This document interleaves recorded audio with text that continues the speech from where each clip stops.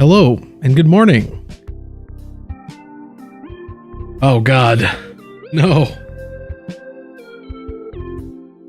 LB210 with the forced post on stream. Very cool, very cool. The new update for you can't be first if Calbee were forced. It's a me, pets. You're not the first. You're not. Well, I guess you can be the first. Calbee is the forced.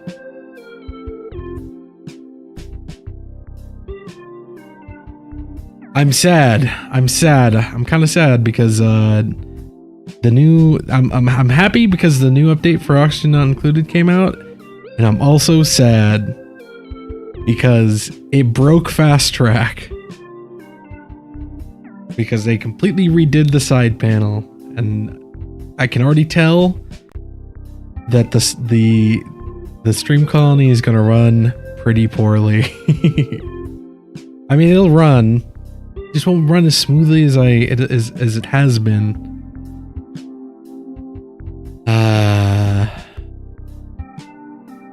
It is what it is. We're gonna go ahead and swap over scenes and get right into it.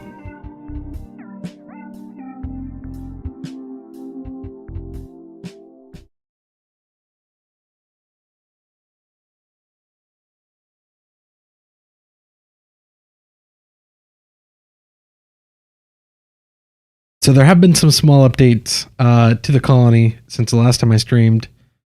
We have a little pinch of peppernut farm now.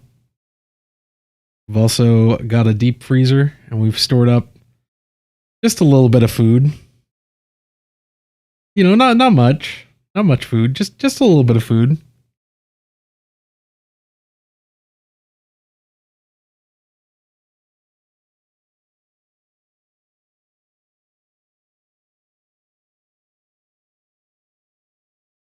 But I'm thinking this stream we're going to start focusing on maybe getting some of these colony imperatives out of the way, so that maybe we can look at eventually. Oh no, what the heck happened here?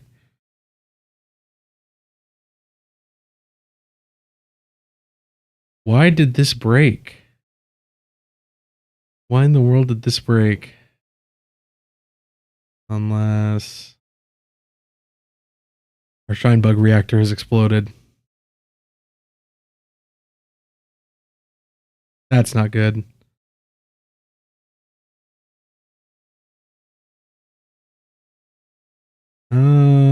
Why did that break?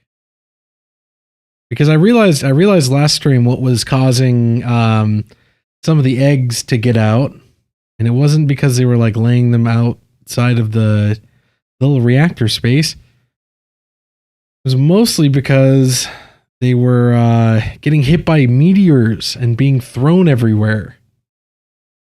And I guess maybe something Fast Track was preventing from happening has now caused this to break fully.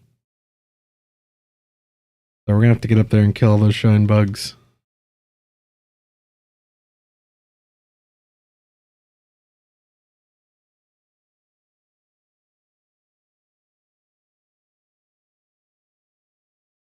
You gotta love to see it.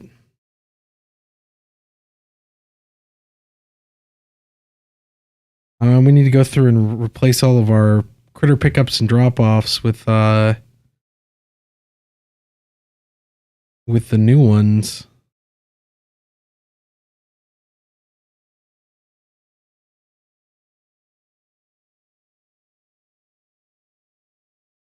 And the first autosave of the stream.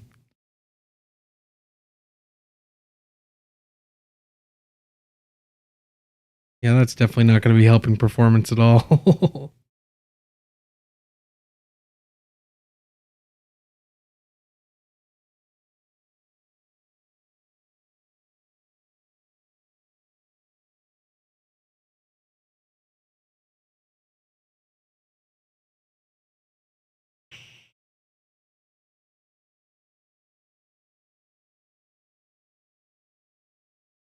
Oh yeah, and I forgot.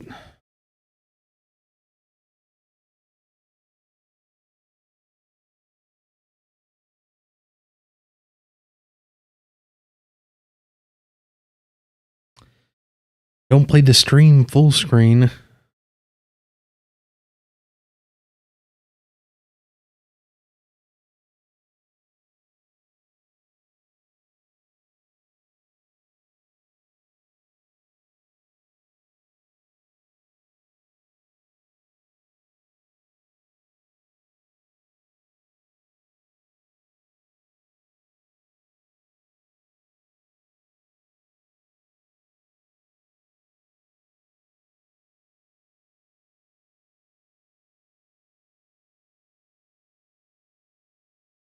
Oh, someone's up there getting just juiced with radiation.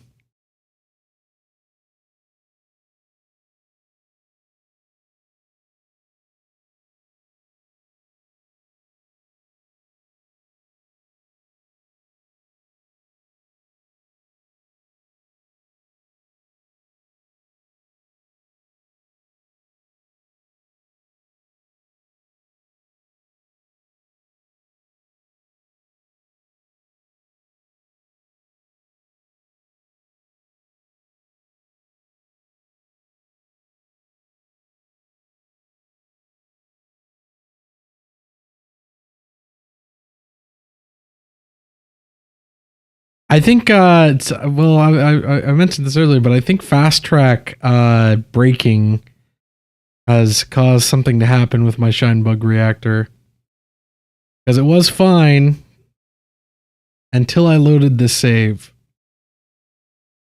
because I haven't played this since before the update. So yeah, something happened to it. They all got out. Now we got to take out all the shine bugs.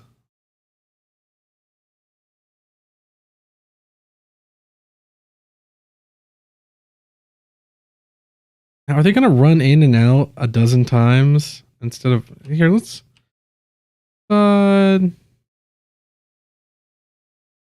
maybe we can get these a little higher priority.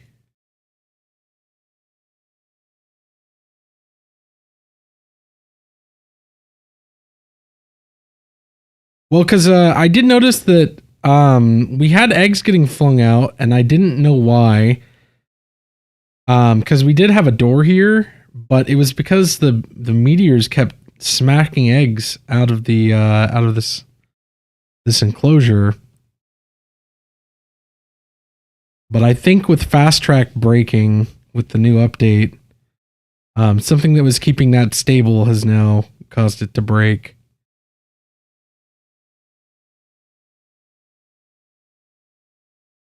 And what is up with their? Why are they changing their minds?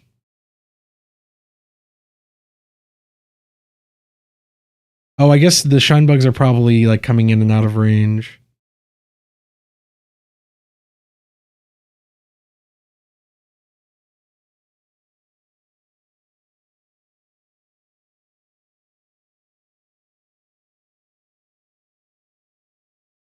Yeah, that's going to be annoying.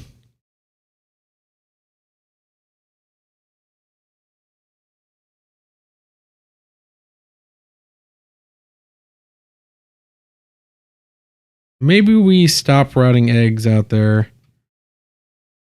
Yeah, let's just reroute all the excess eggs here for now. I think that should work.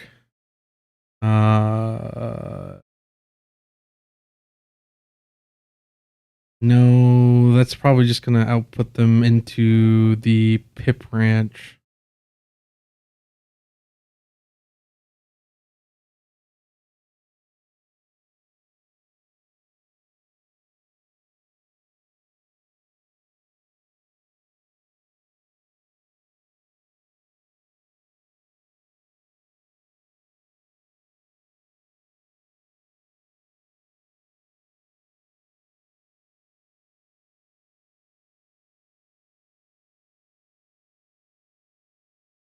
Yeah, that can sit on the back burner for a little while, I guess.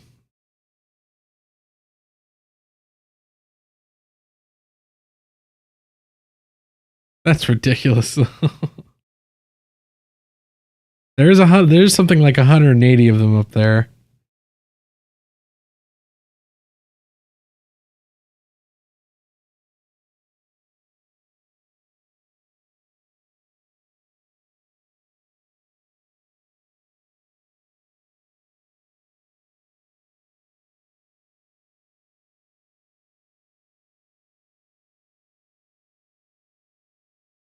I think we know what, it's probably not worth our time to try to hunt them all down.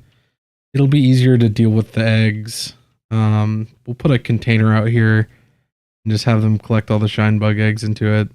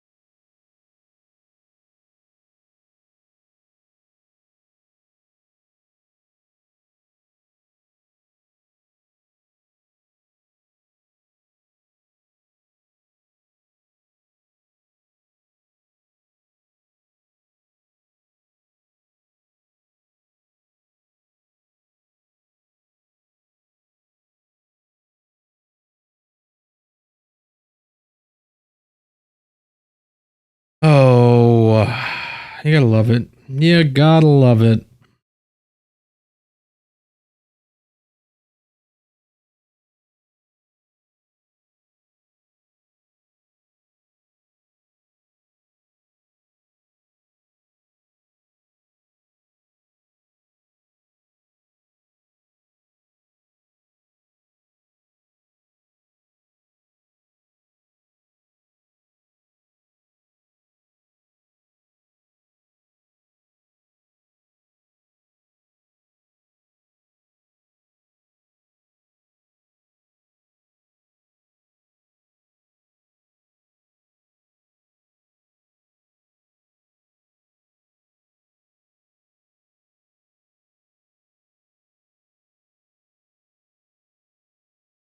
But I'm thinking we're gonna start working on getting some of these colony imperatives done, so that we can hopefully just retire this colony safely and soundly.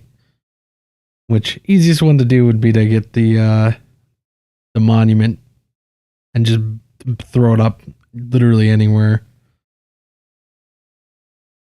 Which I think we will. I think we'll do that. We'll start with that. We'll just work towards that, and then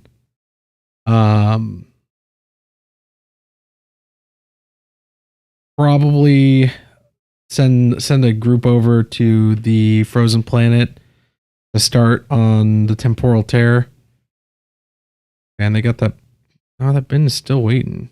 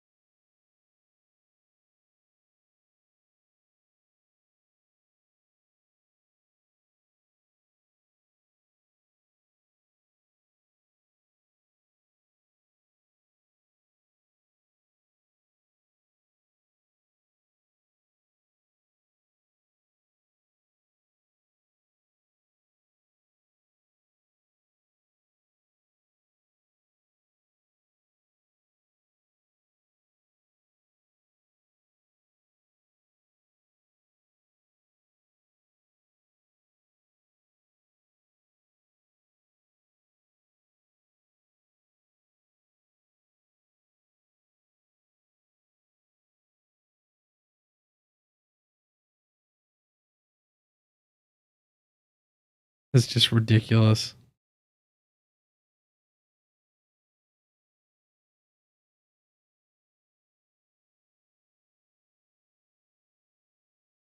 Well, we did add a couple of mods. I mostly a lot of the mods that I've added within the last week have been in preparation for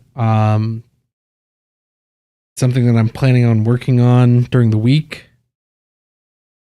I think I'm gonna start working on making some videos, mostly of that solo dupe playthrough that I was talking about before.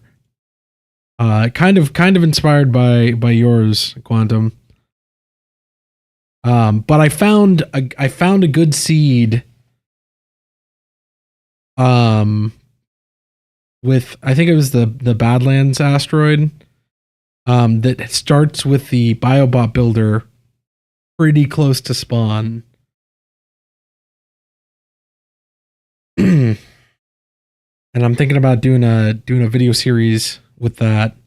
The dupe that because I'm going to be using the dupe stat selector and kind of like specking out a duplicant, but it's not going to be anything like super crazy. They're not going to like have too many liked skills, and a lot of it's going to be like there are going to be some like there's some negative traits that are going to like counteract some of the stuff.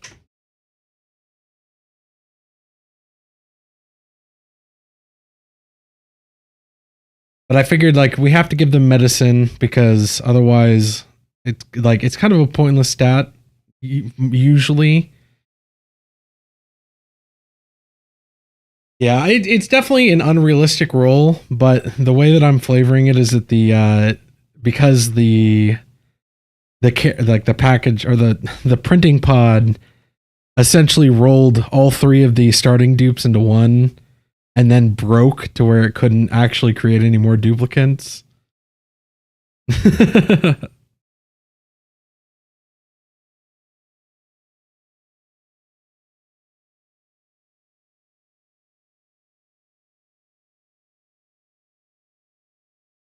But I figured that gives it like a realistic reason as to why the traits would be as many as they are. And I'm gonna be I feel like it might be a little cheaty, but I'm gonna be playing with the everything piped mod, which like in some cases is kind of cheaty with the electrolyzers, but it's really convenient for like a lot of the other buildings. You know, being able to pipe inputs directly into like rock crushers or refineries, just to cut down on supplying tasks.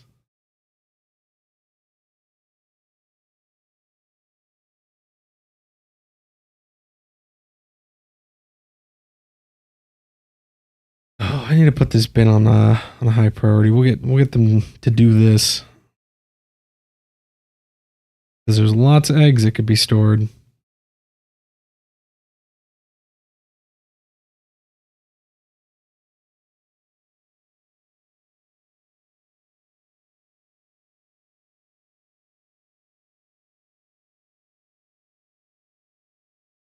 A meteor must have hit like right here and pushed some of these eggs out. Oh.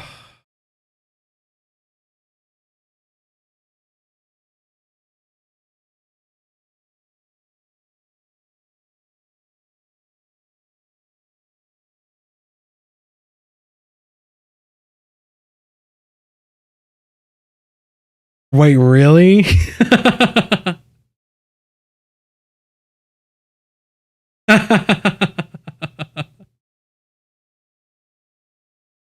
That's funny. That's ridiculous, but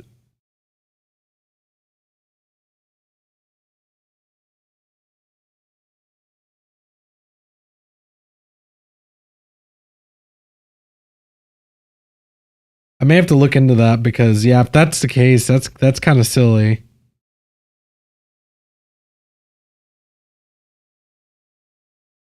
Colony lost. Your only duplicate is in a pod that's landing very soon.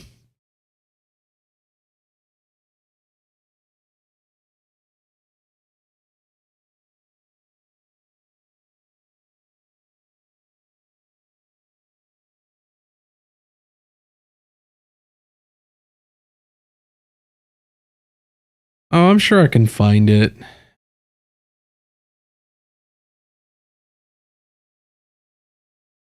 Though if you have the link handy, I wouldn't mind having it. I'm thinking we'll take these fish on one of the other colonies.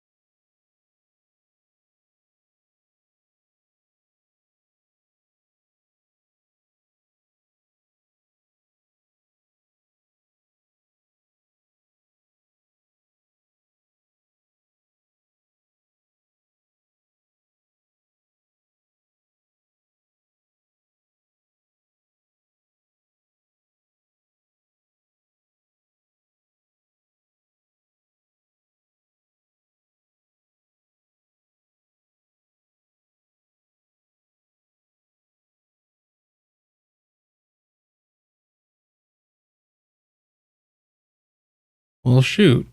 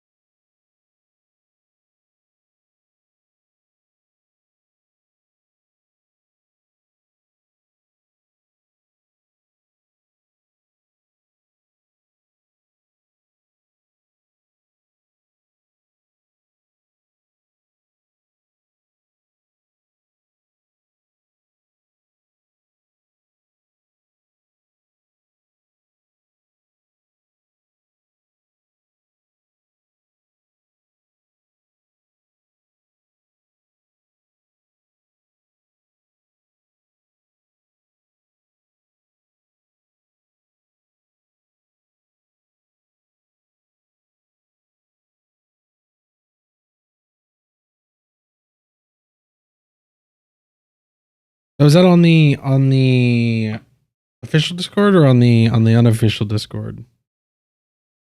Well, because I mean, maybe I can find it and dredge it up.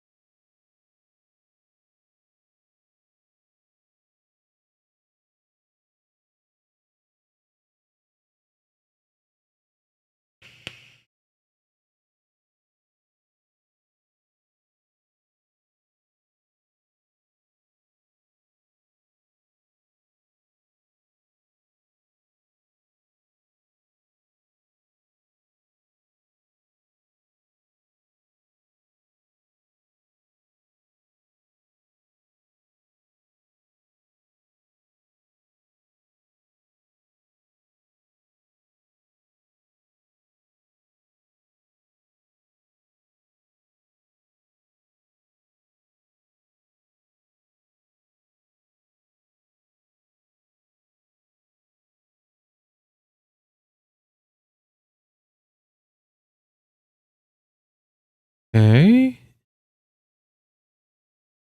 I'll look for it later. We gotta focus on this. But yeah, I'm excited. I'm excited to start working on it. I've been kind of throwing everything together in a Word document so that hopefully I'm not too unfocused when actually like recording it and stitching everything together.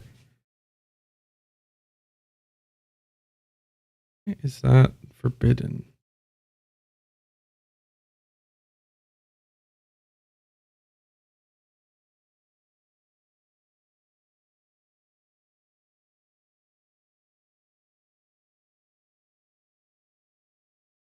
And we need to get these replaced.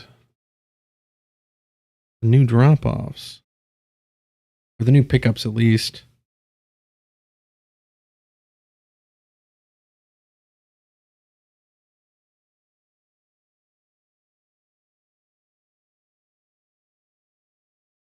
Hello, Commandon. We're doing okay. Things are running a little less smoothly just because the most recent update kind of broke Fast Track. Which Peter Hahn says it'll probably take a little bit because they completely reworked an entire system and something like 20% of Fast Track is going to have to be rewritten, which is always fun. But you know, it's always a huge, like, it's very nice that people out there do the work that they do to upkeep the mods and stuff for Oxygen Not Included, because God knows Clay is not making it easy.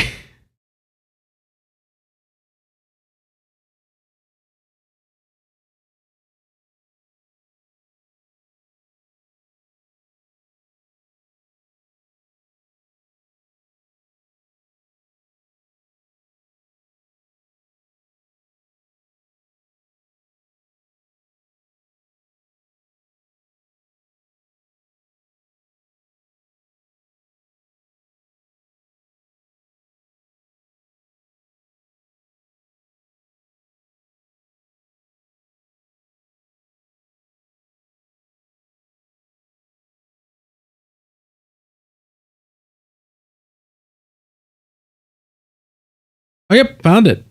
There it is.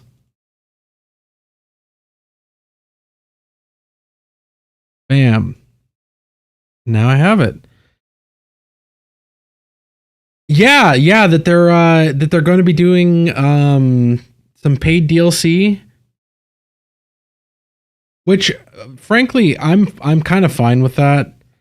With all the quality of life stuff and additions that they've made since Spaced Out has come out, like, I know they said at the time that they were probably not going to be doing any more paid DLCs. And I hope it isn't like little things. I hope it is like actually like meaningful updates, because they did the one thing that I'm kind of like find a little questionable is the stuff about like extra skins and whatnot, because like, well, they're kind of neat to have. It's kind of neat to have. It's not like one of the things that's gonna keep drawing me back in.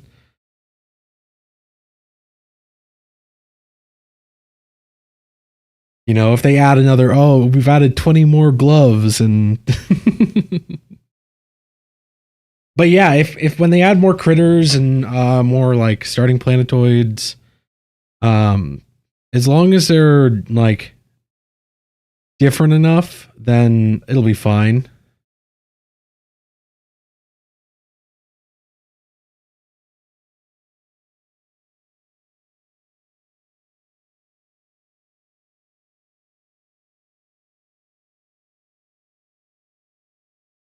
Here, let me check the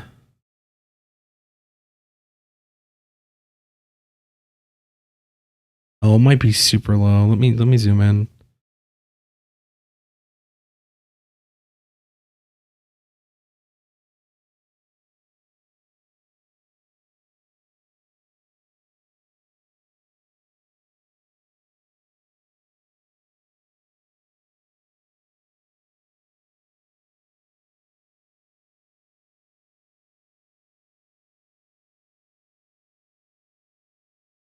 Huh.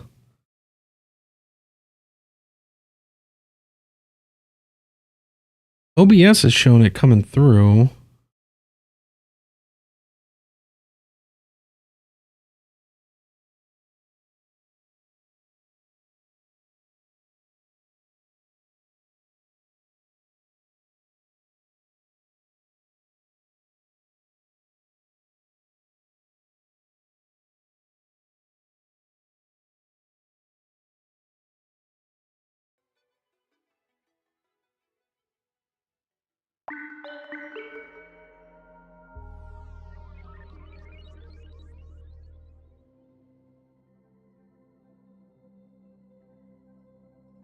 No, I think I heard it there. Okay, yeah, I think it's coming through now. I think I might have changed the channel that the audio was coming through on, and Twitch did not like that.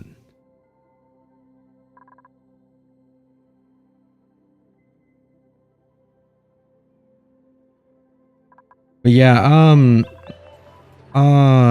I'm excited to see what they end up deciding to do. And they said the first one will be coming out this year, so I guess we just have to keep an eye out for it.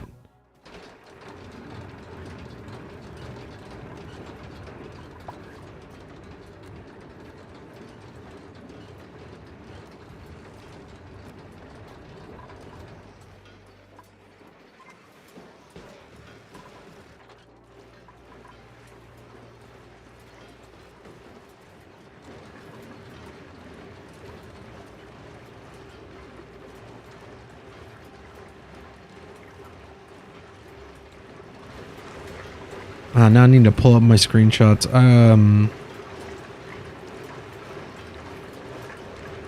Here.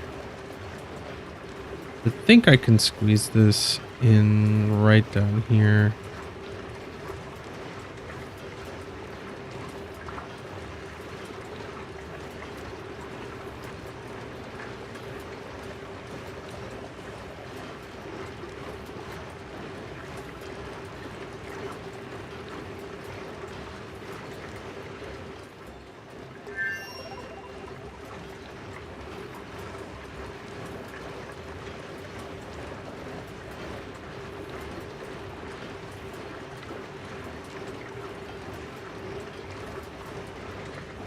Looking at my screenshots for the rust melter that I designed the other day. Oh, come on, Steam screenshots.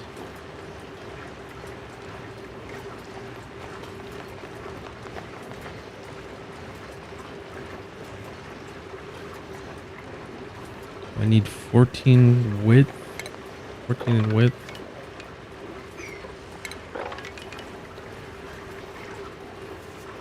And then 9 tiles in height.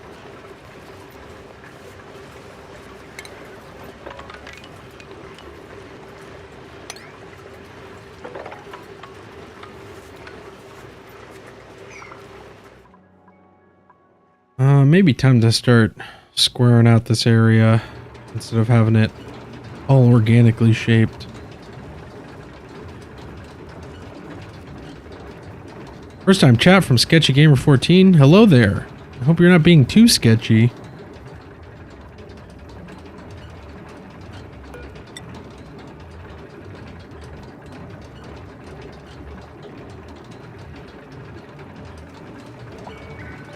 I think if we...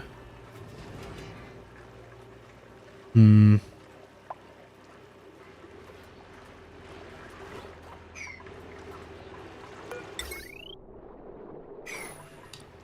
am I gonna cram this in here?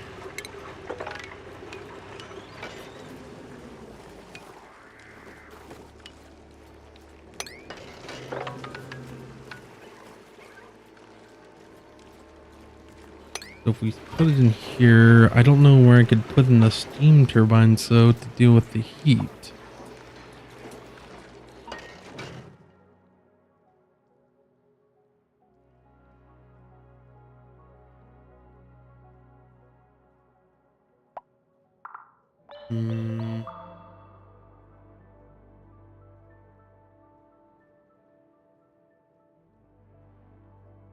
I guess it's about time that I do some consolidation of this lower area.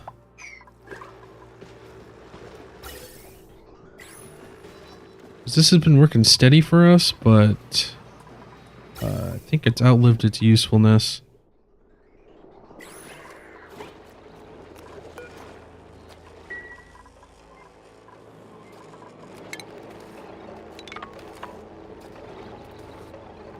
Spaced out. Yeah, this is spaced out.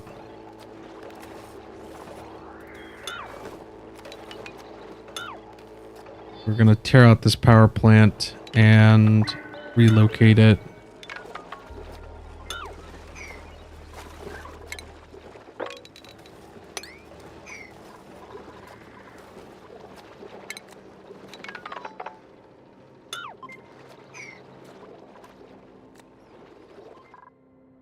We'll give them some time to work on that. Go check out how our other colonies are doing.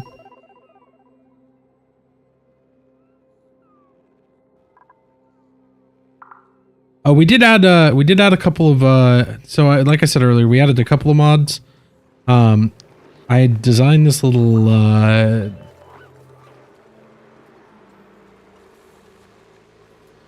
so that was something that I was looking at the other day, actually. The Tools Not Included website. It says on there that they were hoping to get it back up either this month or last month, but you know, obviously timelines don't exactly, you know, things happen. Nothing ever goes to schedule, and that's okay. You know, people get busy and all that.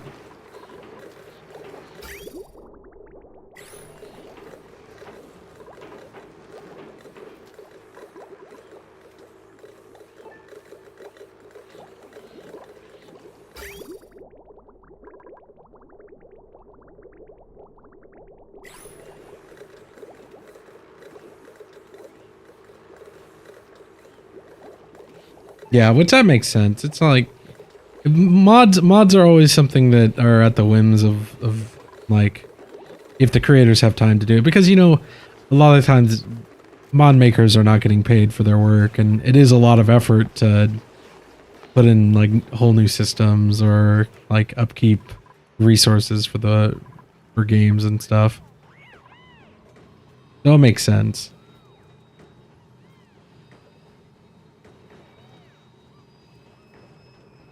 And just from looking at like the Steam workshops and people like just posting, please update, my game not to work, please update, like, which I get, like, I don't know, a lot of people think that like mod developers are like getting compensated for their time, which is often not the case.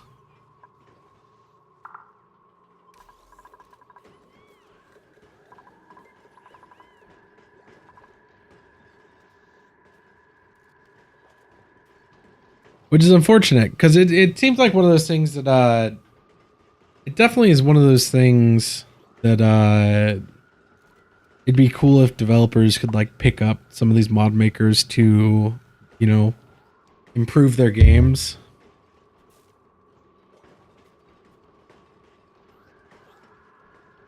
Which, you know, that, it happens sometimes. But a lot of these people are like, skilled enough that their day jobs probably cover everything. But yeah, finding time to upkeep these things is a task and a half.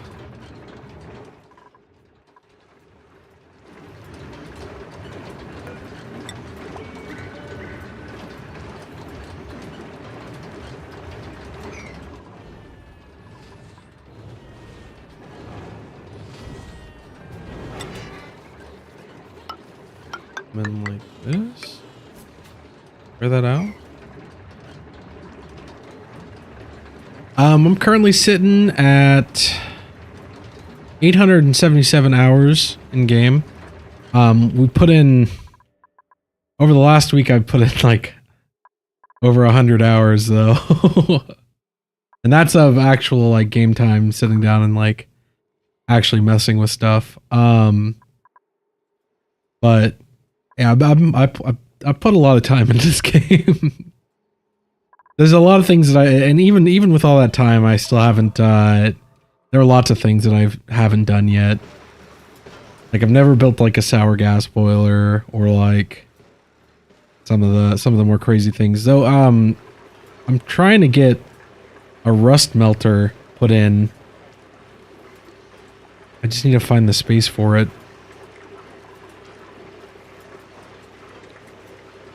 'Cause I'm thinking it's going to go here, but I just don't know where we cram in the, where we cram in the other stuff that we need for it.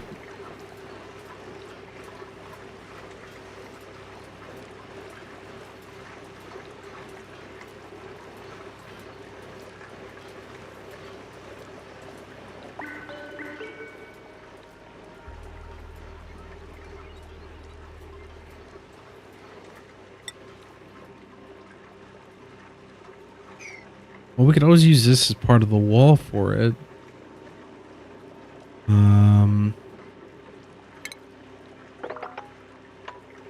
This is 6 tall.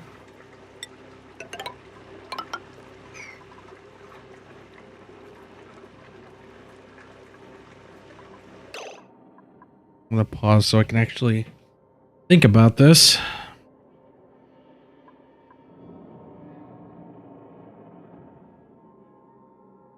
Metal and airflow.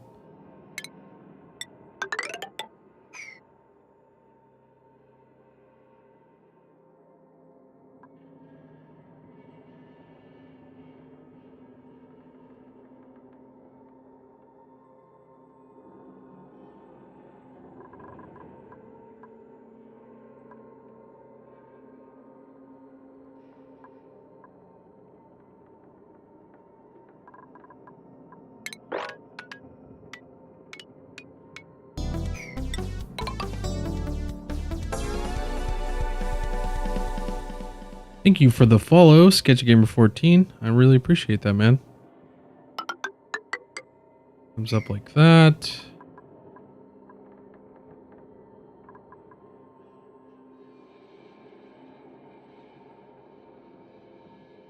Building this based off of my screenshot here.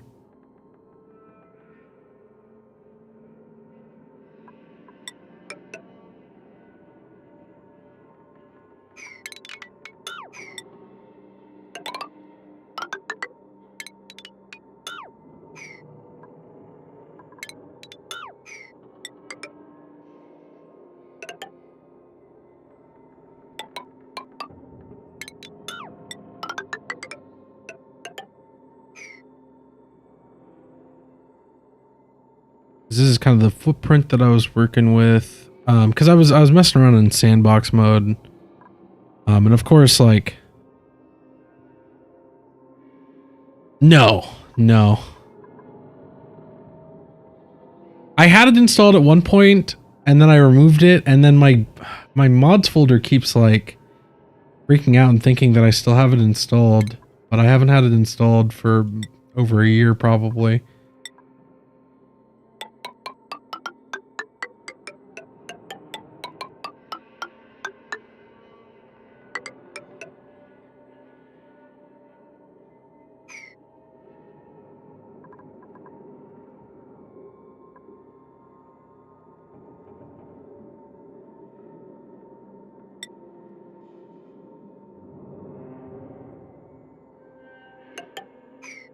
Yeah, I have the floor plan of this all jacked up.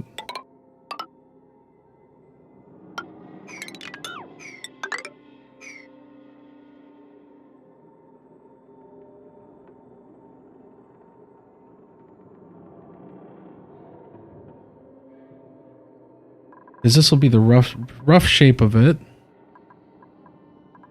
And actually probably want to move that up.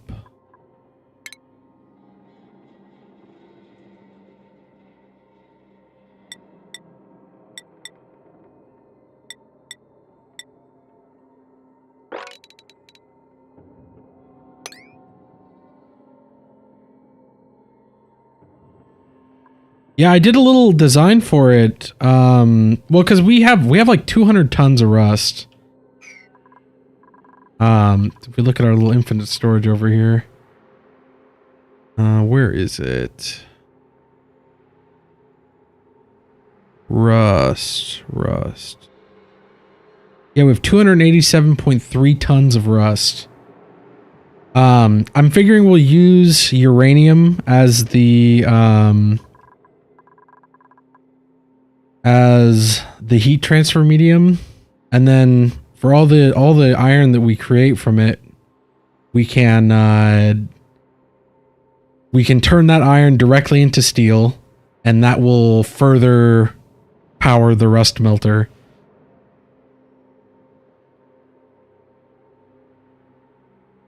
Though we'll have to refine a little bit of iron to actually get it going.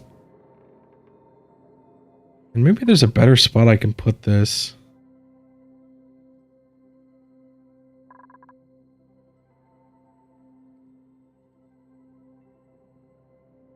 I just wish we had more space to work with, honestly. Maybe there's some things I can tear out that are not super necessary anymore. Yeah, you were talking about it last stream. I think, if I remember correctly.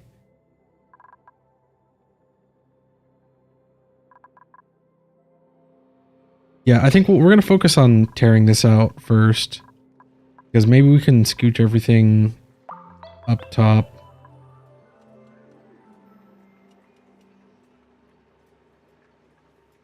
Ah, but you got to set up in your actual game now? That's awesome. That's exciting.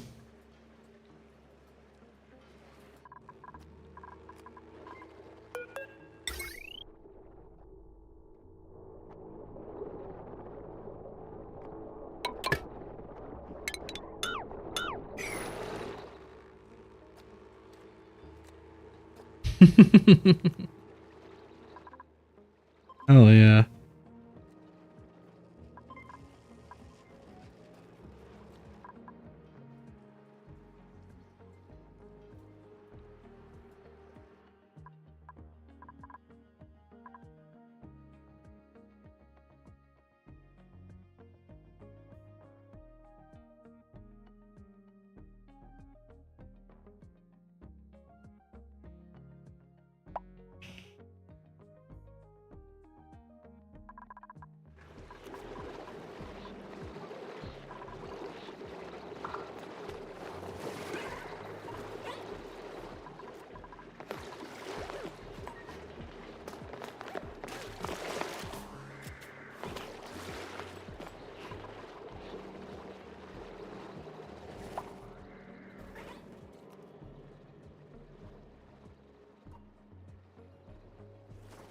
Oh yeah, Sketchy Gamer. If you want to see the mod list, the full mod list that we're playing with, in the Twitch profile, in my Twitch profile description, I have a Steam collection linked with all of the mods that we're currently playing with. Because there are a lot. There's a bunch, and there's probably some that I've forgotten to add to the list or to the collection.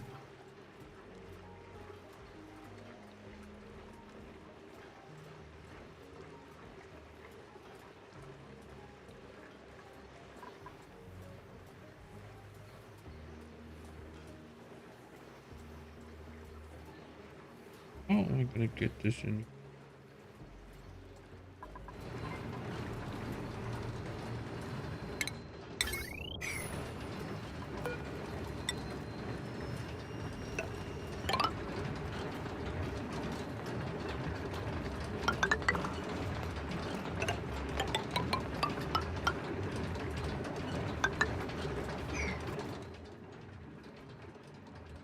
Actually, if we clear this area out, I think it probably would open up enough space as well.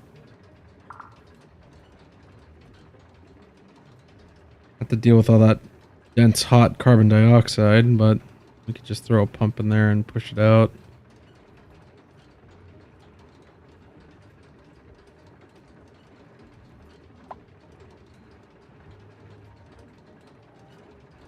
I was also thinking about collecting up all the gases out in this open area and just cramming them all into infinite storages. You know, we're always generating more oxygen out in this open area because we're making clay for ceramic.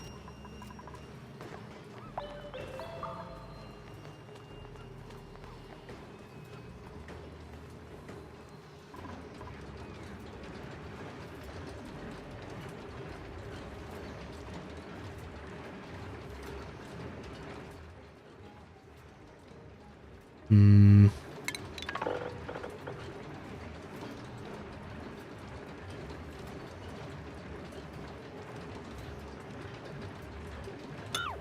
What if instead of... I just can't make up my mind. Can't make up my mind on where I want to put this.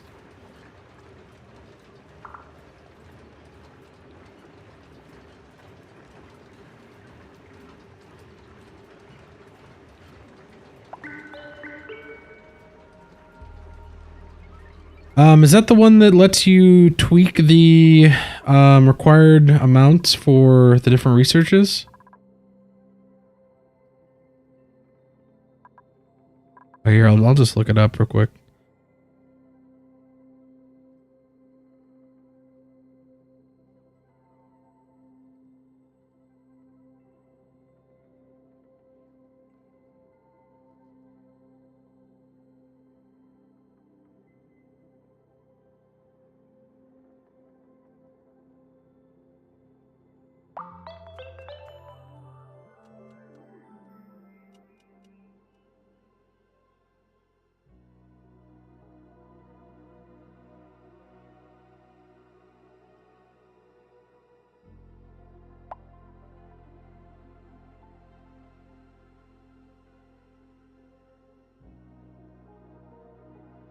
No, that's not that cheaty. No. Honestly, I'm kind of the opinion that there aren't really, unless it's literally something that adds in like an infinite like resource generators or like just completely supplants playing the game, then I mean honestly just play however you want. It's a single player game. If you're happy with your gameplay, then that's all that really matters. Yeah, we had a shine bug reactor and it kind of broke because I think a meteor pushed them all out. But we're dealing with it.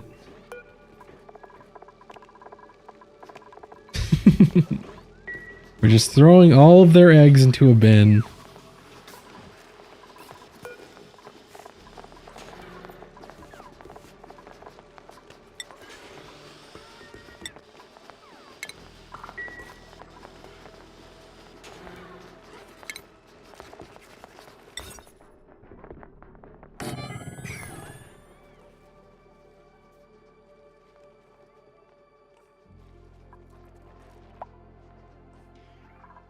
Honestly, I've been kind of wanting to play with the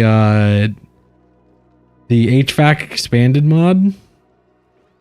So that one, yeah, that one can definitely be, well, but you can also, the configs for the DGSM and DSS, the dupe stat selector, there are in the configs ways to use it that is like less cheaty. But yeah, generally speaking, yeah, it's a little cheaty.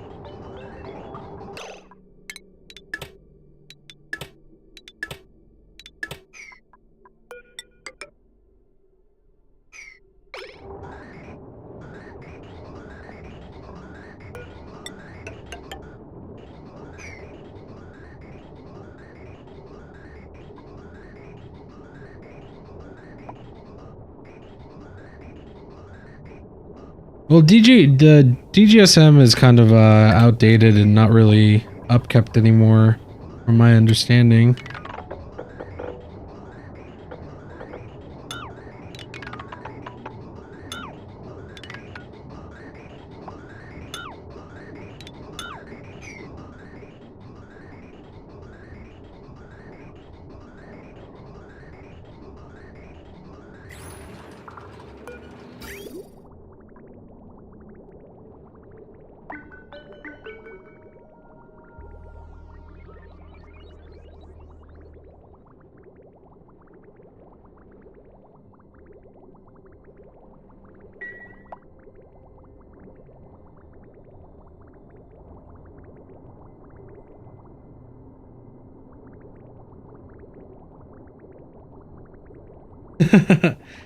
Do you re-roll all of your care packages?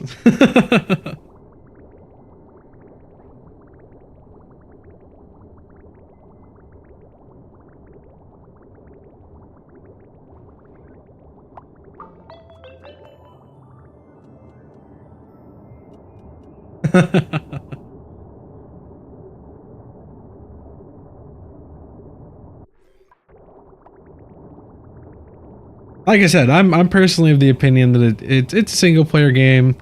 You're not the only person's experience that you're hurting by doing that is your own, and that's like, even then, that's like arguable.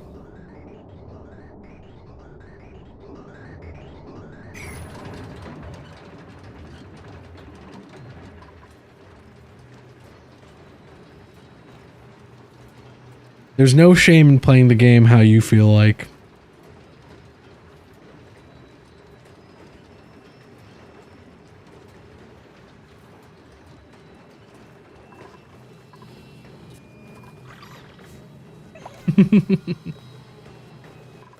I mean, even in my case, if someone got all up in arms because I was using a particular mod, I'd be like, okay, well, it's just like your opinion, man.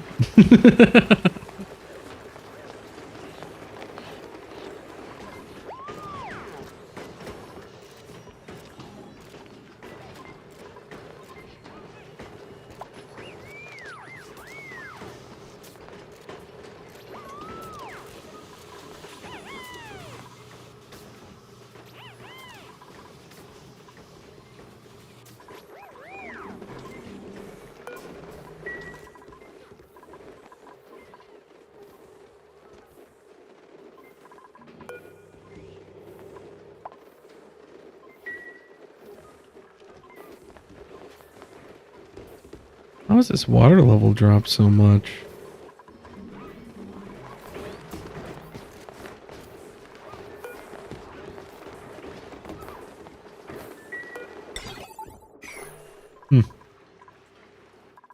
Strange.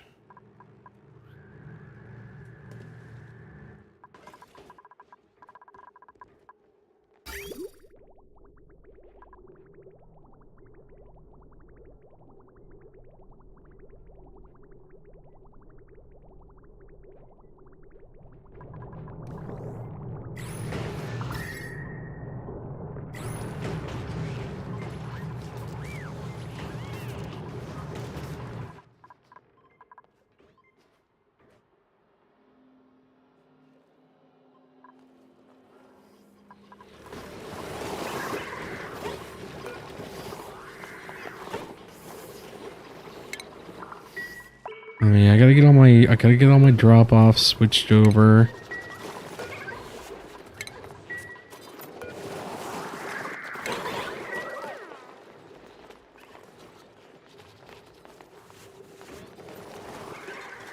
Dang game. Updating things.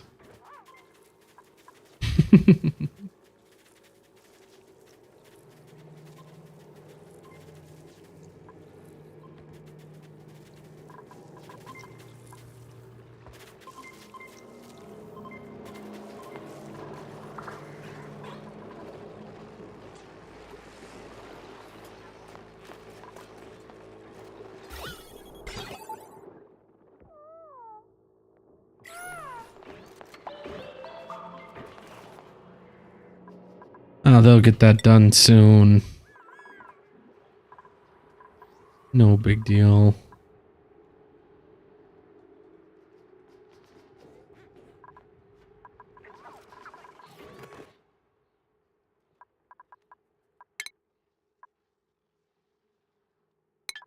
There are applied sciences that are stalling out our research, I guess.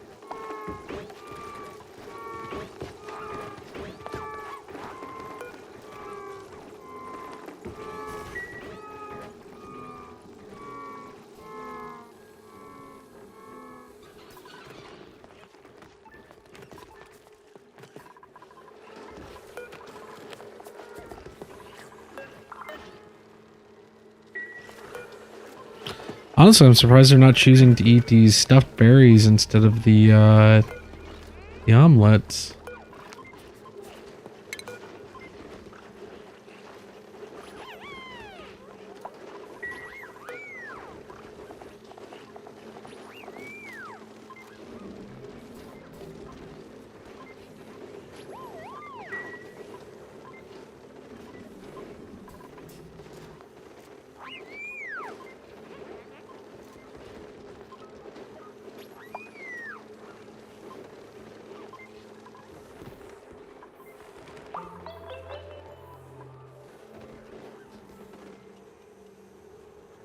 But now that we have...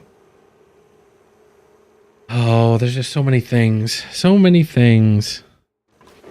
This is why I may seem a little eager to wrap up this colony.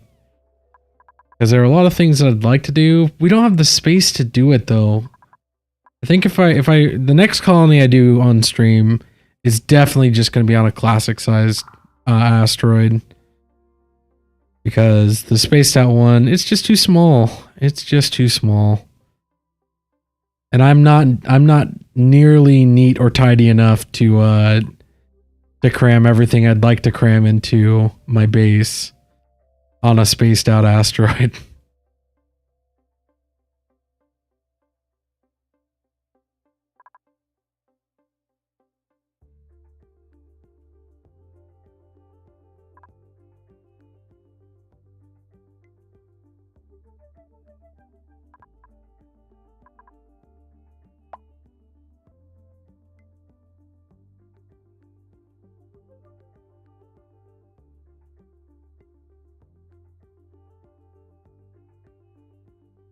Yeah, maybe so.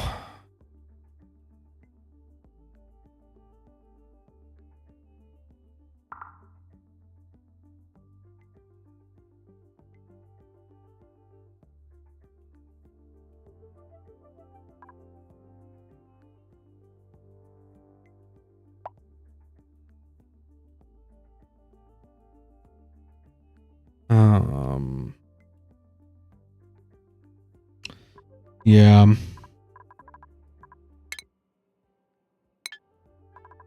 Let's see, we'll knock out this research. We'll just get this built. I think what does it even take to make the monument?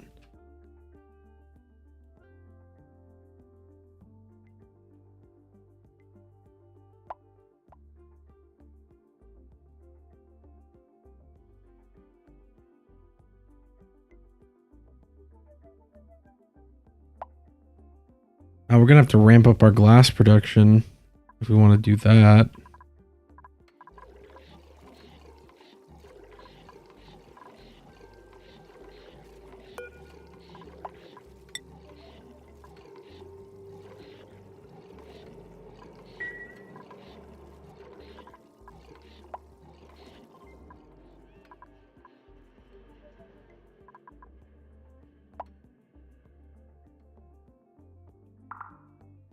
Because we've got the plastic, we've got the obsidian.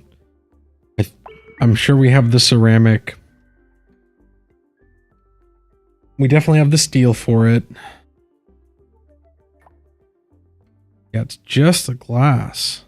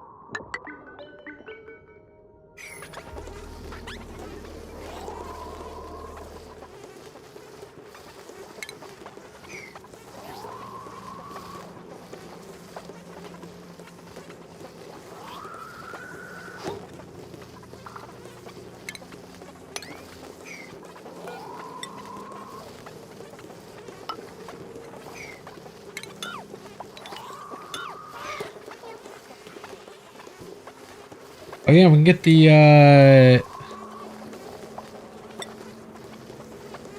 get an airborne critter condo in here.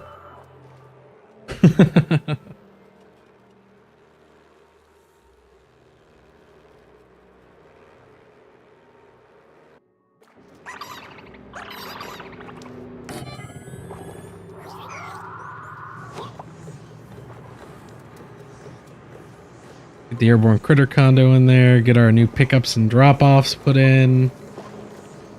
Get it all automated so that we can have this maintain itself.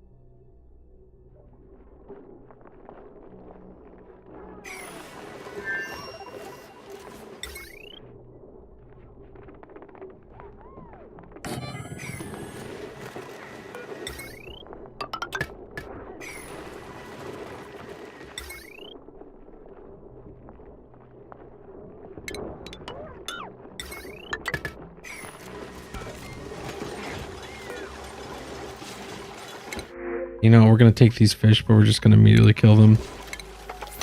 Time to die, fish. I'm sorry.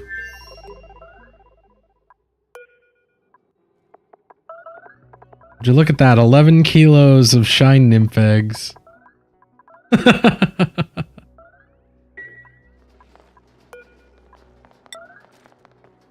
Fish going straight into surf and turf.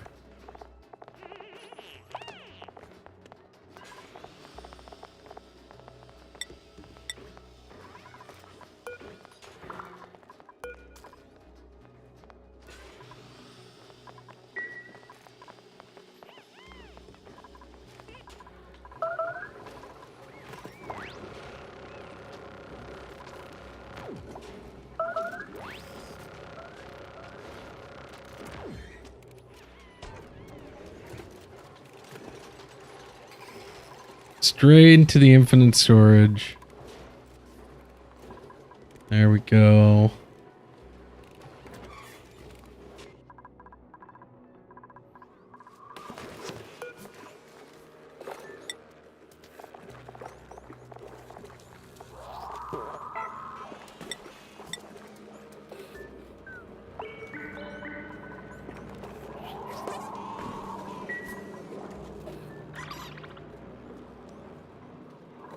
You just get meat. Any of the non, you only get Pacu fillet from Pacu of any morph, and then you can get shellfish from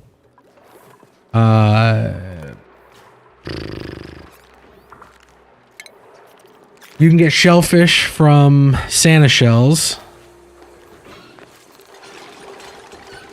Which also just cooks into cooked seafood. But every other critter just drops meat.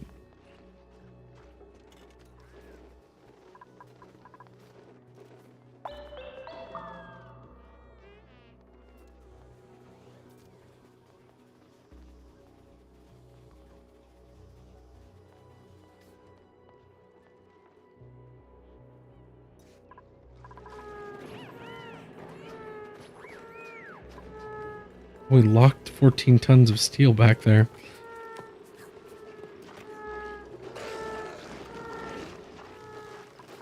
It's our little secret cache if we ever run out.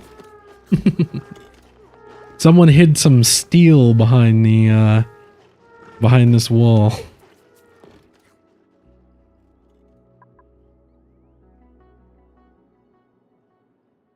Well, and honestly, Santa shells don't even drop that much meat. They're kind of, I don't know. They kind of feel pointless with, like, the other methods of... there are a lot more convenient ways to get rid of germs.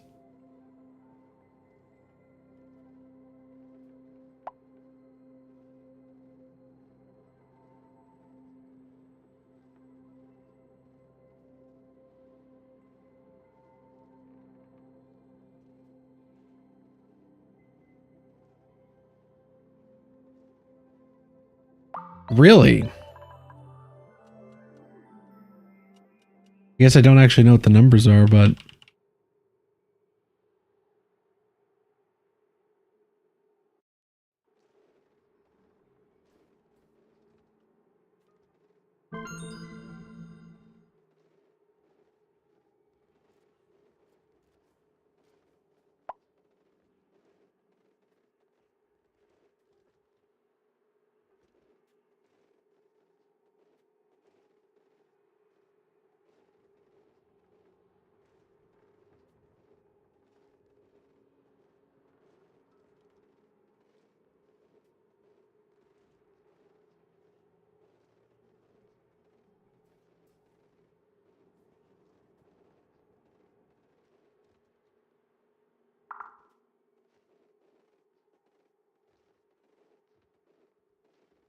I mean, does it? I don't.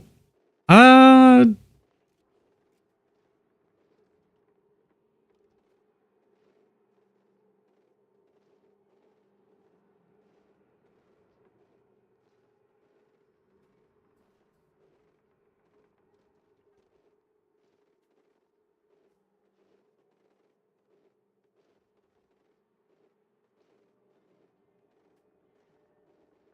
yeah, I guess that's. I guess that's right. I don't know. That's just weird.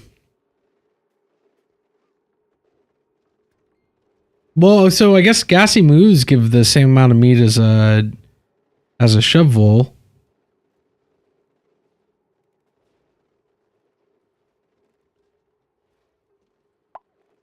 But, you know, um up until recently there wasn't any way to get more gassy moos. Well, relatively recently, right?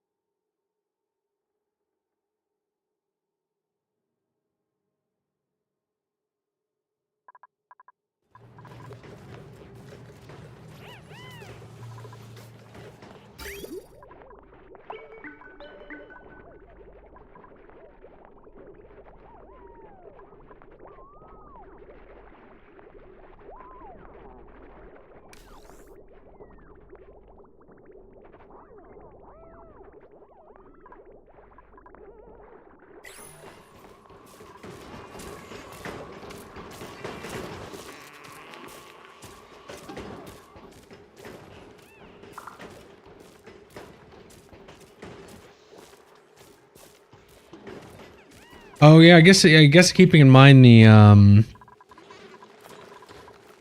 different, I mean, shovels literally can't be overcrowded.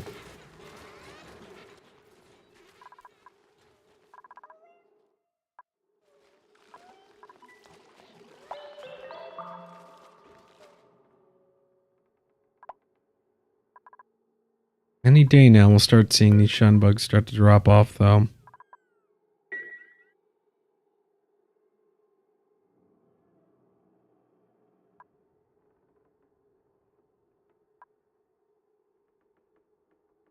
Well, yeah, that and their space requirements are higher than average.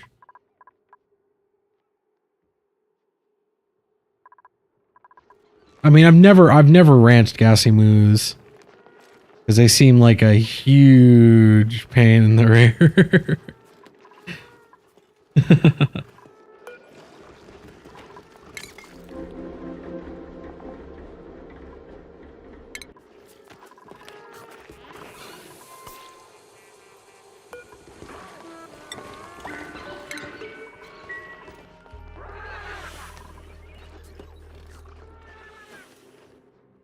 All critters can survive in the vacuum.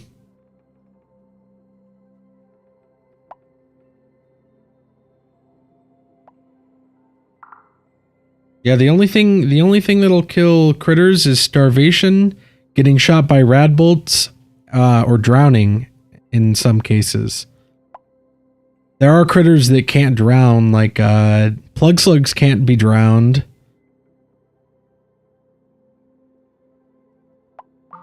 Oh yeah, heat and cold too. But that's a little less. I wish I had caught this on that I'd done this on stream, because it would have been an interesting case study. But the way that we're dealing with our Pacu farm, the eggs produced from there, we're just routing them directly into a conveyor receptacle, so that they can, you know, decay on their own time and turn into eggs to be made into omelets. Because I don't really have a convenient way of dispatching any or storing any excess eggs. At least not at the moment. Crowded and glum. Oh, I guess there must be just too many fish in here.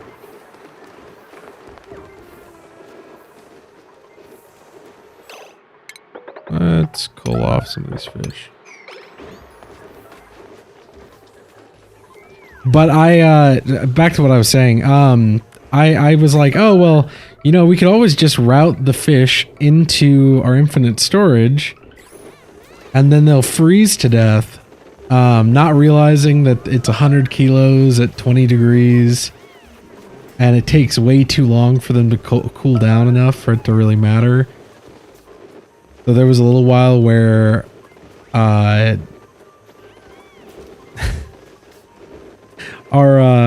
the infinite storage was just too warm. Everything was just refrigerated. I had to set up a storage bin to deal with rot piles before they could turn into polluted dirt and ruin my infinite storage.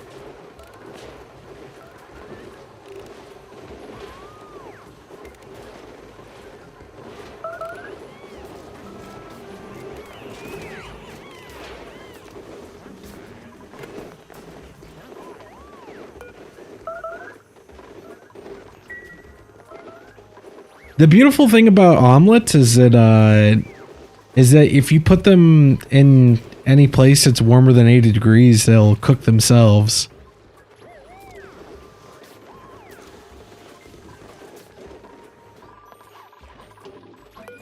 I wish they would stop trying to bring eggs from here.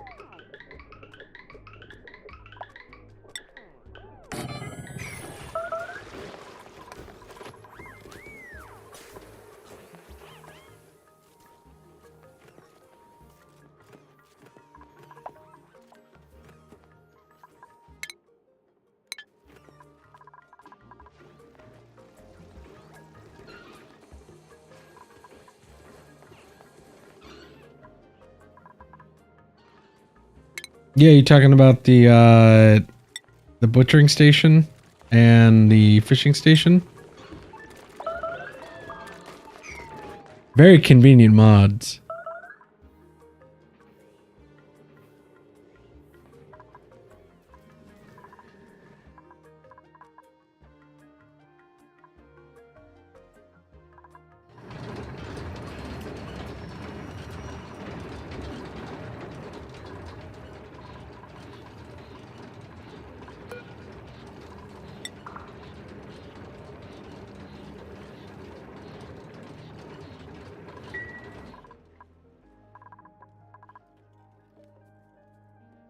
I don't know. It still requires dupe labor. Honestly, I feel like it's something that should be in the base game instead of just telling your dupes to attack things. because they're tame critters.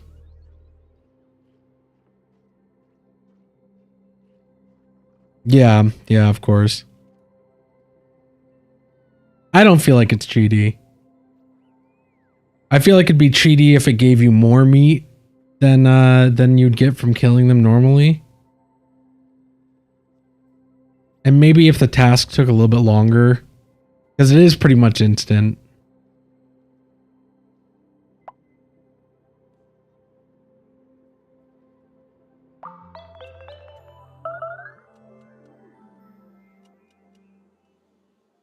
But it's nice to be able to get rid of critters that are like too old to produce any more eggs or anything like that.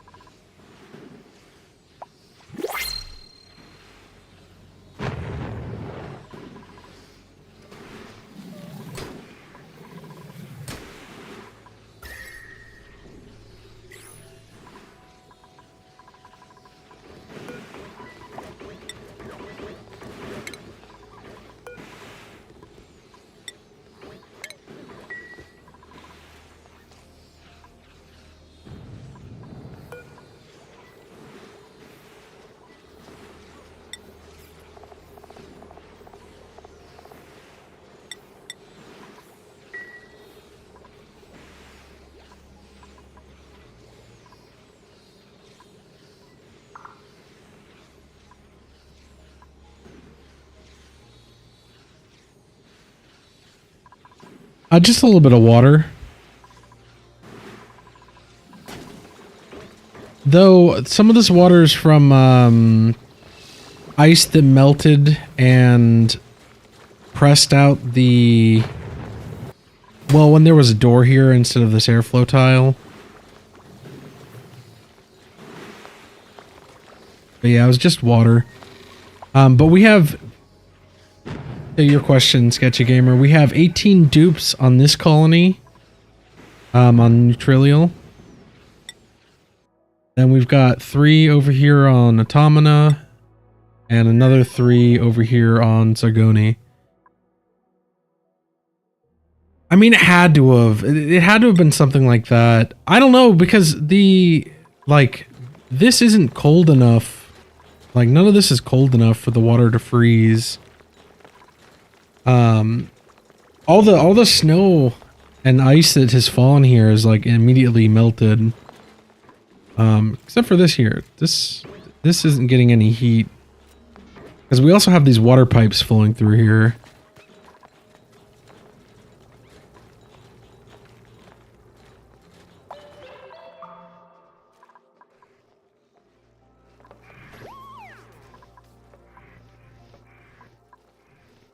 But honestly, this'll solve itself eventually.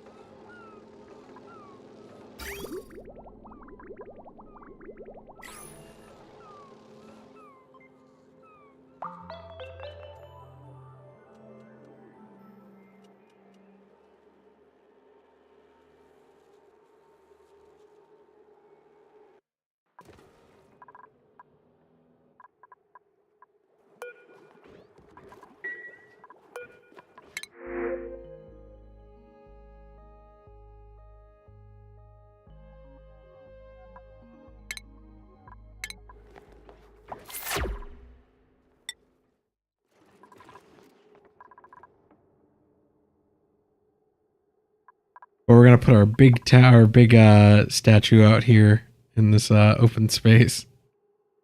On a little pedestal of diamond or something like that.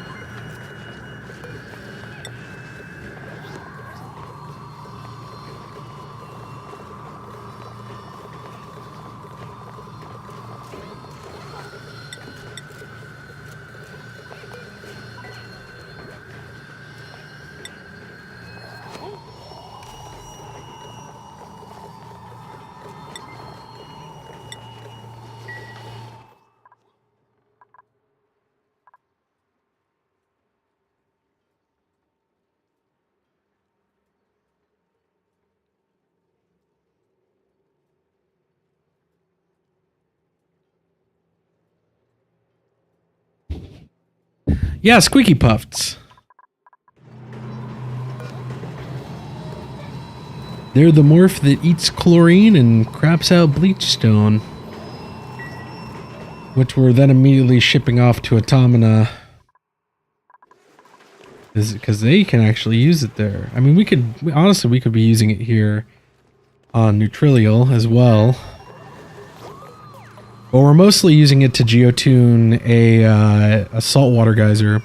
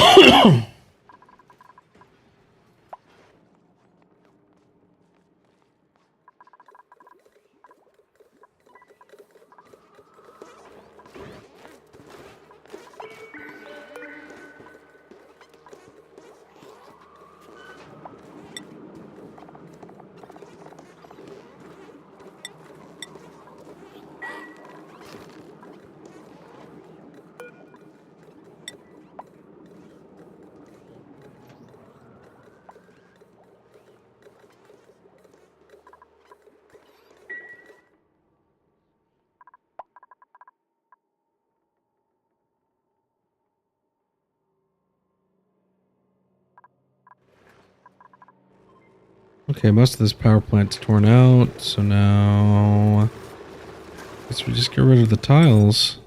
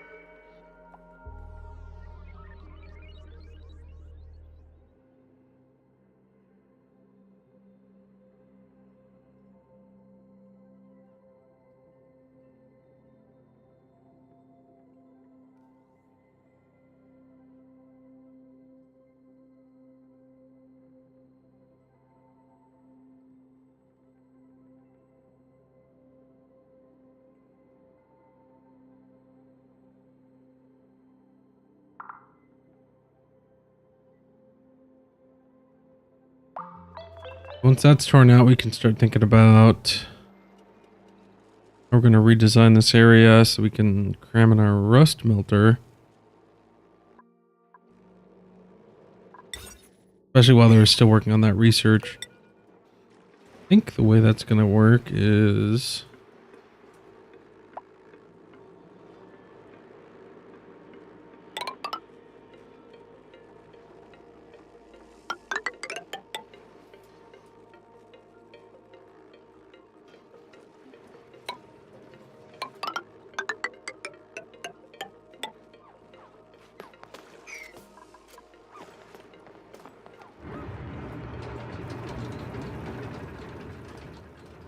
because I don't want to let any of that carbon dioxide out, so just start pushing it in with walls.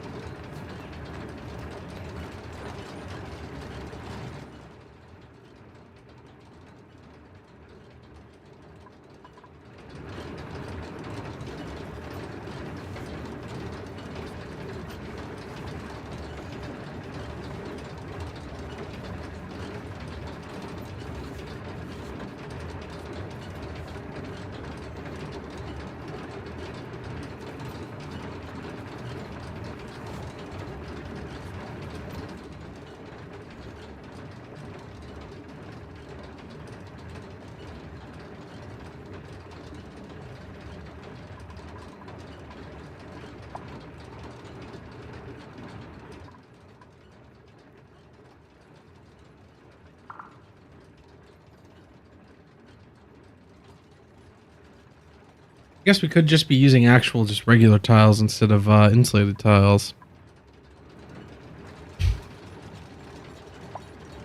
Kind of a waste of resources.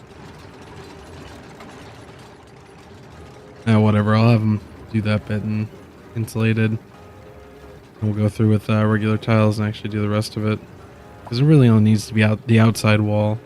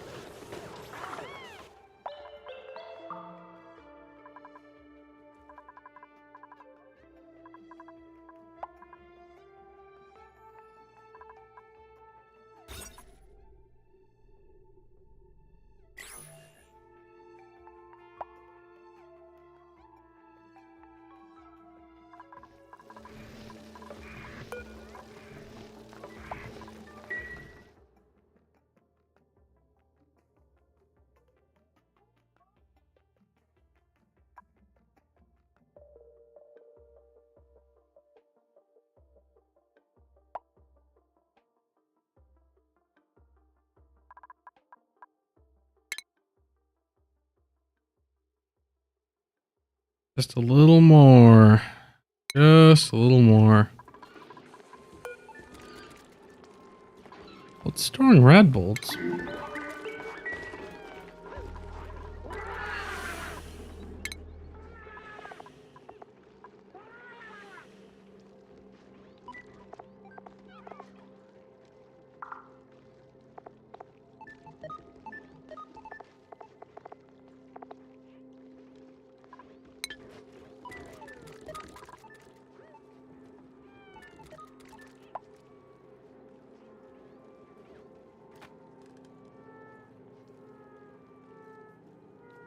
Soon.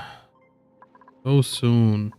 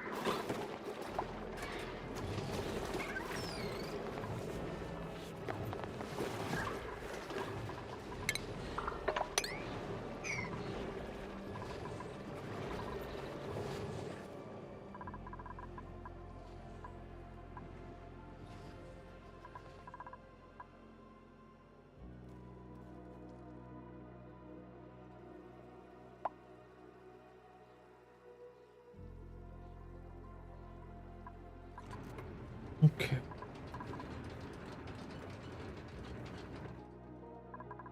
It'll take a while. We also retrofitted our mining rocket to be a bit more, so we can go like mine some of the points of interest. Not that any of these points of interest really have anything that we really need other than the Gilded Asteroid Field. Like to go there, get some fullerene, but it's out of reach for our petroleum rocket. Just barely. I mean, unless of course we went out there, mined as much as we could. We could get back to within one tile of our home asteroid, and then abandon ship.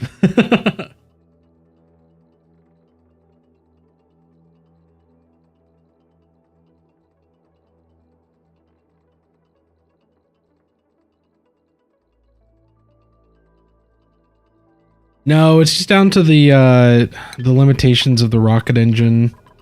We would either need to switch to a Radbold engine, or to a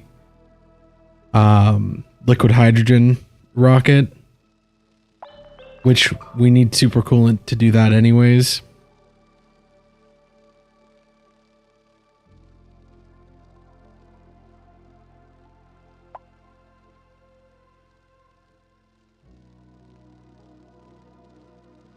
That's what we need the fullerene for, is for supercoolant. And even then, unless we set up, so if we went to here to this planetoid, we could always set up like a fueling station here and like ferry some fuel over, stored in like a tank. You know, carry enough oxalite to refuel the oxalite or the oxidizer tanks. But otherwise, yeah, no. Unless we set up a refueling station on either the gassy Moo planet or on this flipped asteroid, then there just isn't any way. Because I think from here, 8, 9. Yeah, most would be 9 away. Ooh, yeah, that's true. That is true.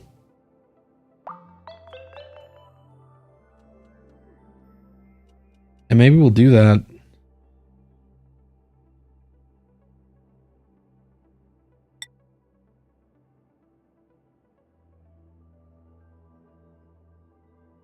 Hell, we could fill up a, do a quick, fill up a,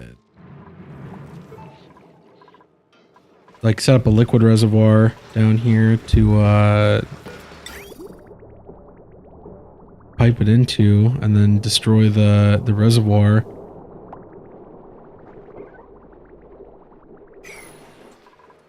Yeah, that's an idea.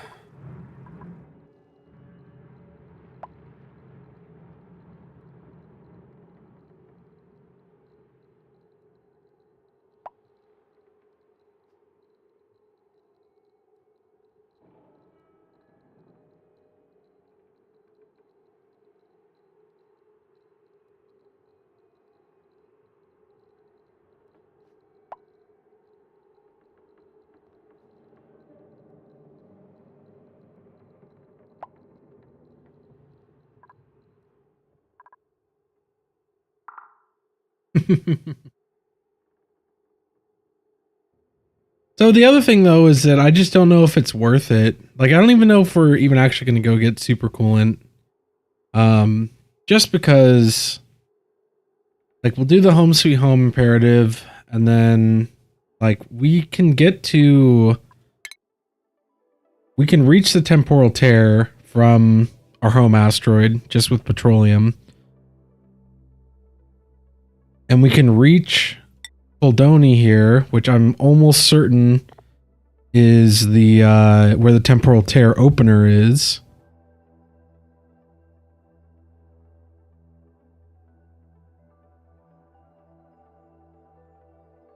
And then we're done with that at that point.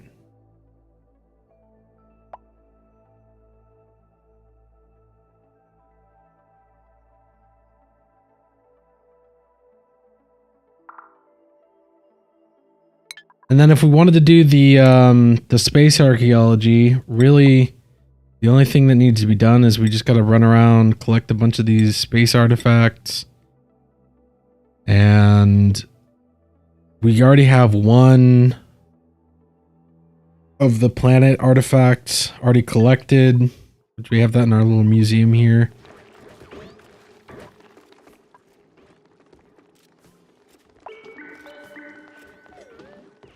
Yeah, that's true. We had one. We got the one that was here on Rotora because it was just here on this pedestal.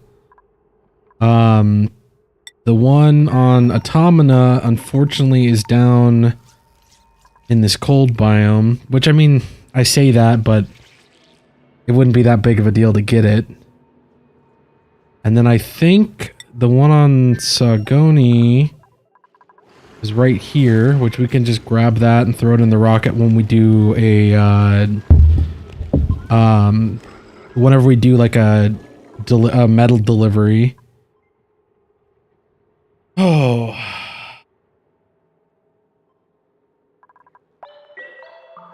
And then it's just a matter of landing on other planets and hunting them down real quick.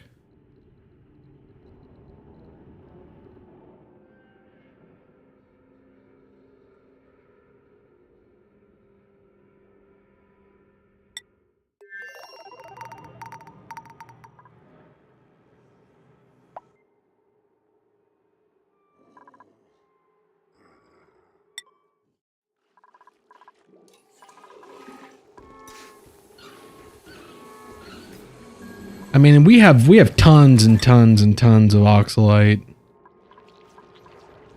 Like right here, we've got 82.7 tons.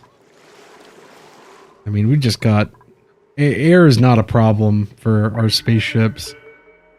We could just land and hunt down the artifacts and just be done with it. Doesn't have to be fancy.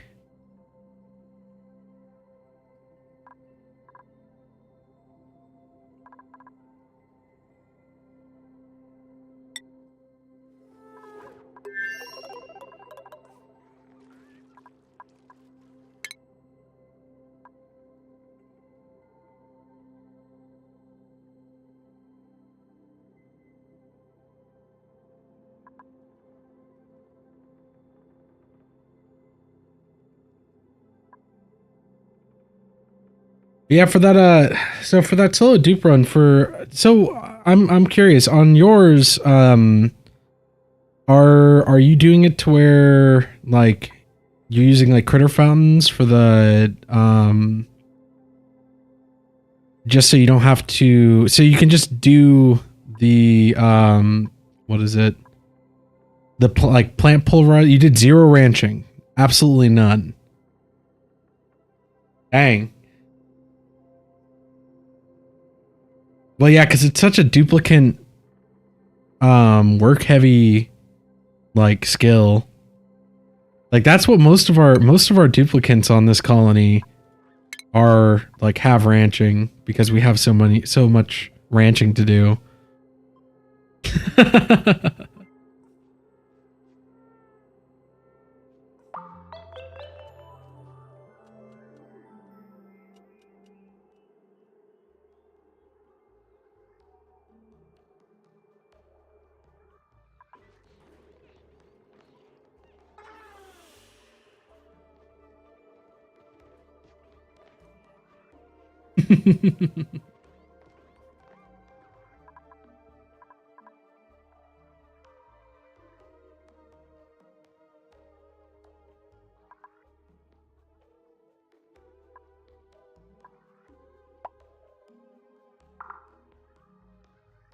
Yeah, because I was kind of thinking that, well, but so that's the thing, right? So you don't necessarily even have to tame critters to get their breeding rate up anymore. Like, I was thinking about this. With just the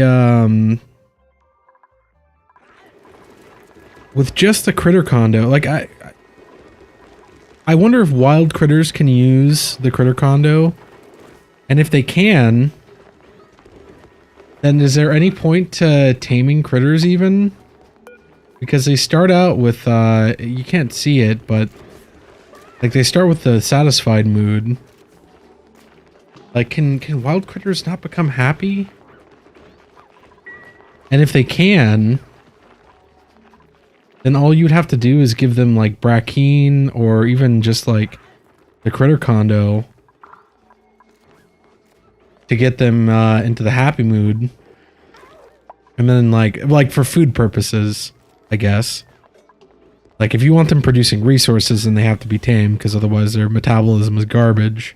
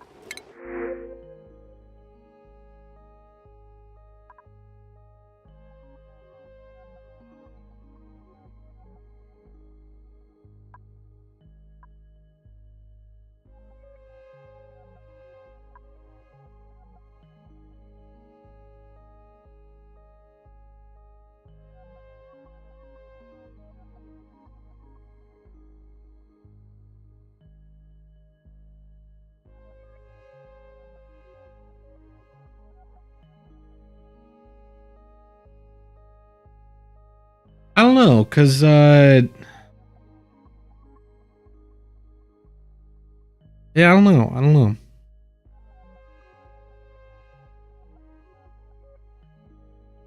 I mean, I assume in Quantum's case it's because of the labor, because it's just so much work. And if you only have one duplicate, then you know you kind of want to be focusing on other things and not just Okay, my dupe is going to ranch all day. Yeah.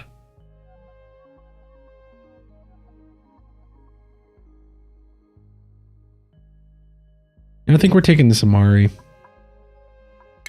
Why not? We have the food, we have the oxygen production.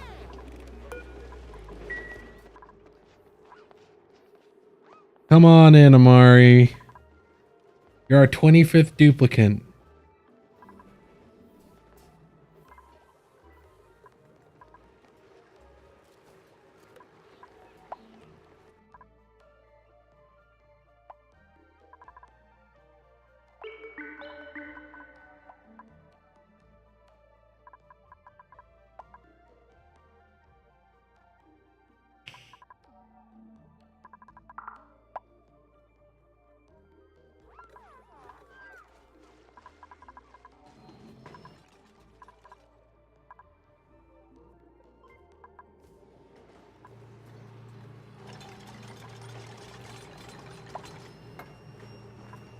It depends on your needs. Ranching is a really good way of getting a lot of food really quick. I mean, if we look at our food, at our calories available, from this hatch ranch, these pip ranches, and our slickster ranches, I mean, we're getting a ridiculous amount of meat per cycle. Enough that we're now up to like a 2 million kilocalorie of barbecue surplus.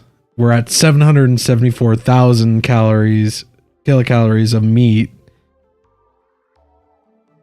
It also helps that we're deep freezing all of our food. But even then, like, it is just a phenomenal way of having like a surplus of food. And then in some cases, like hatches are good for like coal, which like having a source of coal is nice because like steel requires refined carbon. And if you have no coal, you have no refined carbon. Well, I guess that's not really necessarily true, but for the most part, if you don't have any coal, you don't have any steel. But then also like for like pips, like this, they give you dirt, which can be used to make fertilizer, which can make your food crops grow faster.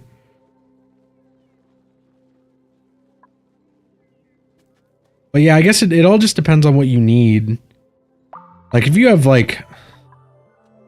hundreds of tons of coal just from mining, then, you know, you probably won't need hatches. And if you have like hundreds of tons of dirt just from mining, then you may not necessarily need pips. But the problem with that is that if you do ever run out, it's nice to have like a little bit of generation, just so that it's there if you need it.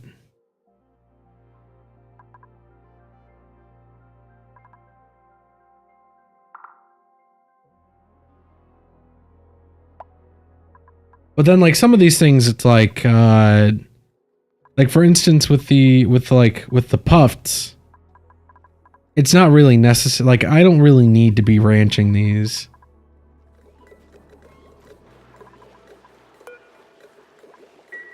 But I choose to because I think it's kind of neat.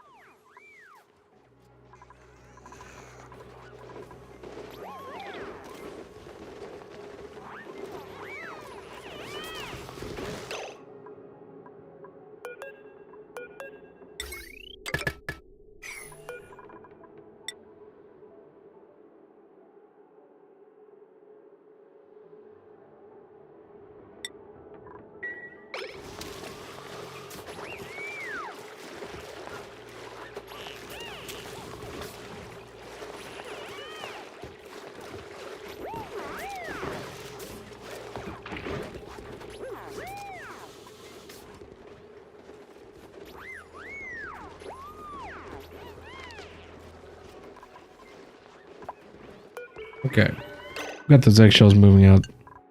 I'm getting tired of these guys running up here to grab eggs. Because they keep grabbing like larva eggs and slickster and like molten slickster eggs.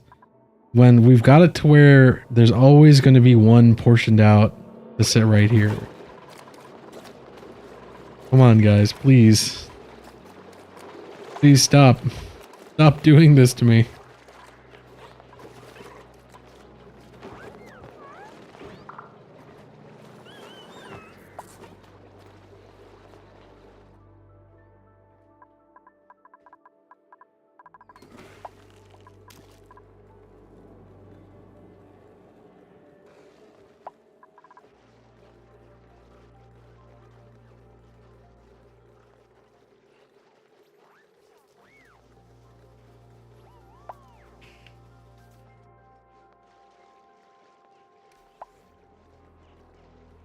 Very nice. Very nice indeed.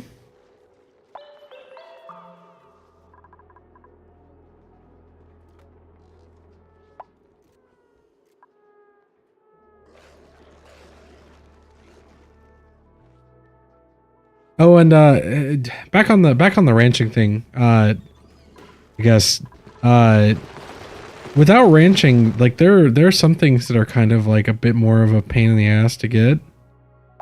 Like for instance, plastic. Plastic without ranching. Kind of it's something. Like just from ranching, we have like over 1,000 tons of plastic just from our little starvation ranch here.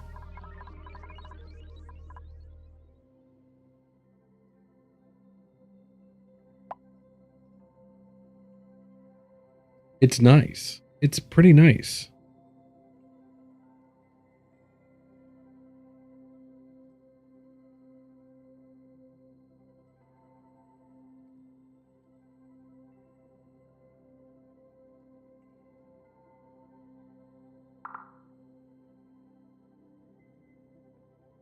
Yeah, I mean, like if you have a lot of petroleum, then it's not really like a huge deal. But yeah, it's definitely way more convenient with the glossy Drecos.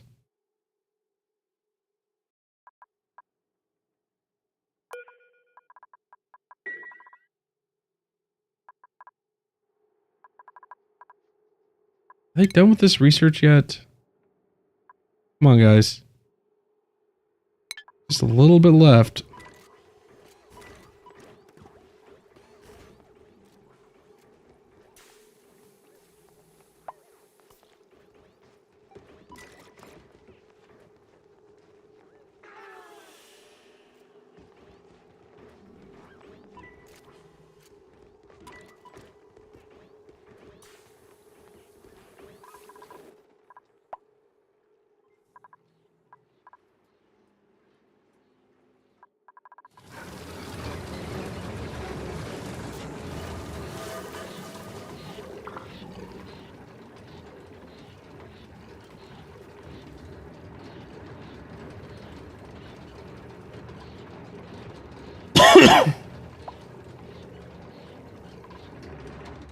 No, but you know what? That was another thing that we added.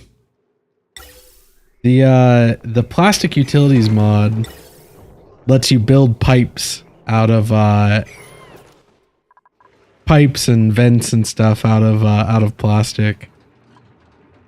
Because yeah, otherwise it's just like plastic blocks. Plastic blocks and then some other like high steam turbines, high pressure vents. But this hourglass thing, this is a glass forge. This is how you make glass. Takes 100 kilos of sand, turns it into glass.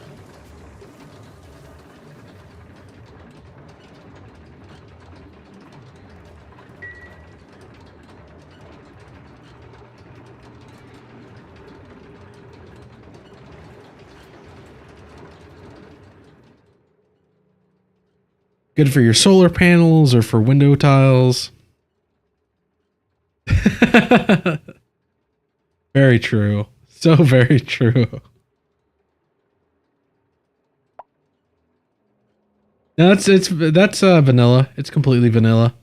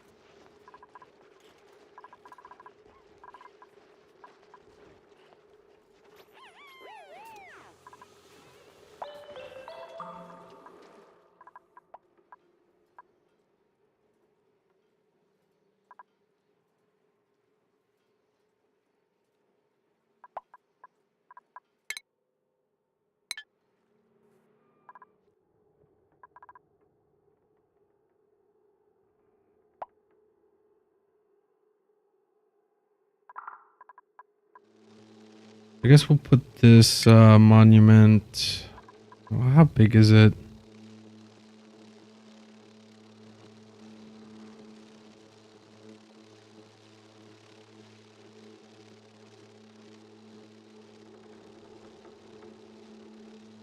Five tiles wide.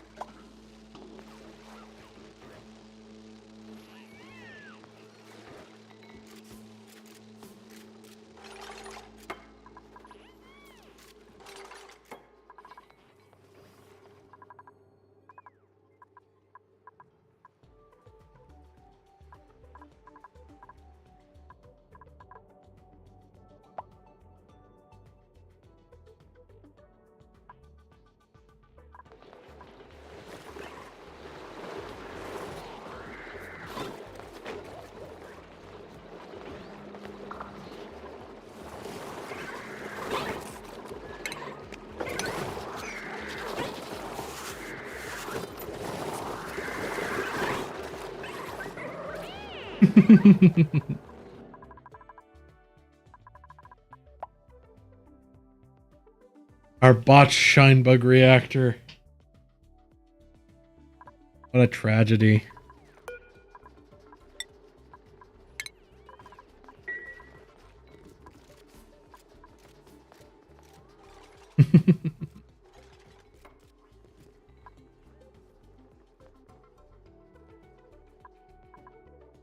Would you say that perhaps you are blinded by the light?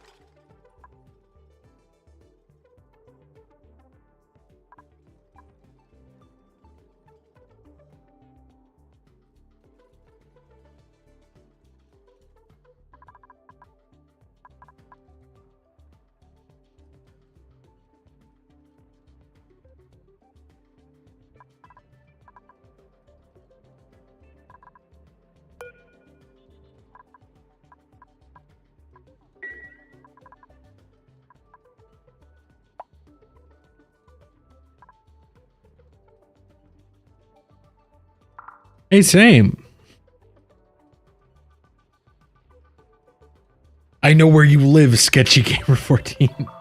No, just joking. Just kidding.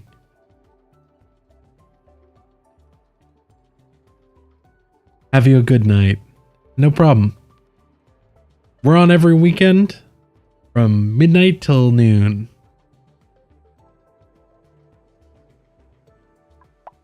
Just hanging out, playing this game, and maybe others. I don't know.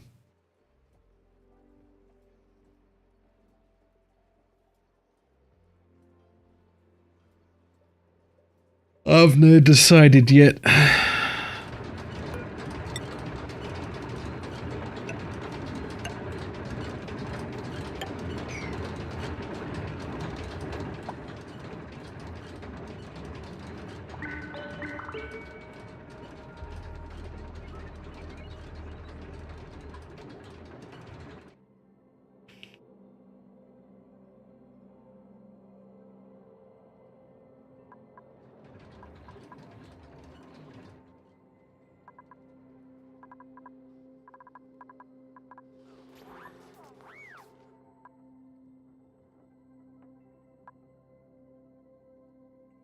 I miss Fast Track so much.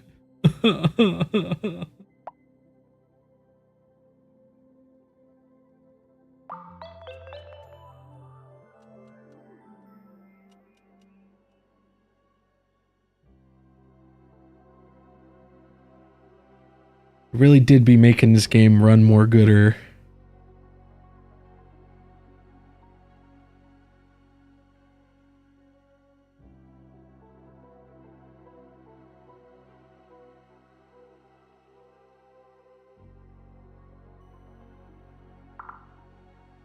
We'll get this monument knocked out. What are they complaining about? Breathability on Sagoni. There's literally no way that they don't have enough oxygen. Tell me, what about this triggers your breathability? Someone must have been standing in some carbon dioxide.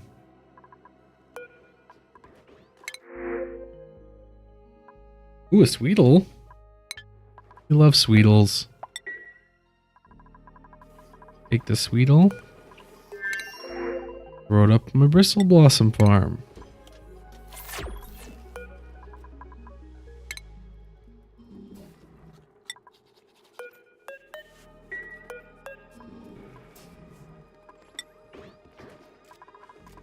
I mean, hell, we don't even have to bump up the priority on that anymore. Now that it's on the right priority system.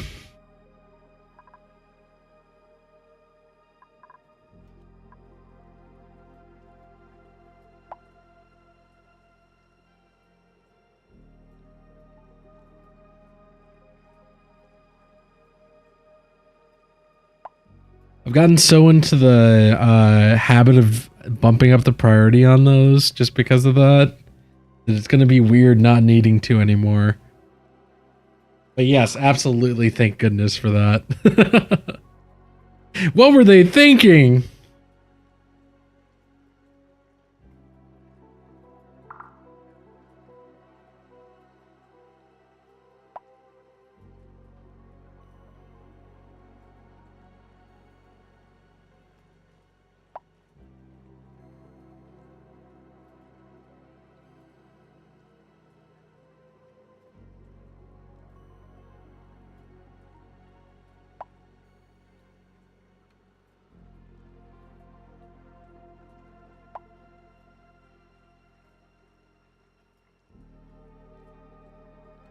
Okay, I gotta get up for a second. I need to go use the restroom, and then I'm also gonna grab a glass of water on the way back.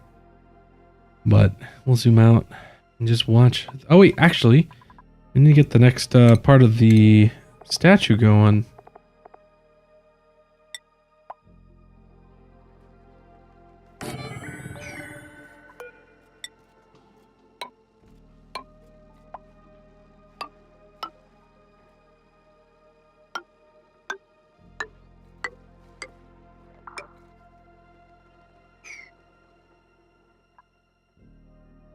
There we go. While they work on that, I'm gonna go run and use the restroom real quick.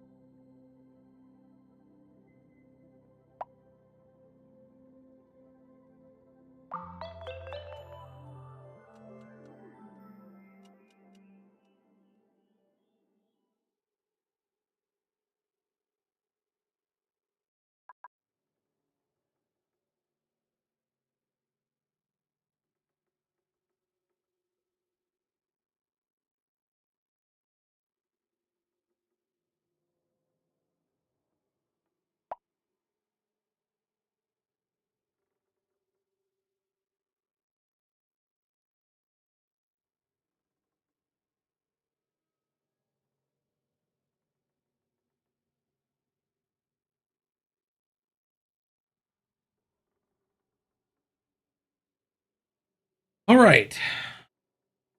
Got water. I also grabbed a 5-hour energy. I don't know. I'm feeling tired today. I'm feeling a wee bit sleepy. Let me just load up on caffeine and B12 and a chemical cocktail. Unfit for... Probably unfit for human consumption.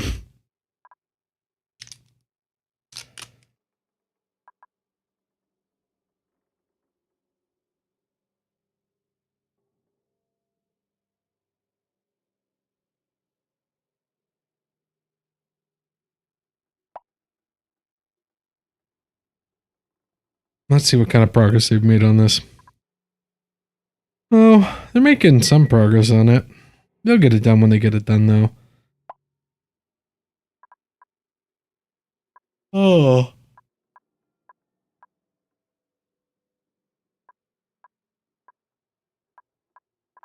I don't know. Maybe I add this to my... Maybe I spike my water.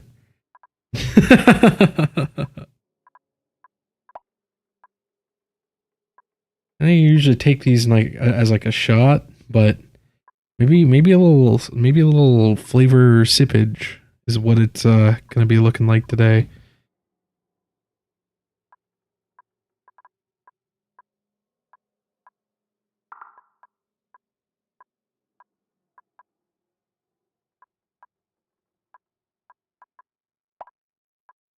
There we go. A little stir.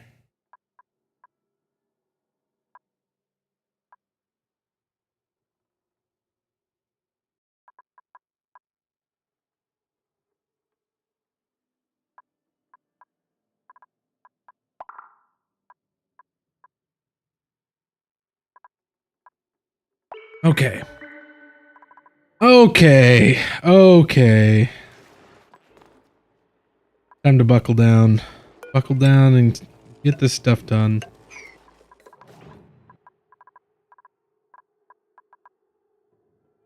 I do think we're gonna send this this exploration rocket out again though.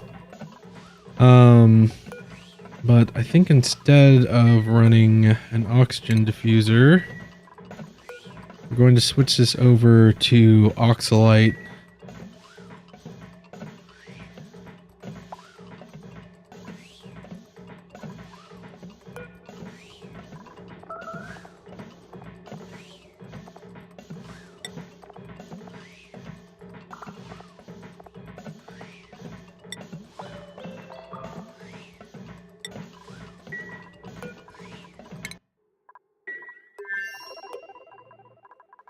We actually need to get a secondary refrigerator up to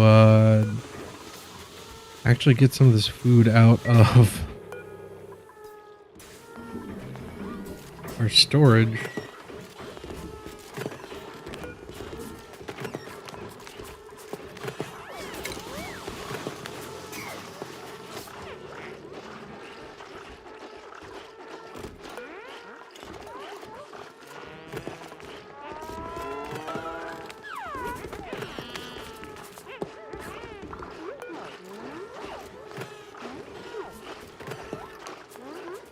Why is that so? Why is that germy? All of that should be clean. The only way it's gotten germs on it is if... Honestly, I don't know. Honestly, I don't know.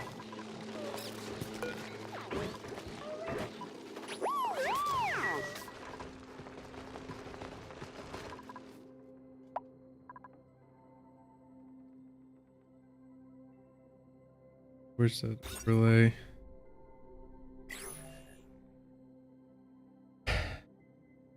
Our Shinebug swarm is already dropped by, well, by nearly 50.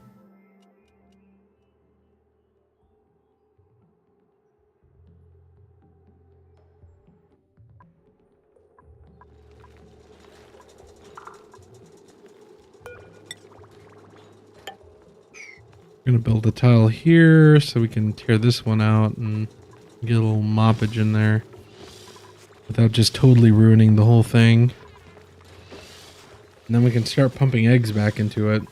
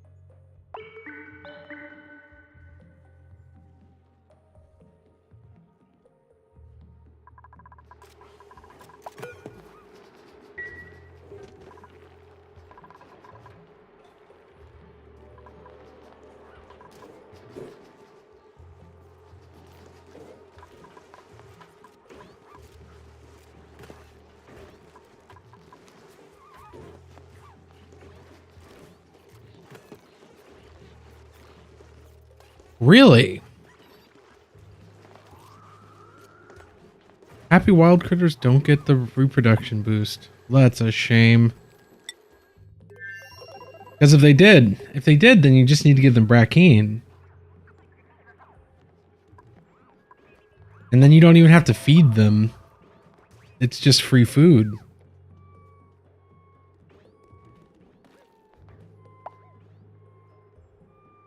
So it must have been something that the developers thought of when they changed the critter system.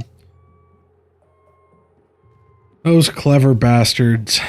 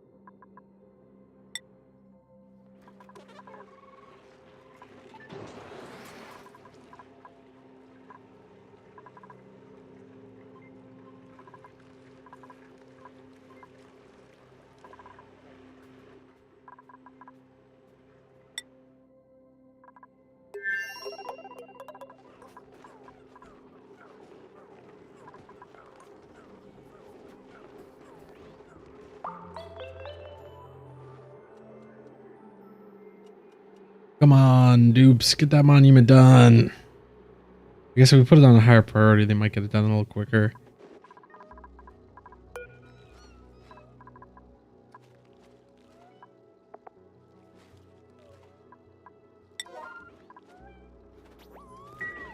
Mostly going to be the ceramic that's going to be the annoying part, because you have to come all the way down here to get it. Oh.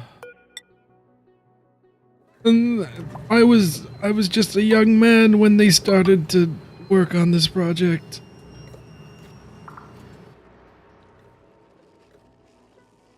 They worked on it for 30 years.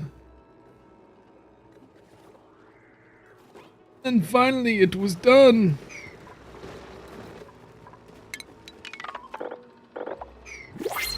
Buildings only. Okay, perfect.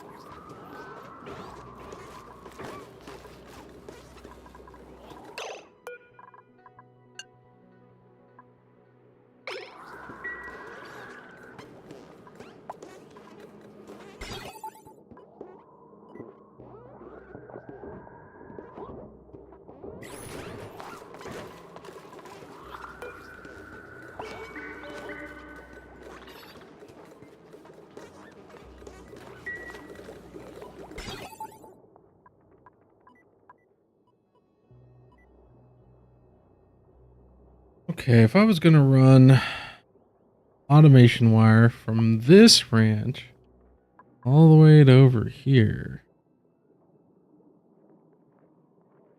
there's not really a convenient route. Well, actually, we could do this. Put the critter sensor anywhere in the ranch. There's fine.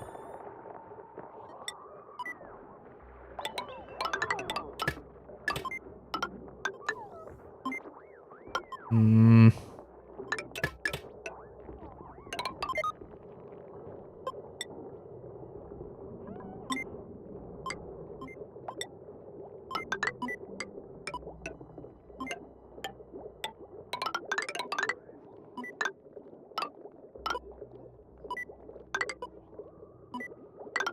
Oops, can't even get up there.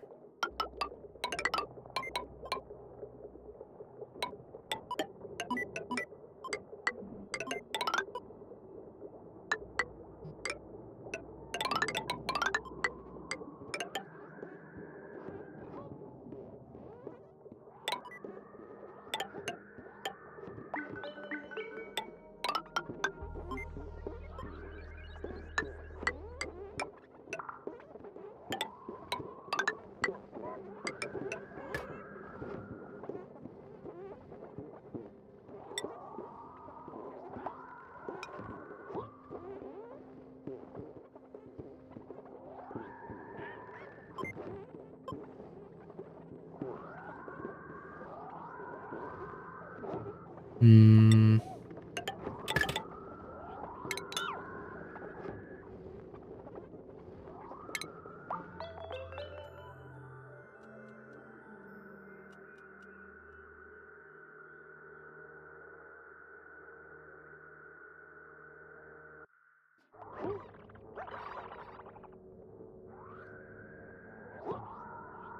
It'd probably be easier to do this with a ribbon, honestly.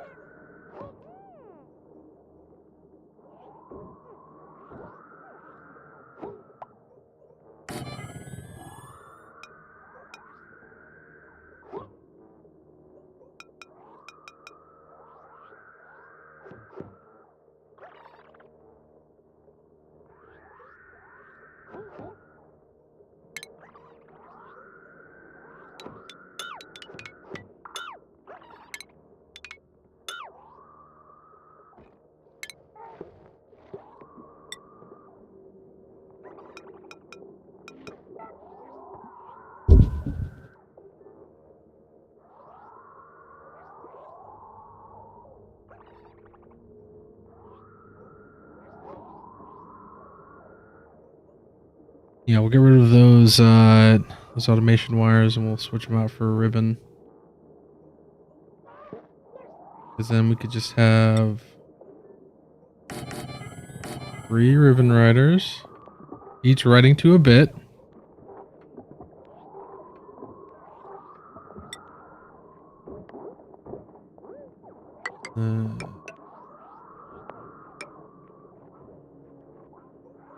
Yeah, it's just so compact here that probably be easier to do it this way.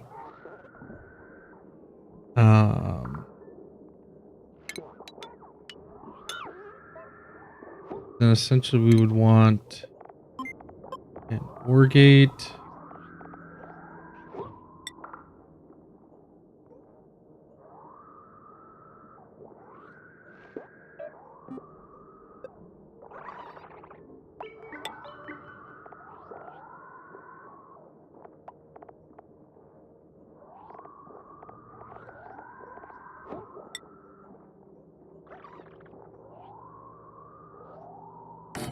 More gate to a ribbon rider. And then another ribbon rider just on the main line itself.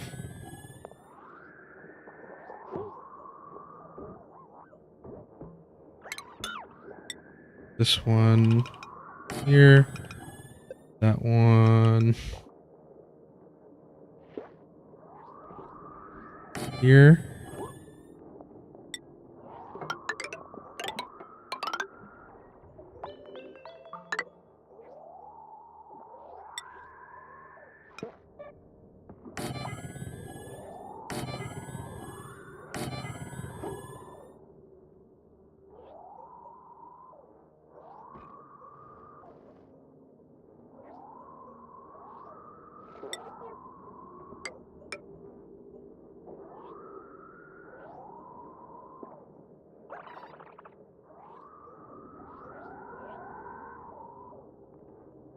Yeah, like that.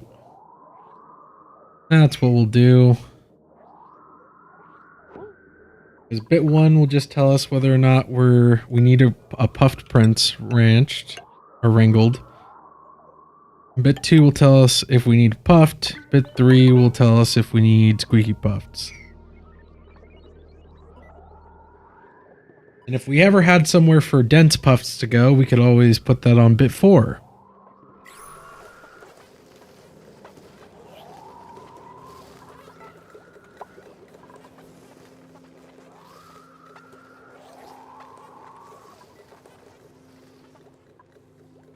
It's funny though, because we are using them elsewhere. I'm using a ribbon for our little breeder setup here.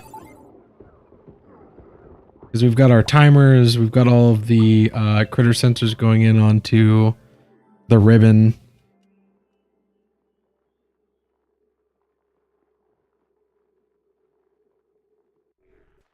Though to be honest, I'd never used them until this point. But it definitely feels a lot more elegant than than running 3 different individual wires.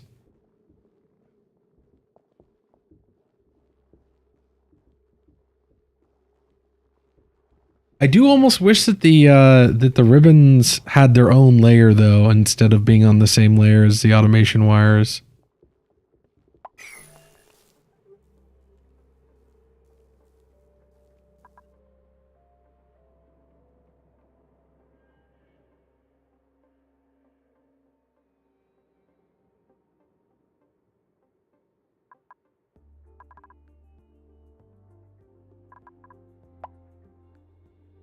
Yeah, that makes sense. It makes sense though, because like for the most part, things usually aren't so like jam-packed that you need to worry about it.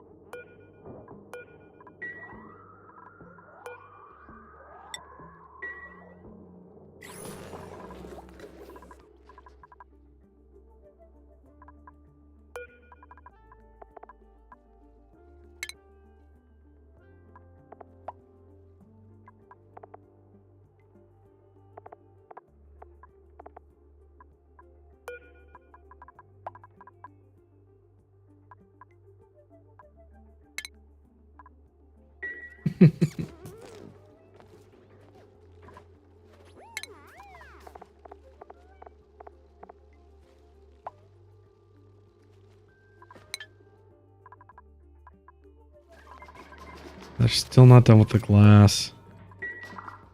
Maybe a little bit till we have that glass done.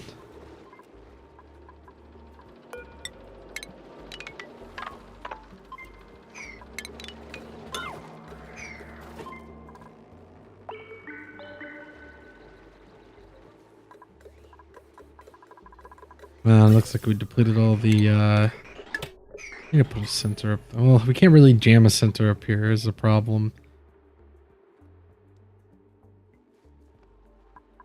But we filtered out all the natural gas. At least for now.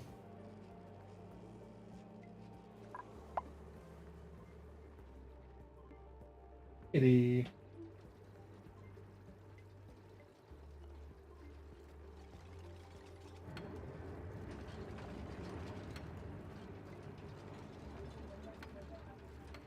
Ow! How about you mow yourself, cat?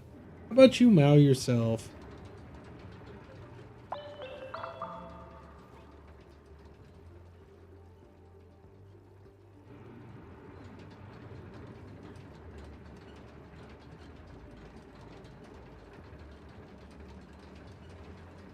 Let me give your toe bean a rub. What do you think about that, cat?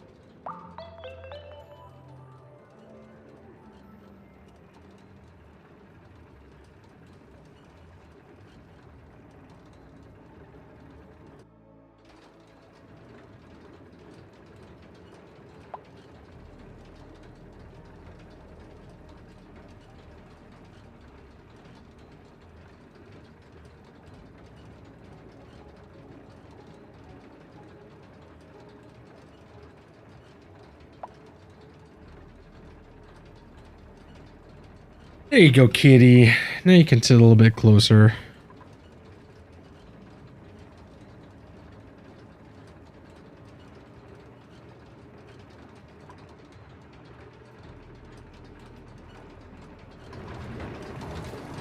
Part of me almost wishes I could move these oil thingy-majiggers. Cluster them all together.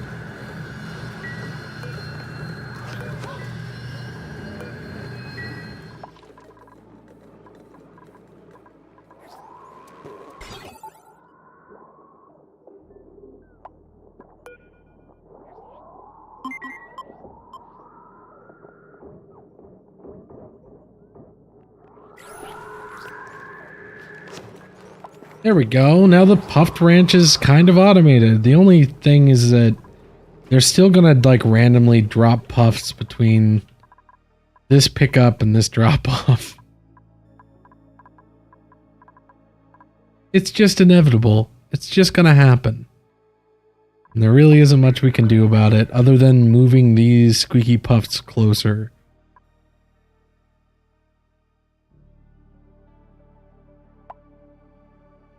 Or maybe putting the door on this side.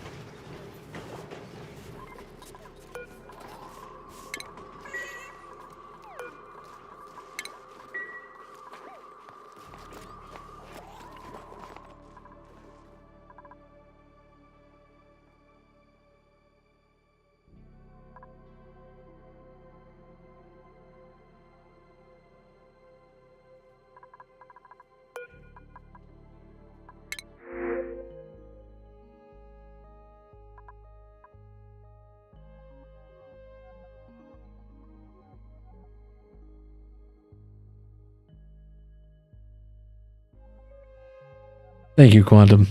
Have a good night.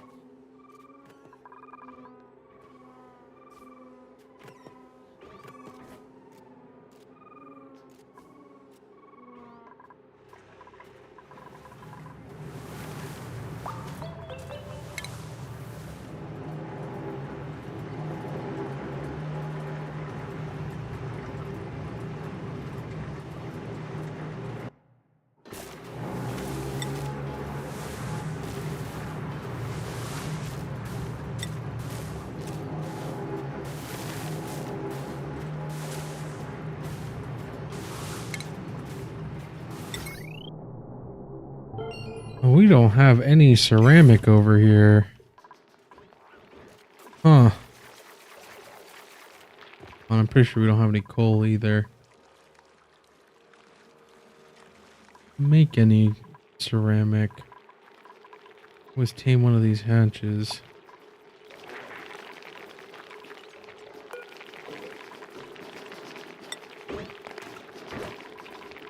Alright, who's the youngest hatch here? That'd be you. Okay. We're gonna move this hatch down. Move this hatch down. And even start feeding it bird. We got so much extra. Majority of their rations right now are pickled meal that they're not even eating because obviously they'd rather eat the cooked seafood. Because I don't blame them. I honestly can't blame them. I wouldn't want to eat the Wrigley meal ice either.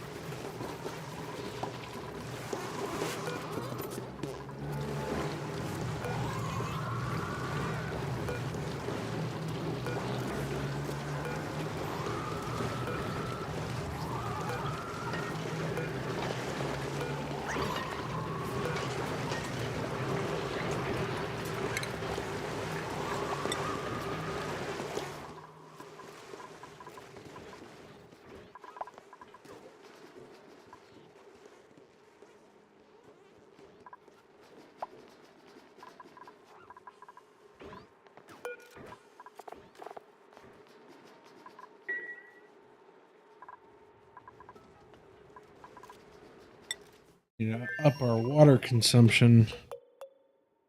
Oh.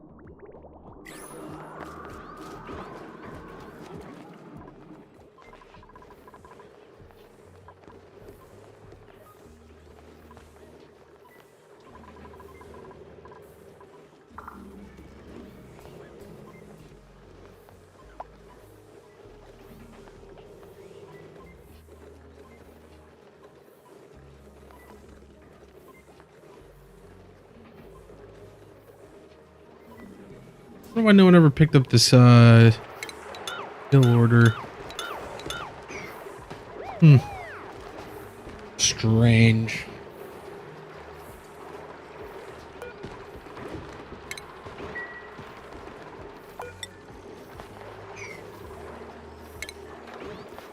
How big is this fishing station?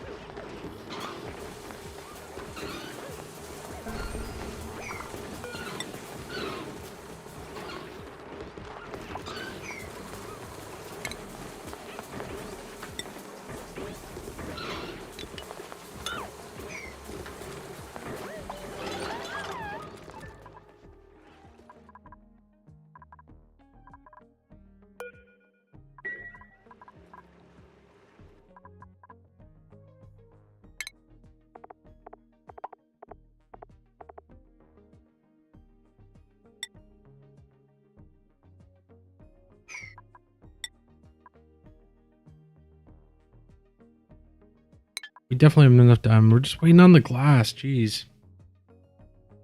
Always just waiting on the glass. Meantime, got this done. We can go ahead and put some oxalite in here. I think we'll put 2,000 kilos of oxalite in here.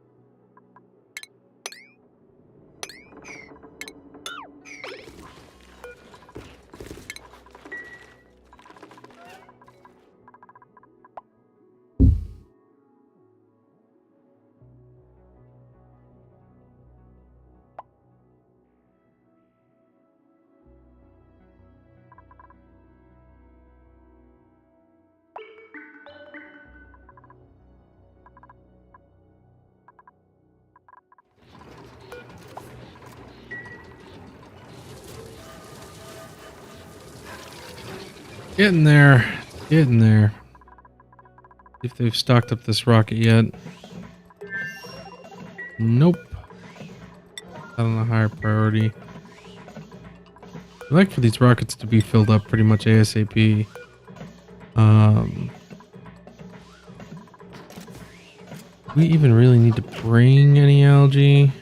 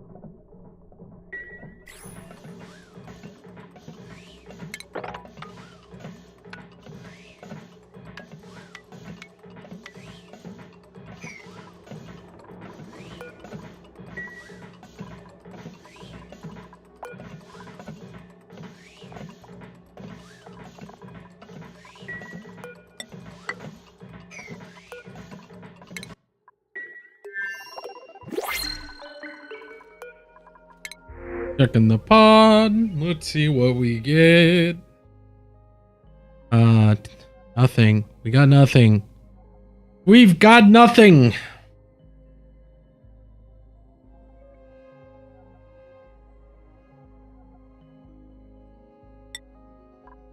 Whatever. Give me the mushroom. Give me the mushroom spore. Sure, I'll take the mushroom spore. Thank you very much.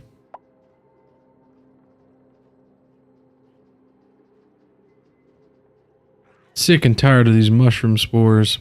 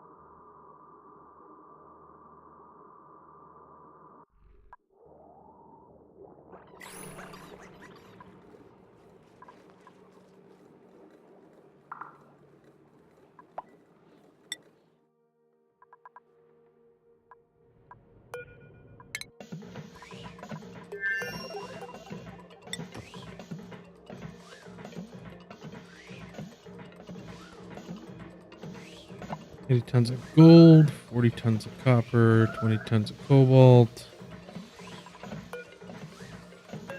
Do that.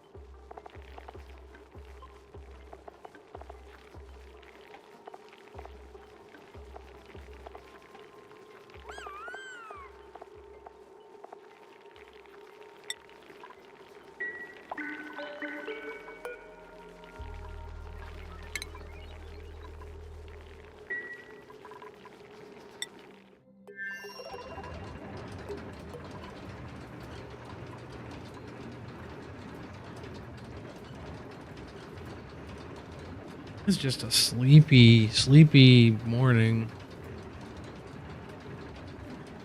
Energy drink, and it's just not helping.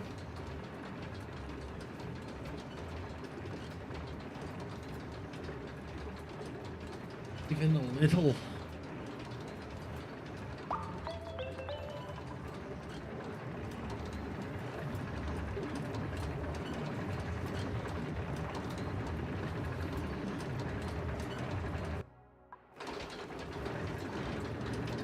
Oh, we gotta be back. Four more glass, and we're there. We're there, and it's done. And then we can build the thing, and then we're done with the thing. Yeah, the thing. You know what I'm talking about.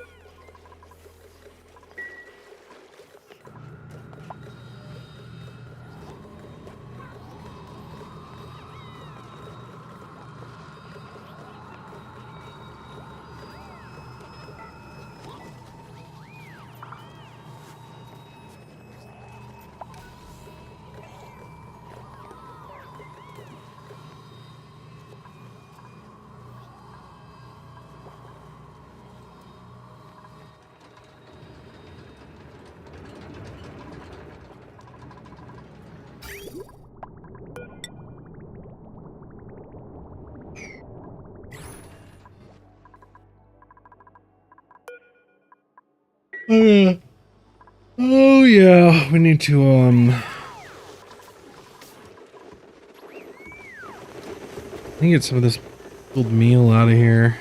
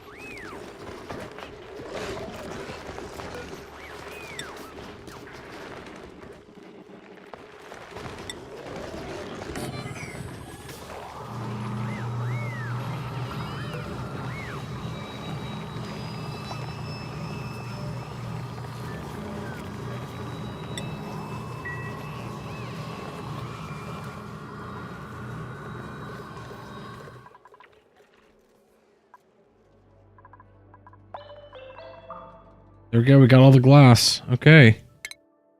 We're gonna knock out our first colony imperative. We're gonna go for the other two after that. Because this is the easiest one to do. Takes a lot of resources, but it's not that hard.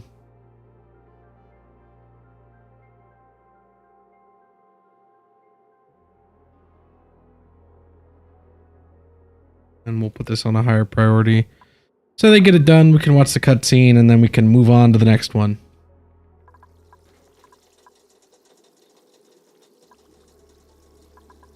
Ugh, we need to put a drywall here. Give me a drywall.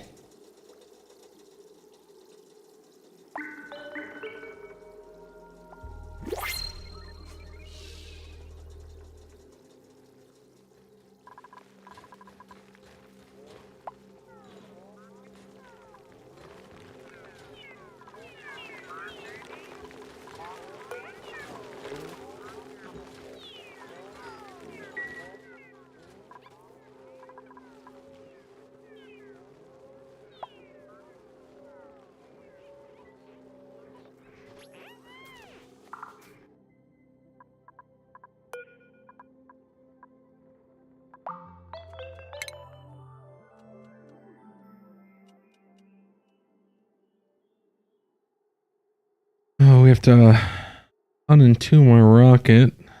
And we can then turn her on his way to do a little more space exploration, and then we'll send this rocket out to do mining. Maybe we replace this with like a artifact collection. One of those artifact collection modules.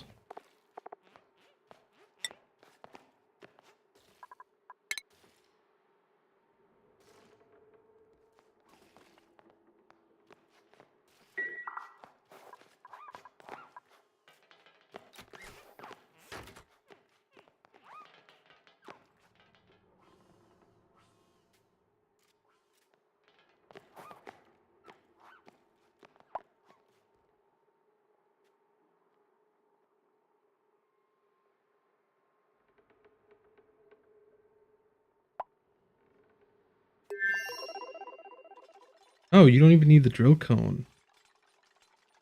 Oh, we're about to finish it. It's gonna happen. We did it. We did it, stream. We did the first of a couple of the colony imperatives. We've achieved the home sweet home imperative, which in my opinion, and I'm sure in most Oxygen Not Included players' opinions, is by far the easiest one to do, since it just requires gathering a bunch of resources and going through the research tree. So if you've never seen this this cutscene, maybe look away and mute the stream. If you don't care, then go ahead and watch. But I'm gonna give you guys just like not even a minute. You got 30 seconds to tune out. We'll watch this. It'll probably, I'm pretty sure it's just like not even a minute long. And then come back and we'll continue with the gameplay.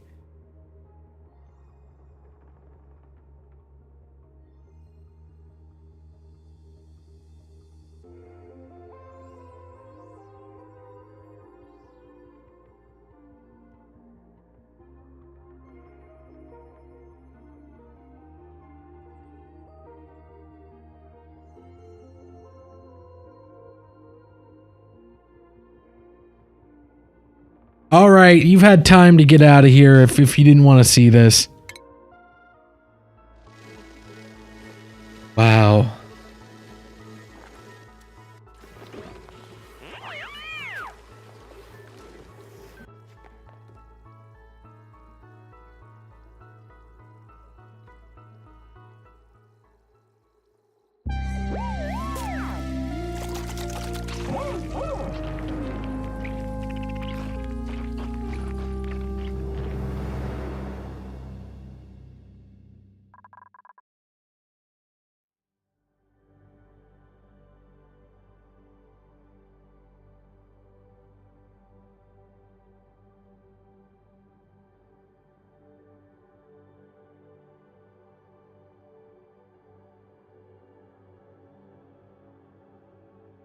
Bam, we did it.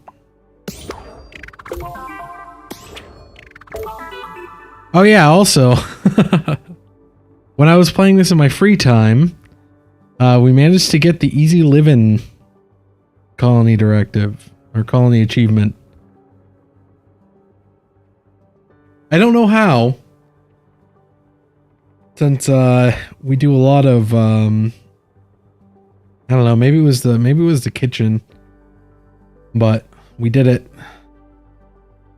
For 5 cycles, auto sweepers outperform duplicates.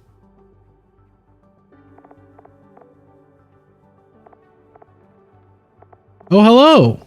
Welcome, Almost Emily. We just finished the home sweet home imperative.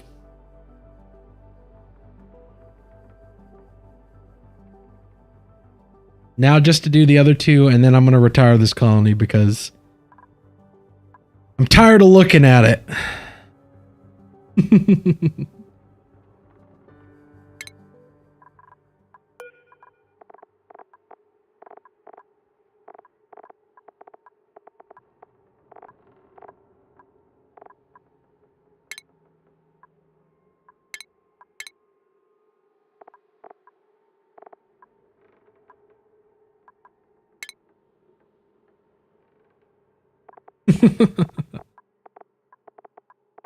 Oh, there we go. The puffed head.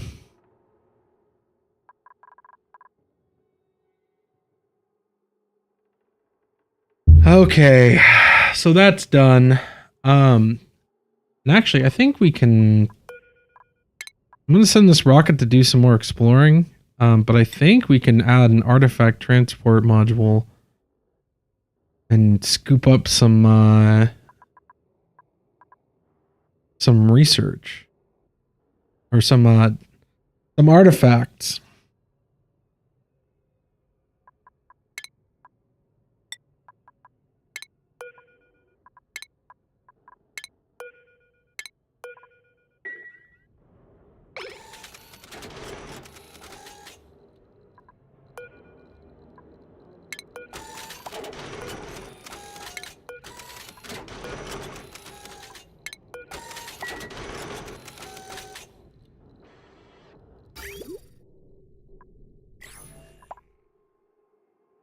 But yeah, we also just a little bit ago, we have our puffed ranches now mostly automated.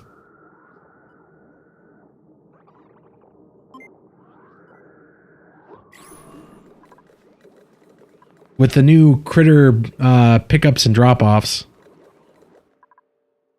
They're so nice. I love them. I'm so glad they put them in.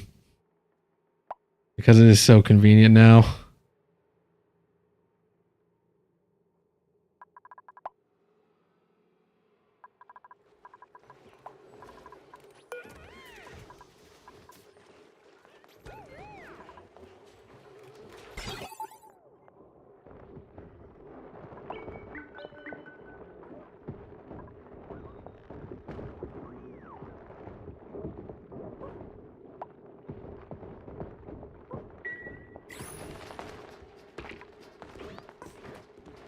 I'm sad though because it broke Fast Track just completely. And Peter Hahn posted about it in the forums, and it's probably going to be a good minute before the before it can be reconstructed, because the way that they changed the side panel now, like they completely rewrote the system for this, which apparently is like 20% of the mod, or like roughly. So a little sad there, but hey, we now have slightly better optimized critters. I honestly thought that that this update, like that this colony would be completely unplayable, but it's actually not that bad.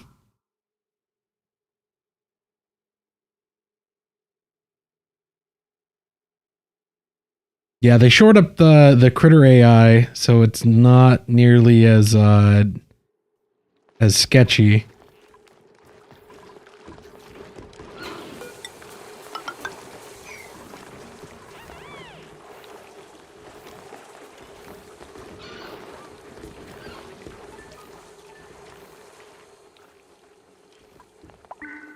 But just imagine if that's the case though, just imagine how extra buttery smooth it'll be when Fast Track is able to be re-enabled.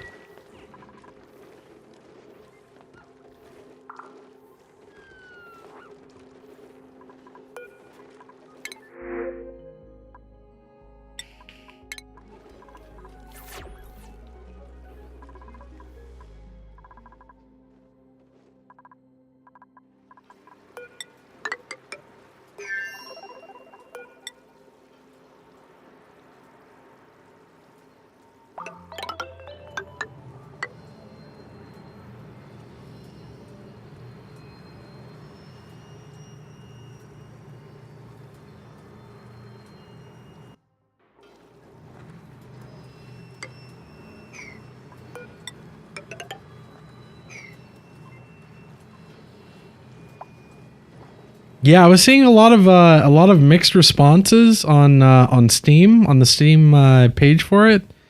But I too am quite excited for it because more content is always awesome, and I'm absolutely willing to pay for it. With the amount of time that I've sunk into this game, I mean they could add pretty much anything, and I'd probably pay for it. I just hope it isn't like super cosmetic heavy.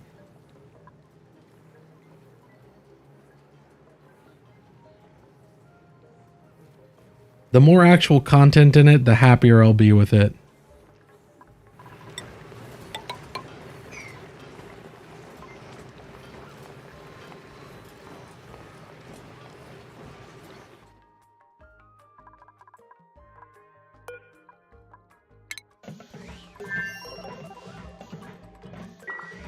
All right, we got our Oxalite, and I think this rocket's ready to go.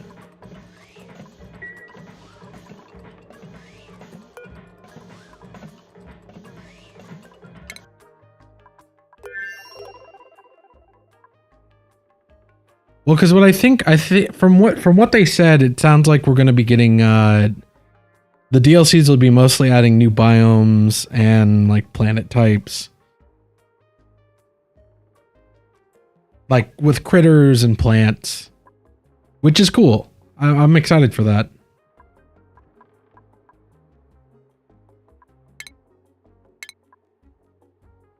All right, Turner. Time for you to get in the rocket.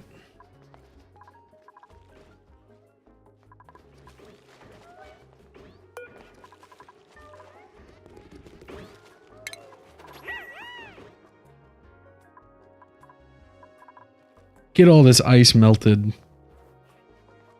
And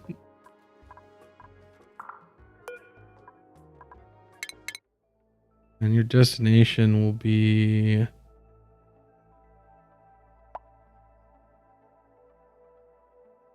know what? Go right. Actually, we can hit a couple of these on the way out.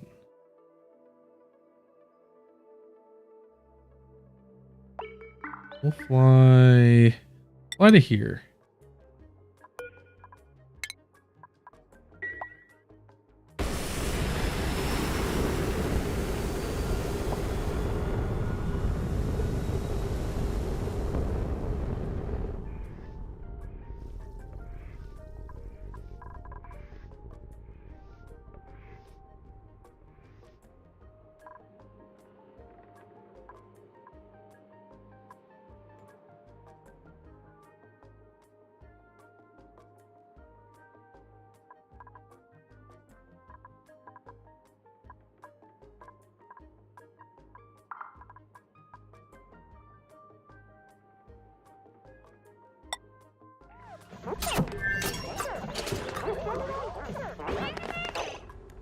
Oh yeah, we should have him take off his suit before it runs out of air.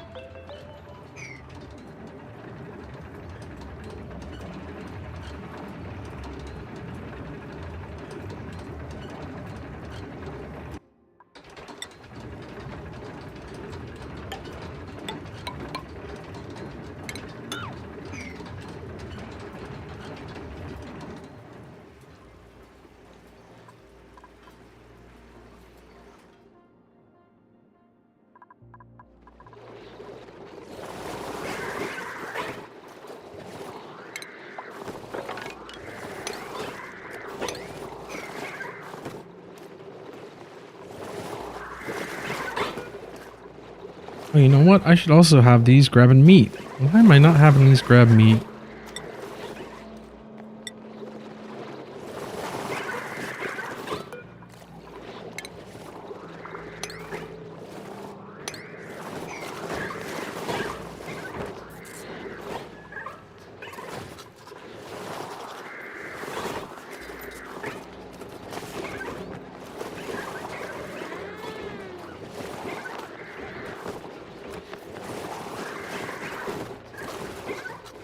But yeah, I'm ready to be done with this colony just so we can start something new. I think that on the next playthrough that I do, we're mostly going to be doing we're probably going to do one of the larger maps because I just feel like there's not enough room for me to do all the things I want to do on this map.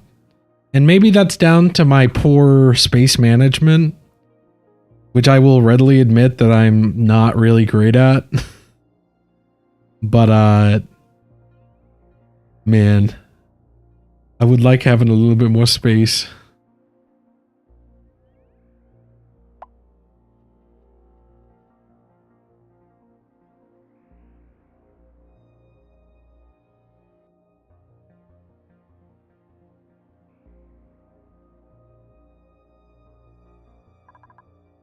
But while this rocket is out doing checkups on things, I think we should get up here and clear out this.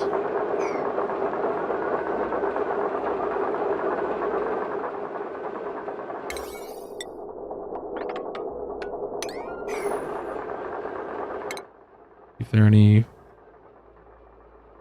meteors coming in. I hope not.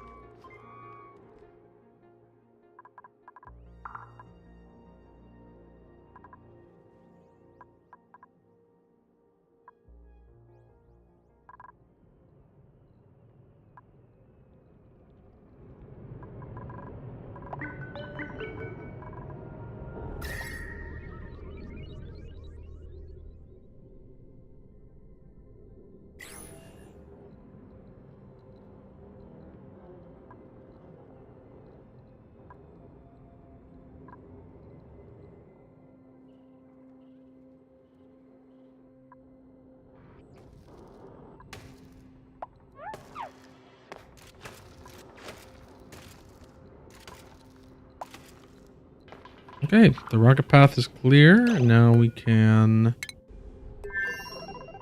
We've got food in here. Yeah. Meal, that's fine. There's algae in here. All the materials that they were supposed to bring in.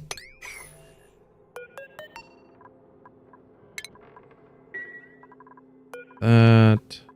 This to crew only.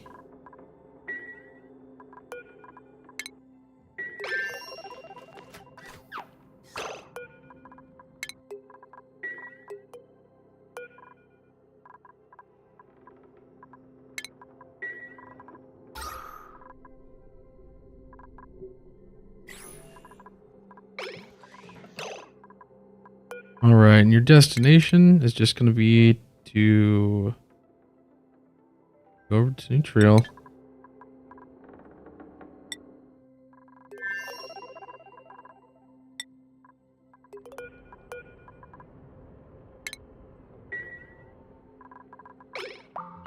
Godspeed, spaceman.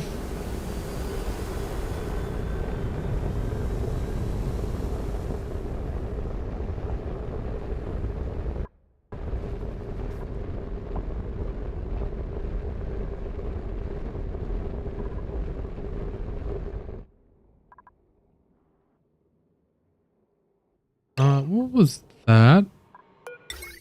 Oh, some of the wires melted. That's fun.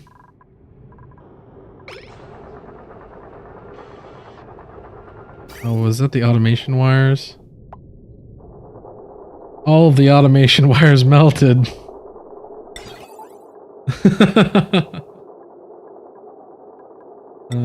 Something a little more heat resistant, I guess, should probably be used.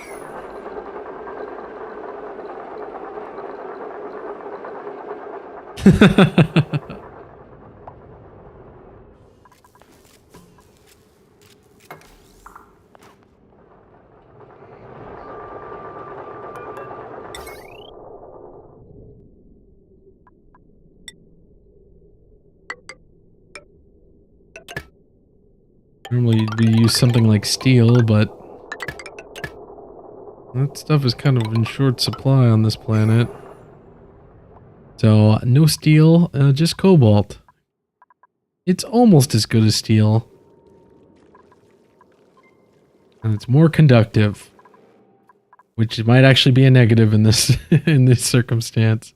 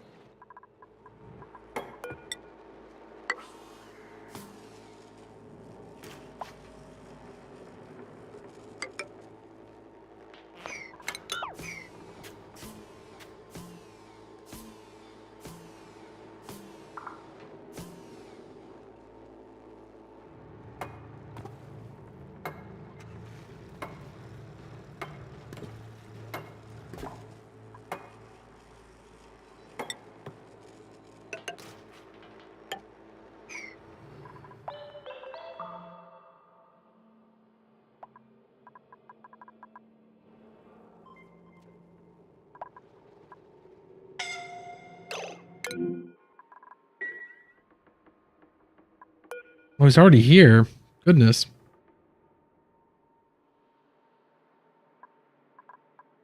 Liam, I hate to tell you this, but do you mind going back into the rocket? Do you mind going back into the rocket? Go back into the rocket and put your suit on.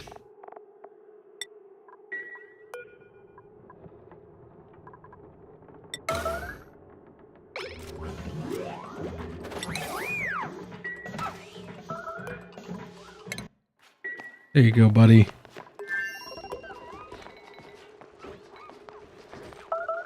Who's starving? Turner's starving? Why is Turner starving? Probably because I didn't allow him to eat pickled meal. That's probably what's up. Yeah. Yeah, of course. Okay, Turner. Go ahead and go to Chowtown, brother. Oh. Oh, there's no food in here. Where did all your food go? I thought this was full.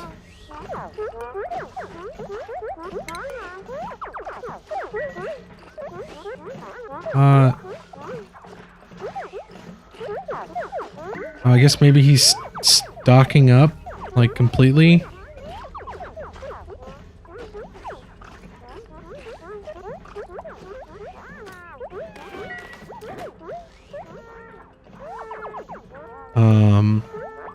I thought there was more food in here. I guess not. Now we have to go back through here and reclaim all this stuff.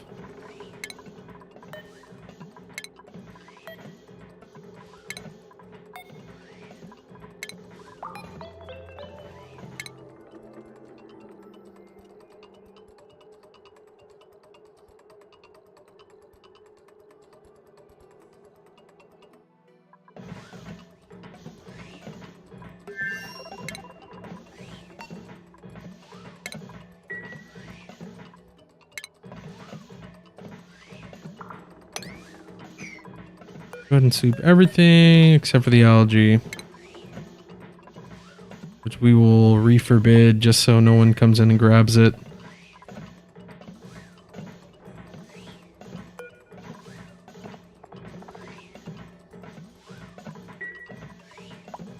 I can't believe that we did not send our buddy here with more food.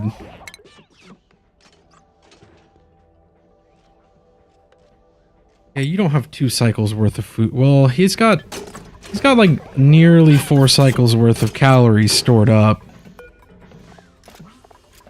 You can at least go out and get 1 artifact.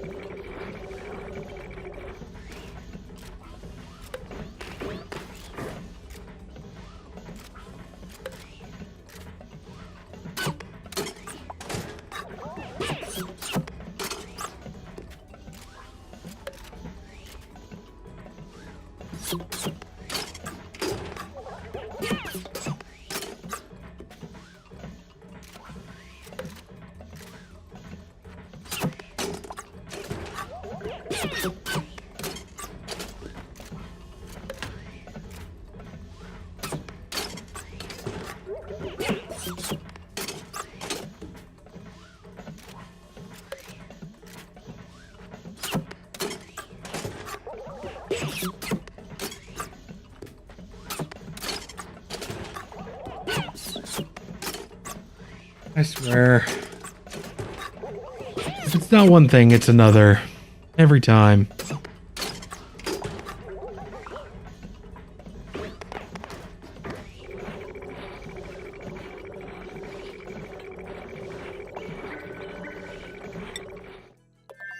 Why didn't they stock up his fridge? Because I know that's higher priority than this one. We have 100 kilos of pickled meal in this storage. And that's on top of the 600,000 kilocalories of pickled meal that we have elsewhere. What in the world?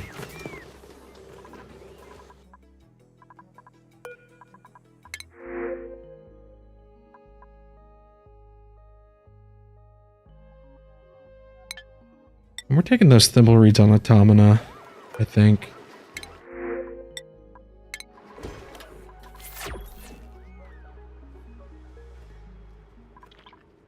Instead of sweeping these into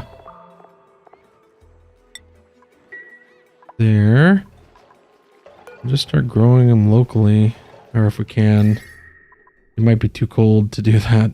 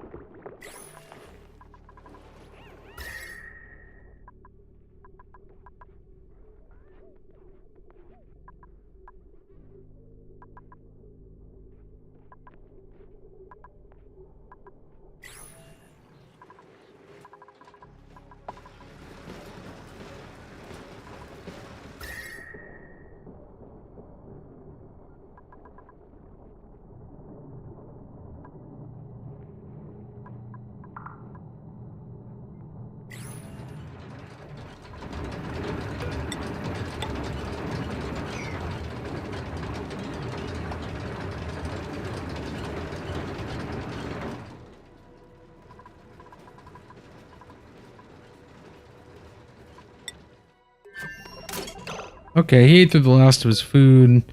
He's got 3.5 cycles worth of food left. Let's see how long it would take for him to get back.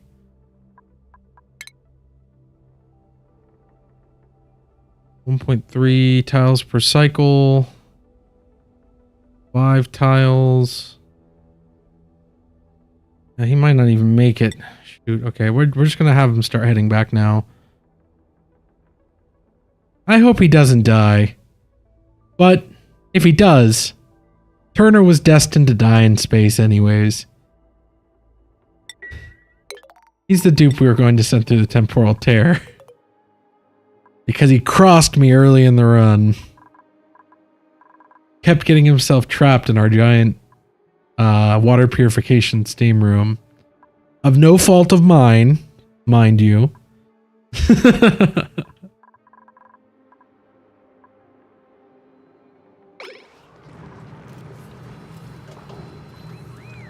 But yeah, he crossed me.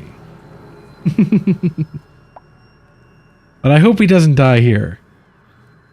Because it's not what I had planned for him.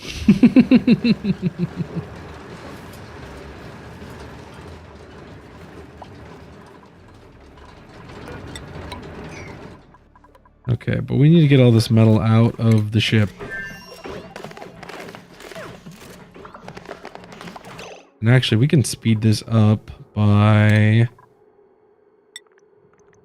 putting an auto sweeper, conveyor loader.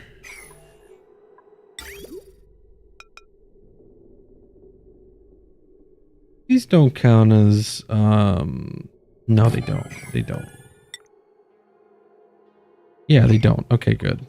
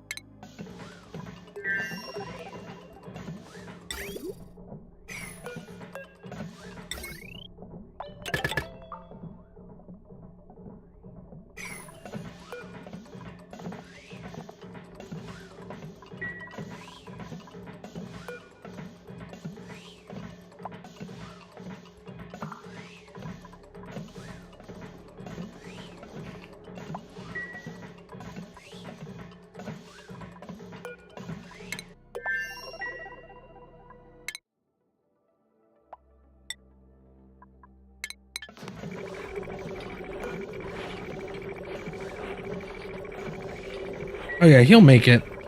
He's gonna make it.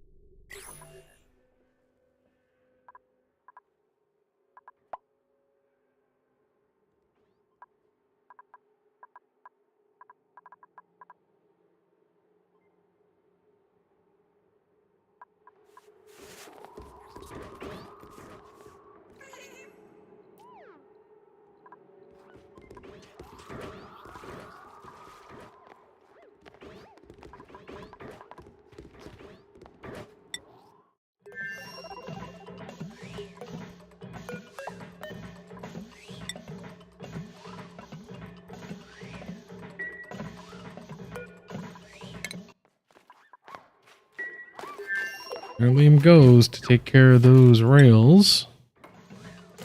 Thank you, Liam.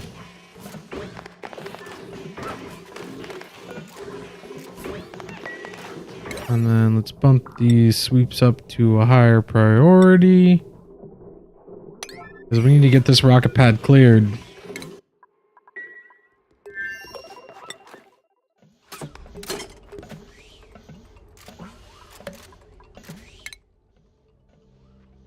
Okay, here in 1.6 cycles, so just need to make sure that he has at least...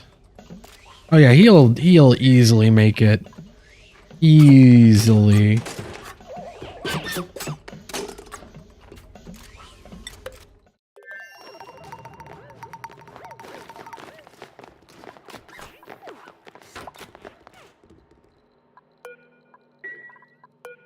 So why isn't this extracting anything?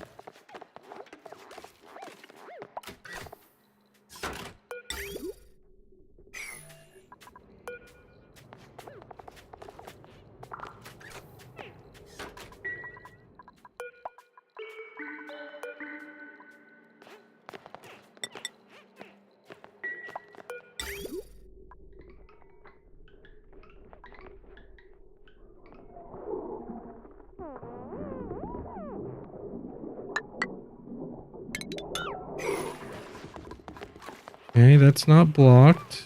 Did it somehow get unplugged? No.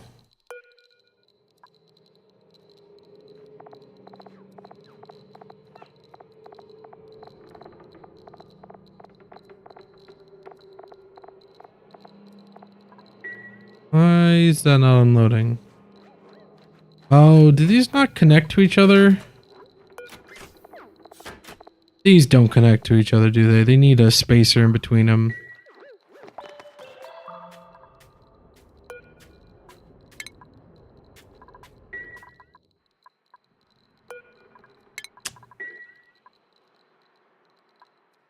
Oh. Can we fit one on the other side? We could. Maybe.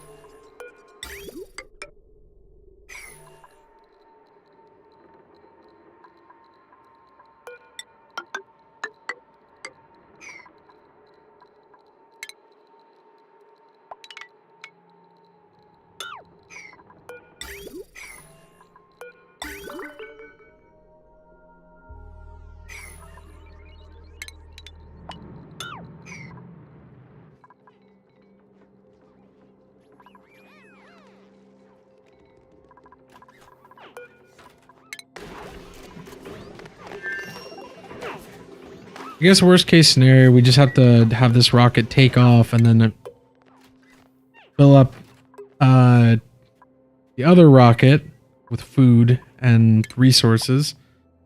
And then we'll have to do a little rocket shuffle.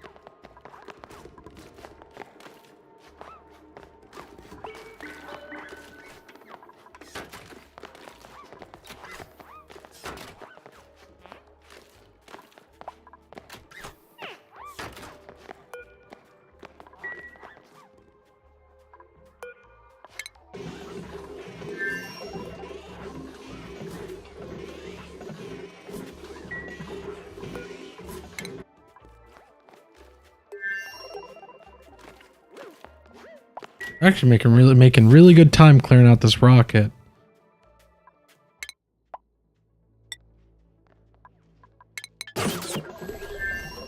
So luckily Turner won't die of starvation. Probably.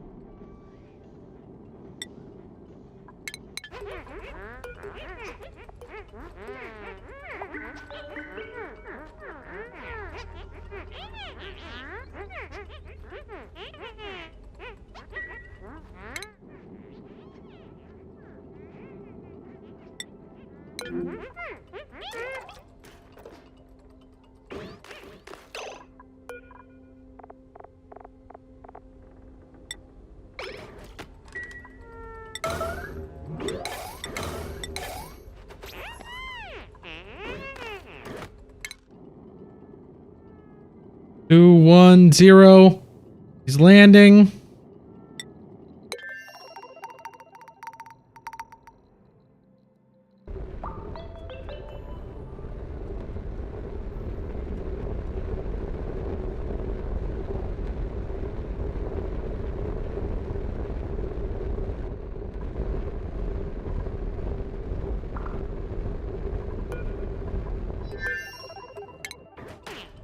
Move, little guy, move, move, move.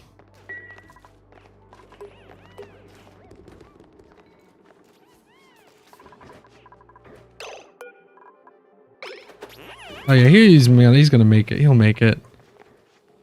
He'll go grab something to eat. And then promptly pass out.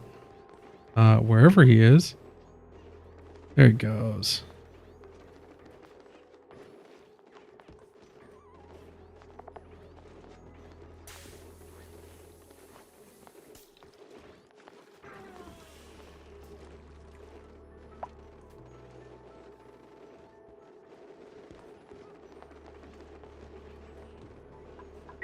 He didn't even wait for any special foods or anything. He just grabbed the first thing he could eat and was on his way.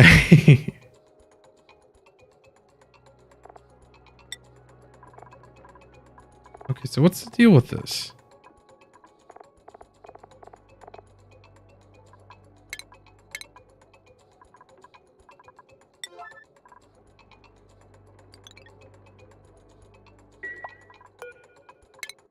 It was the percentage. We put it at 50% freshness or higher, and for some reason that just completely made it to where they couldn't put any food in it.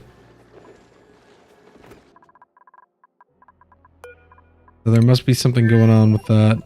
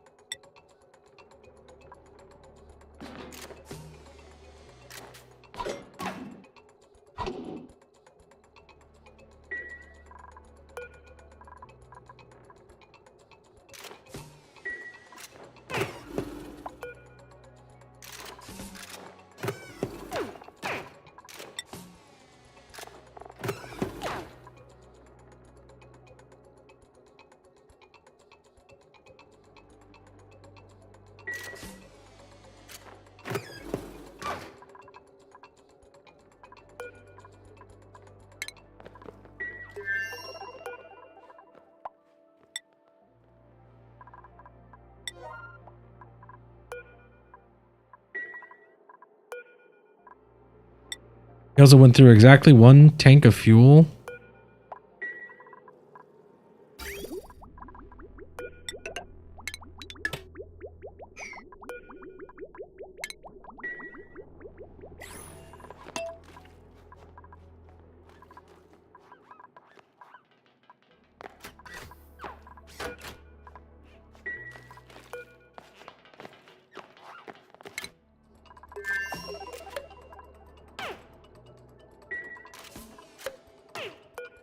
$50, $100? Come on, I know you guys can carry more than that. Pretty much every single one of you has the advanced hauling capabilities. Don't give me none of that bull.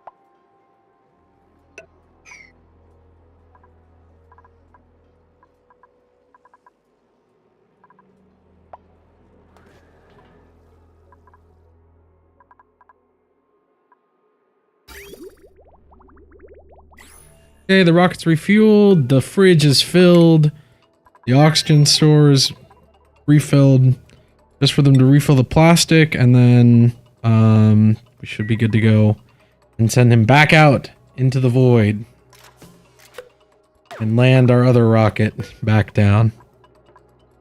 Change this to crew. Change the destination back to where we were going. And we just wait for him to get in. Here he comes.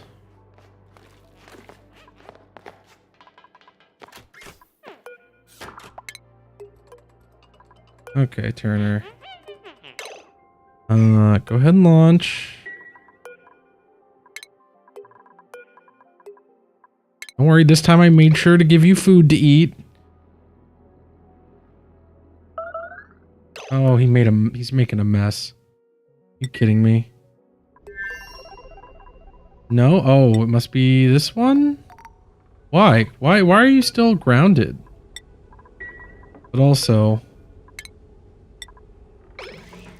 There you go. And then... Change destination.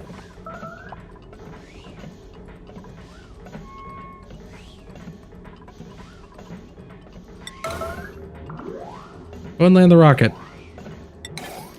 Or not.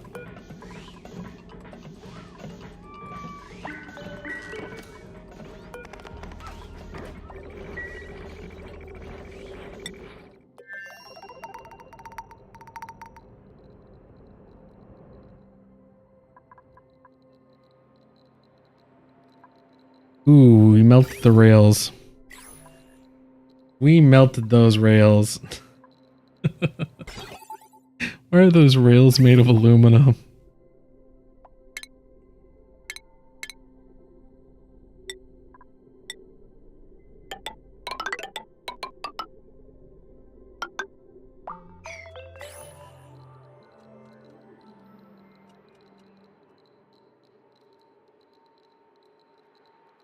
Also, is that glass?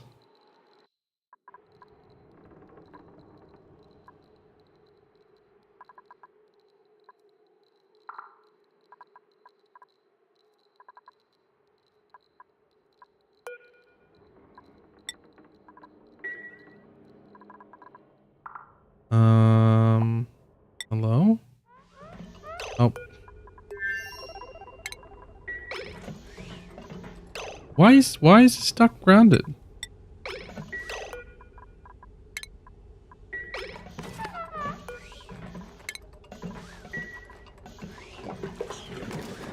Why haven't you landed? Waiting to land. All cargo bays are full.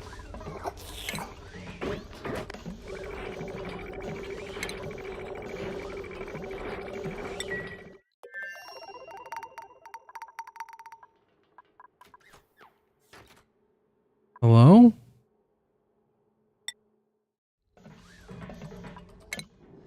Are you... No, they aren't. All cargo bays are full, waiting to land.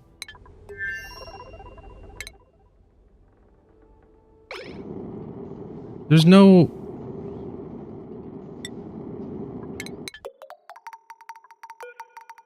Oh, it's because this freaking rocket pad is quote-unquote entombed.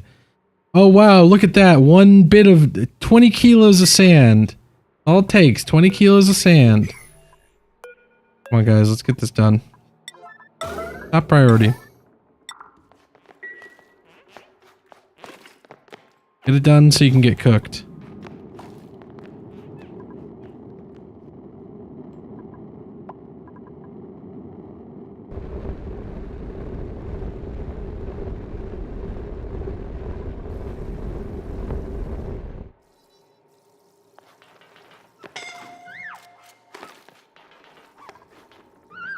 Oh my goodness.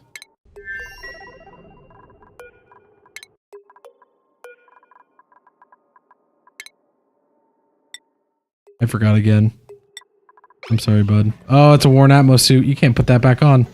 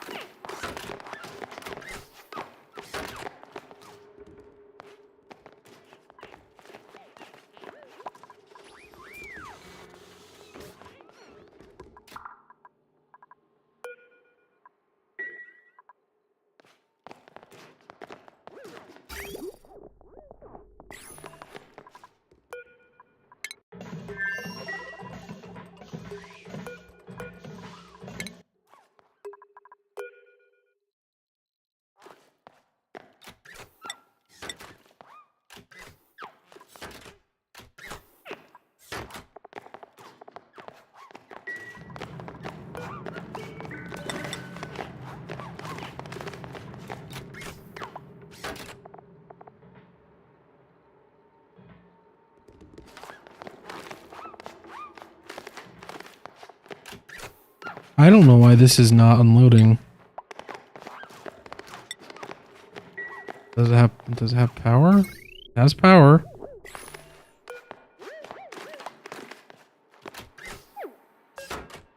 It has a rail hooked up to it.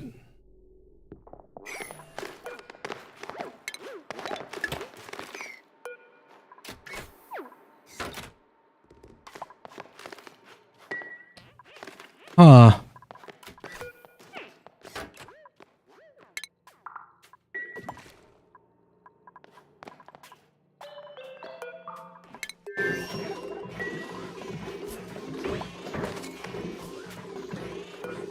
We can load things into storage, but why is it not unloading?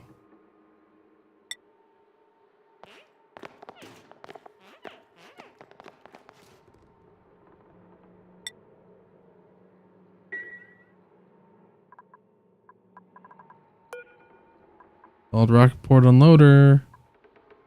What are you doing?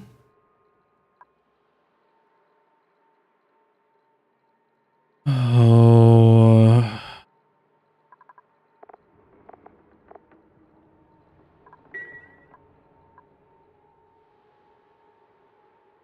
I have no idea. I have no idea why that won't unload it.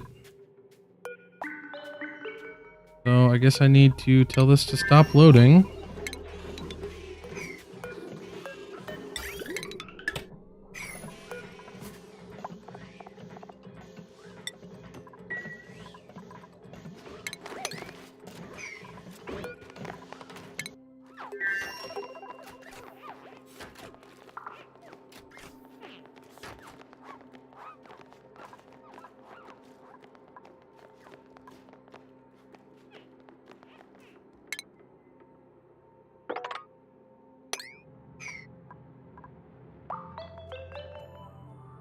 Yeah, I'm pretty confused. Pretty confused.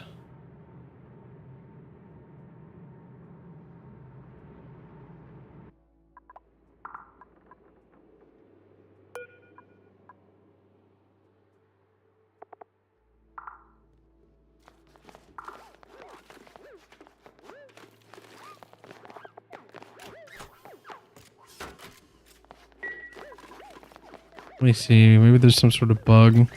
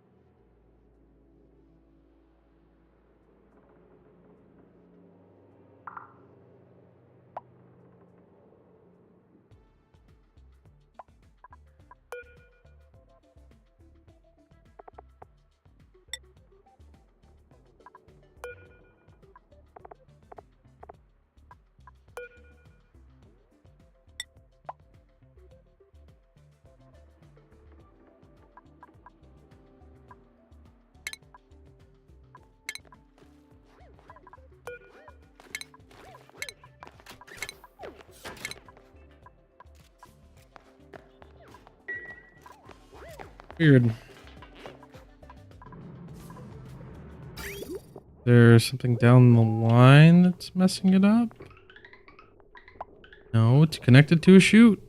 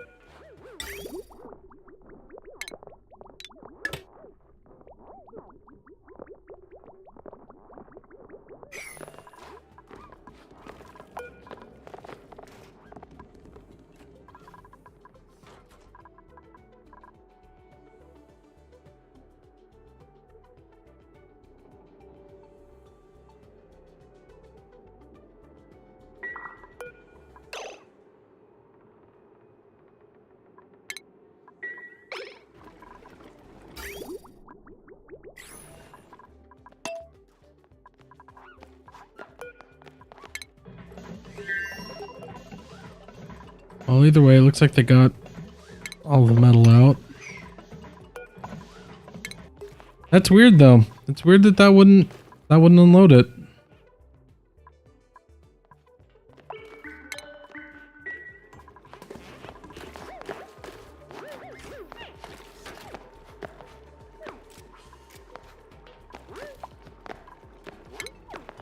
Yeah, go ahead and take some 600 degree aluminum into the base.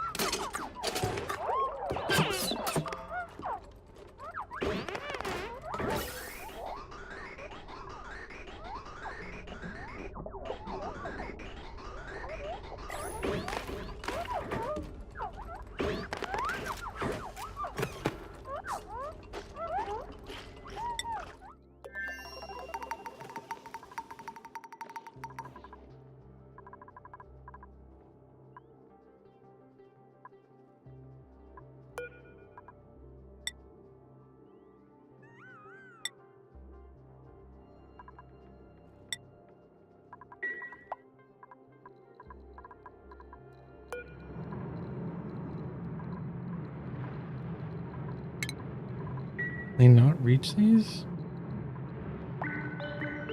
What in the world is going? My game is like dying right now.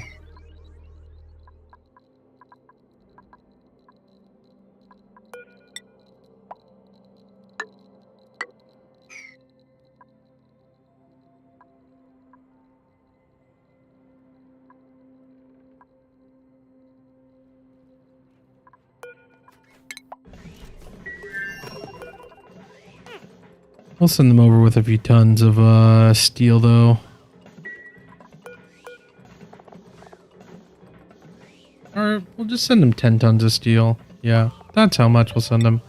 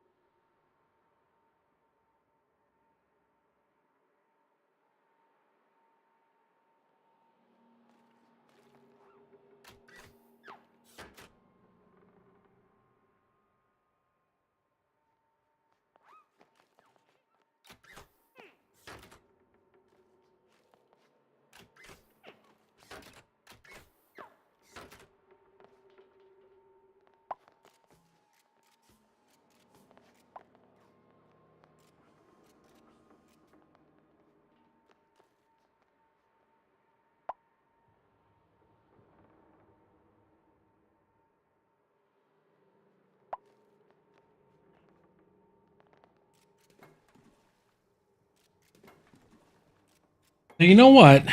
Now that I'm thinking about it for a second, maybe they're not sweeping it because there's nowhere to sweep it to. Or maybe...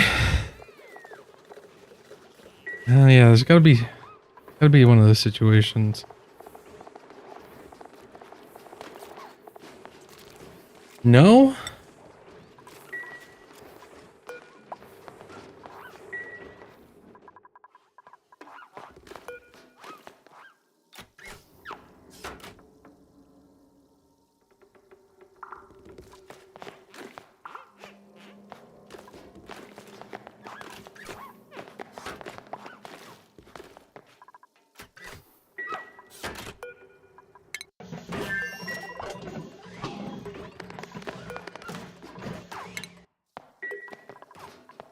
I guess maybe the errands don't populate on this end, and instead they populate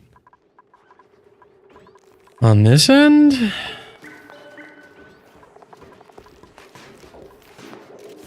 Hmm.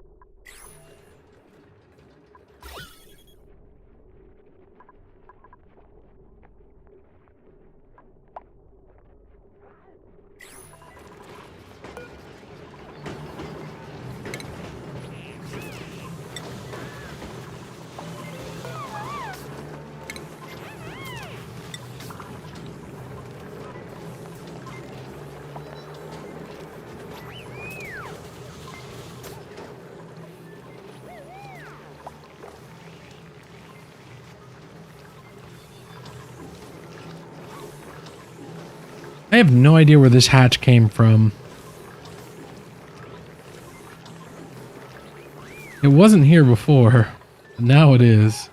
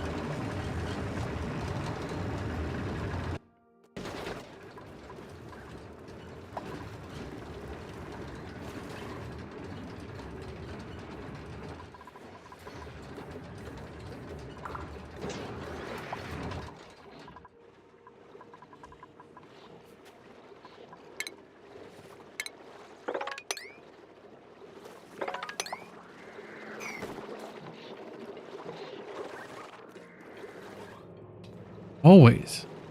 I don't know what's up with Slicksters, but they just love getting stuck in walls like this.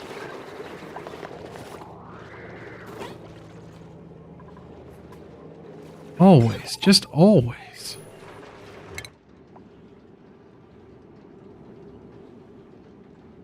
Okay, that rocket's almost made it to collect its first artifact and then continue exploring. Oh.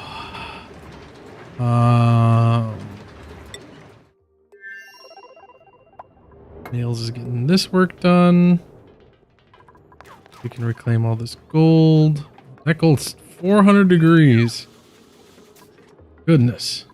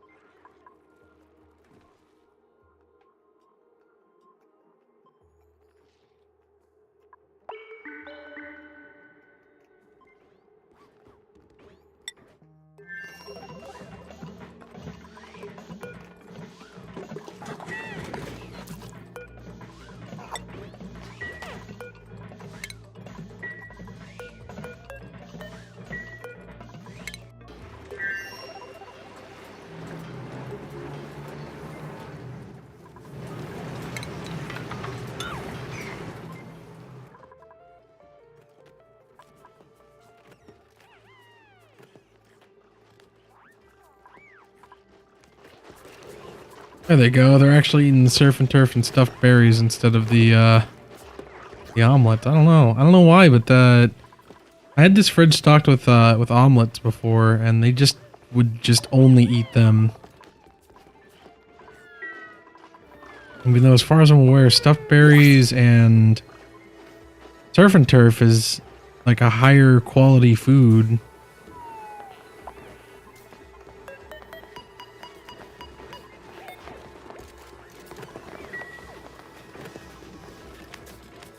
Very strange. Very strange indeed.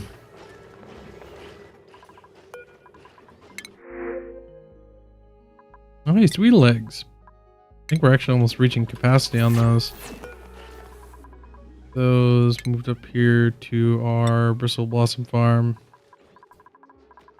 They're getting the Sweetle tendings.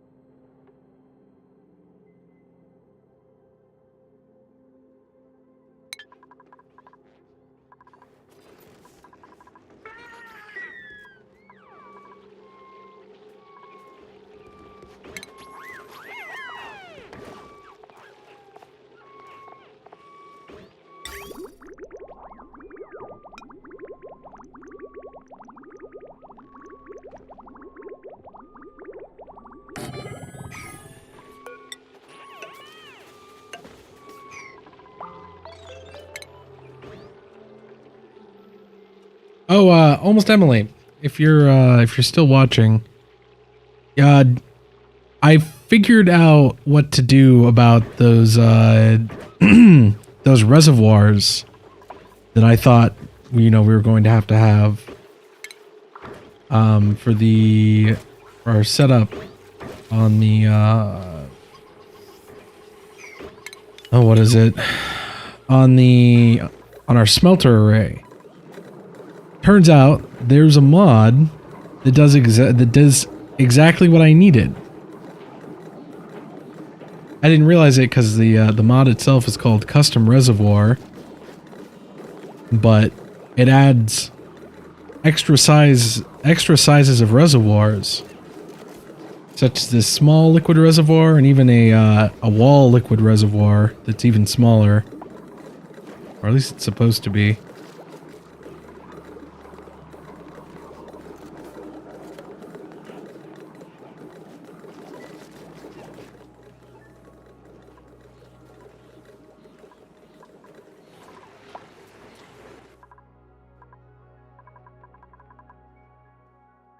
As always, mod makers for this game have exactly what I need.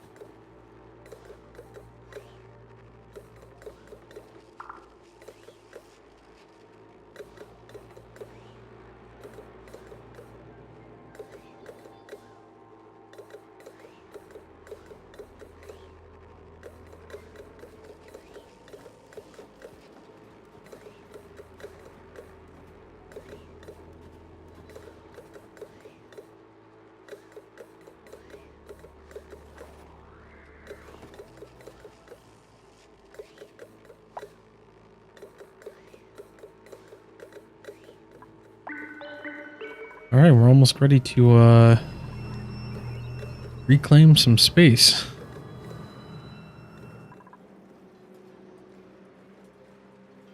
For what exactly? I'm not sure.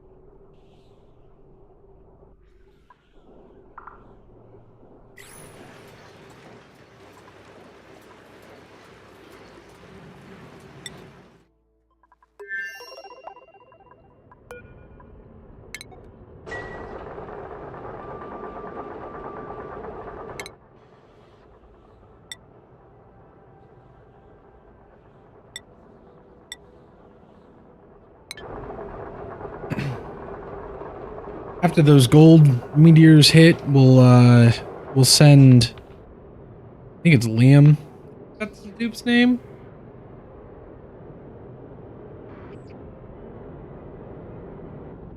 We'll send Liam back home. They've got important work to do on Sagoni, such as running around and keeping our scant ranches fed.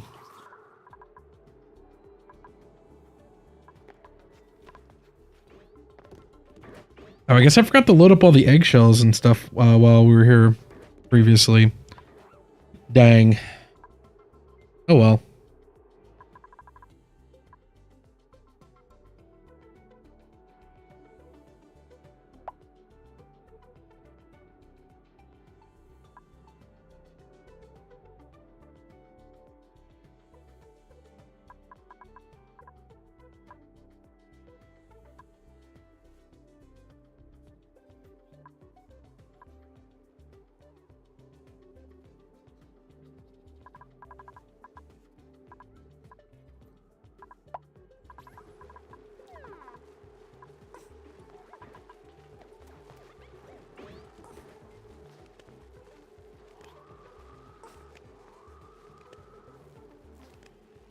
I need to get a cook on this colony, though.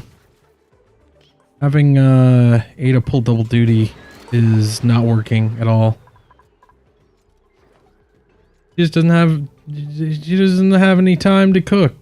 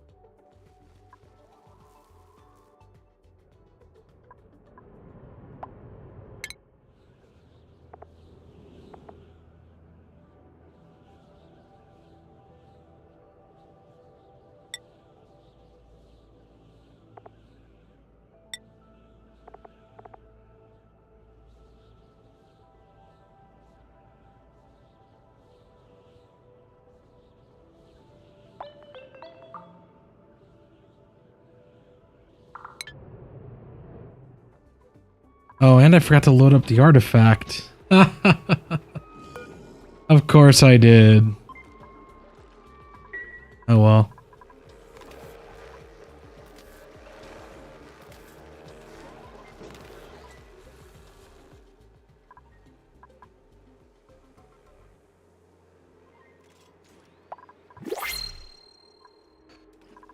Come on, give me a cook. Give me a cook. Research and cooking, supplying, loud sleeper, iron gut, uncultured, starts with hard digging. Not bad. That's actually a pretty good dupe. And this colony needs a cook.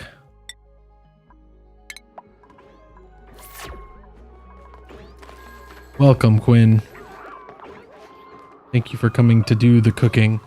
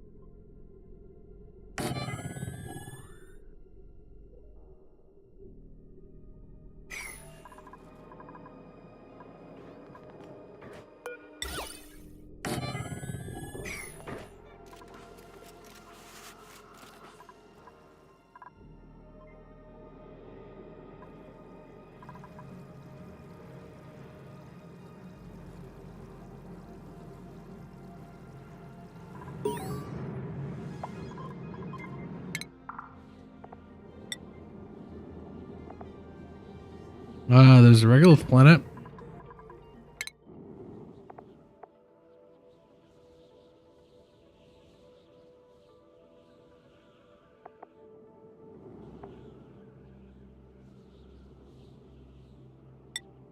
But now that we discovered that, let's see.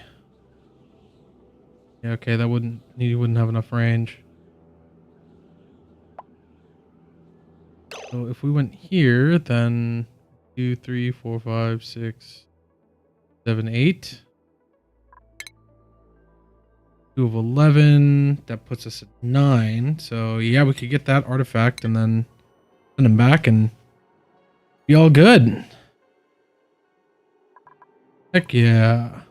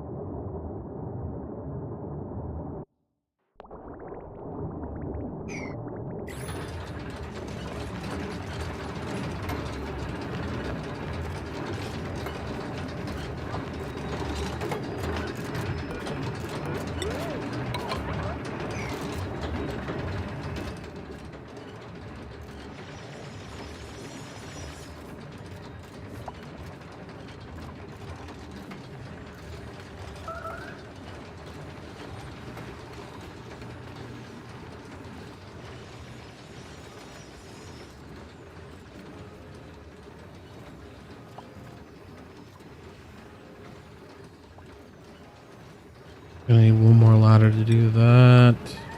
Ugh.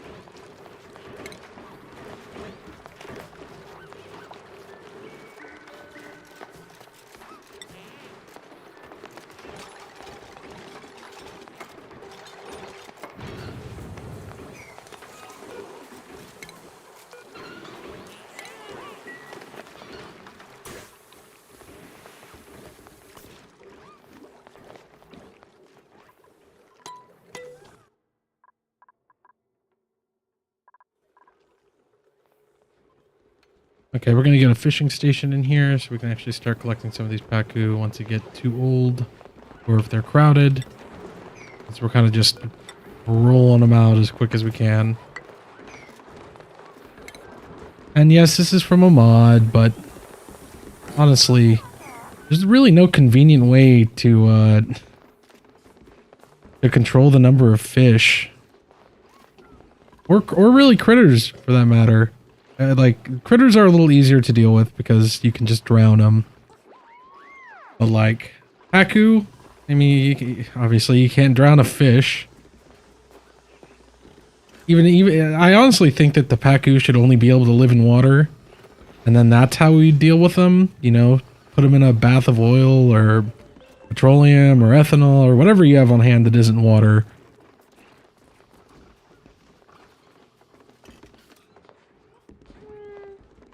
But unfortunately, that's not the world we live in.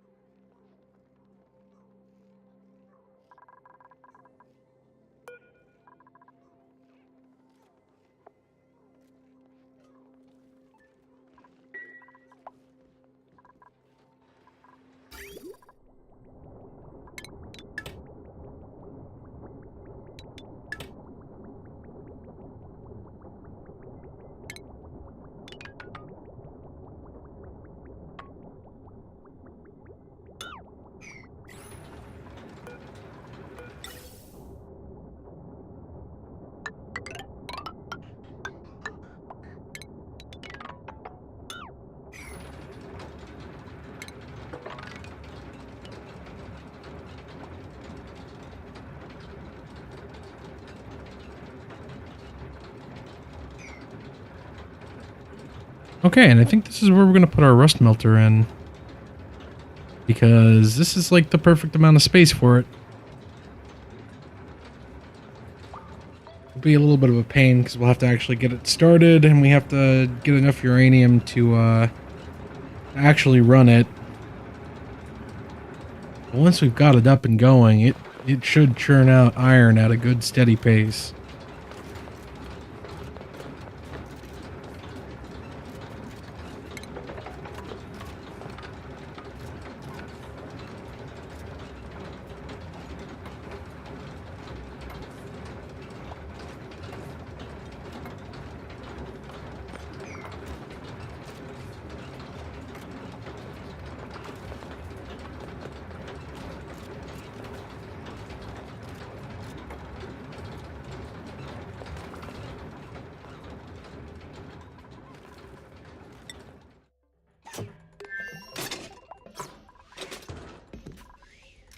What was that idleness warning?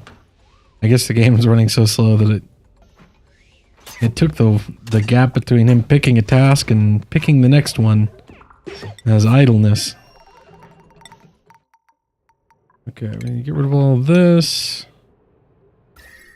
That's getting a little toasty right there.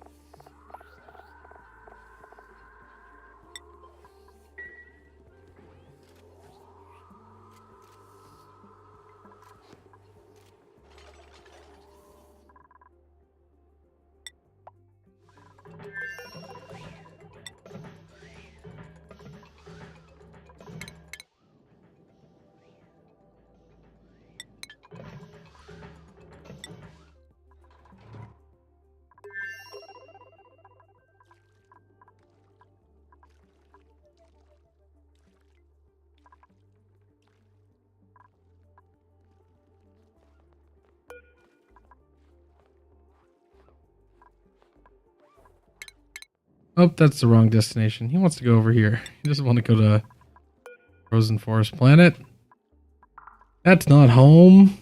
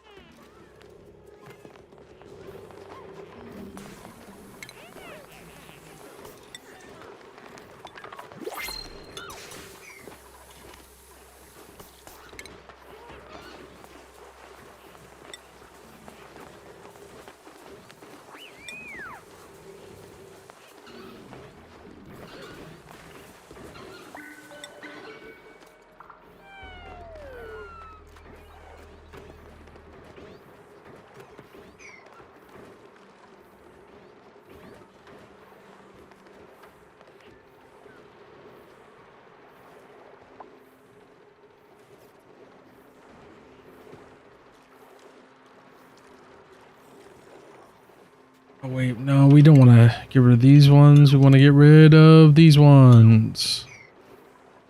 I think. Assuming that it doesn't care if the point of interest for this building is the middle, I'm pretty sure. So as long as that point of interest is in the right room, it should be fine.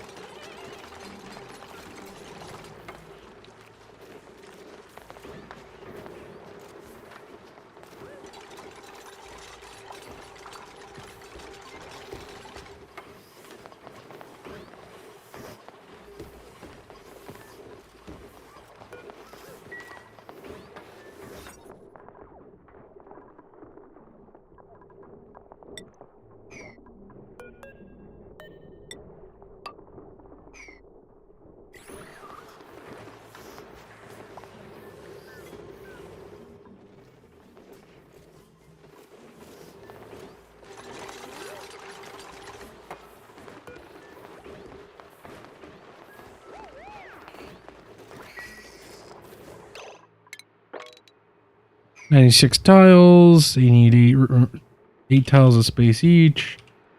12. Looking for 12.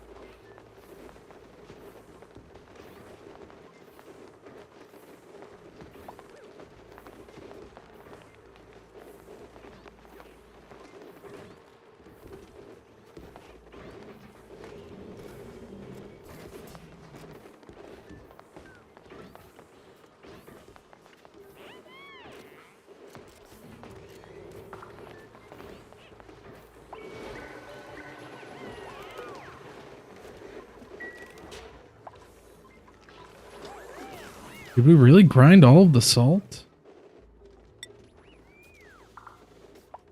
Oh yeah, we sure did. Huh. Okay, send over some more salt.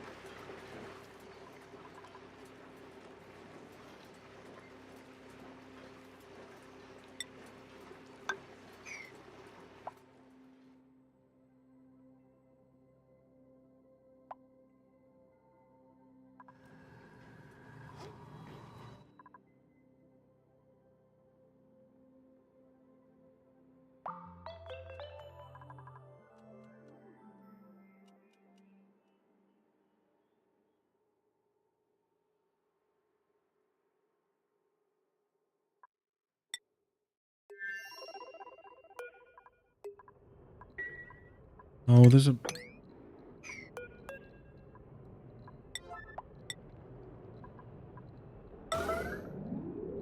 Any of you come do it.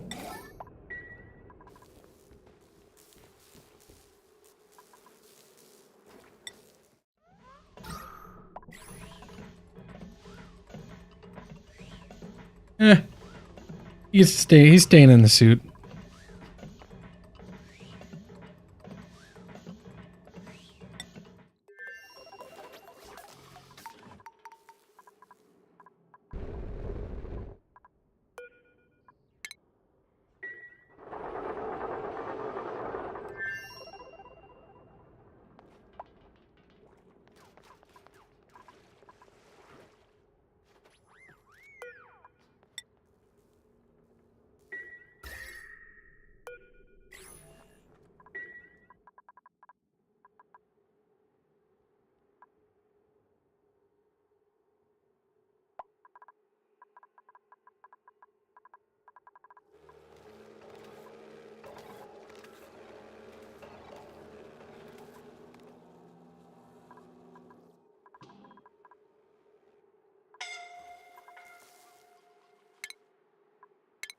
Excuse me? Steve, where is Steve? Oh.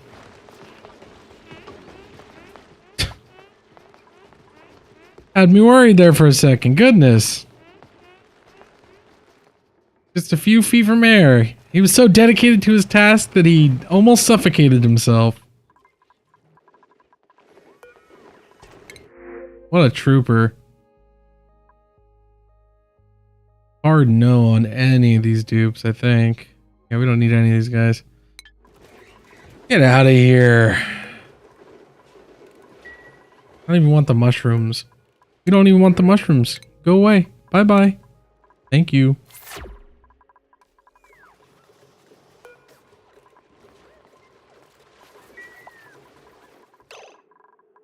I need to turn this off of salt. Guess we ground all the salt up. Does that mean that we just have a ton of table salt? 3,351 grams. I think a table needs like...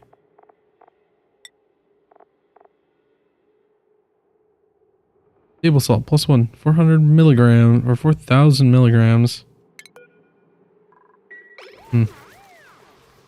Interesting.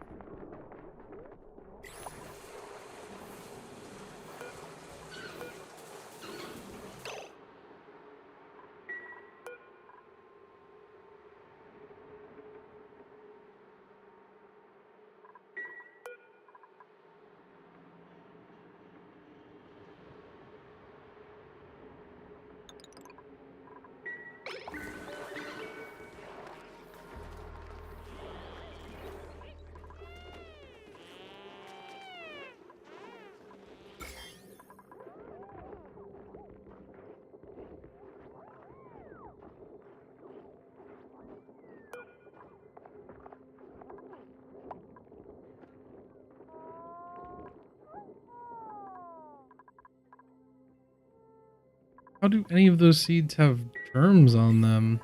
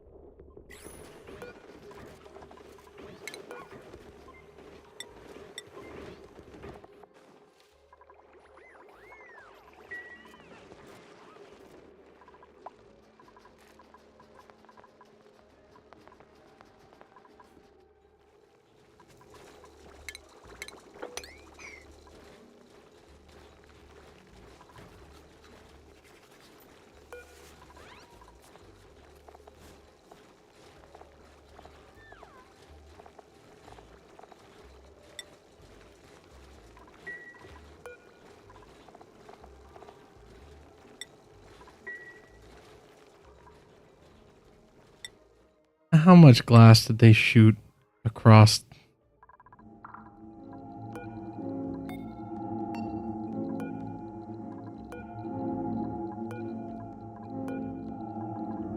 What the hell? I guess that must have been from all the sand that melted on the rocket pads. Hey. That's done.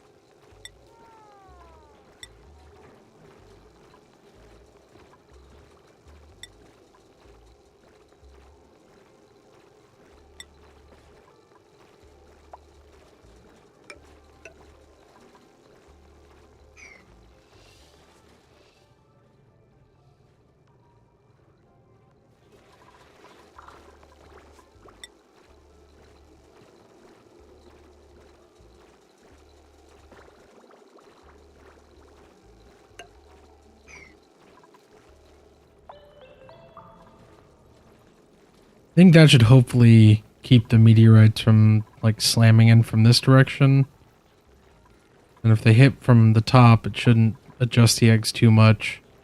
Because I'd like to get that Shinebug reactor back up.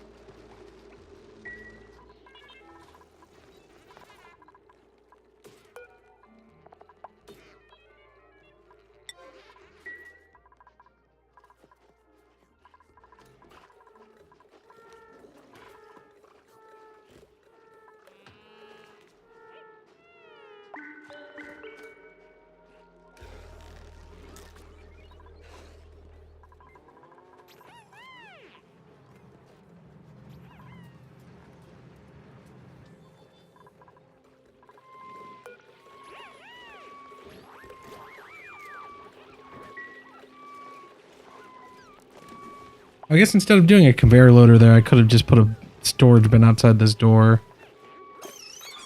Oh well, you live and you learn.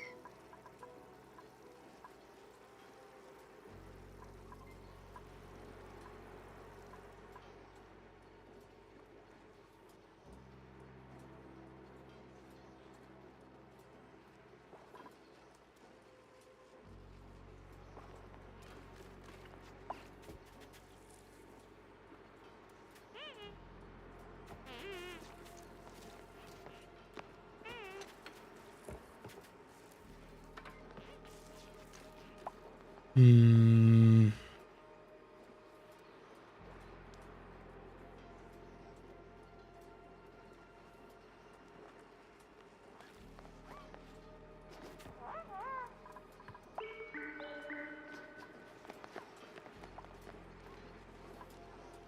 Oh, they got rid of the ladders first. Damn it. Well, oh well, oh well, oh well. We need to sweep all of this stuff off the ground, and so we can clear up the space to build in. Because this is the rough shape that we'll need.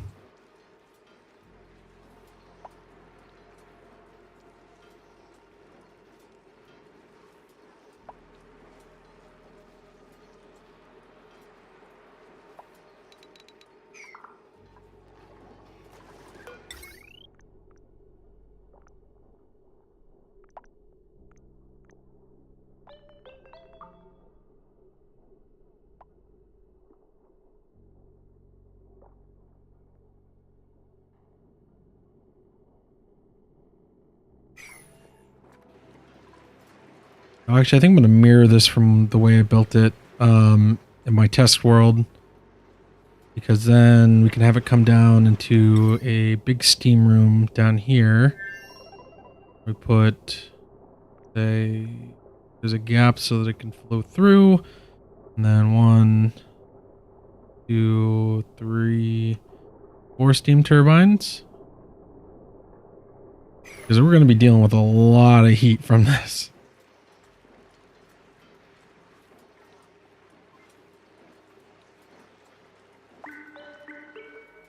Alternatively, we could always... I wouldn't want to, but we could always break into this into this steam room and expand it a little bit. And this could pull double duty. Well, except we'd have to put in a whole new cooling loop. And that would be kind of a little bit of a pain in the rear, and I don't really want to deal with that.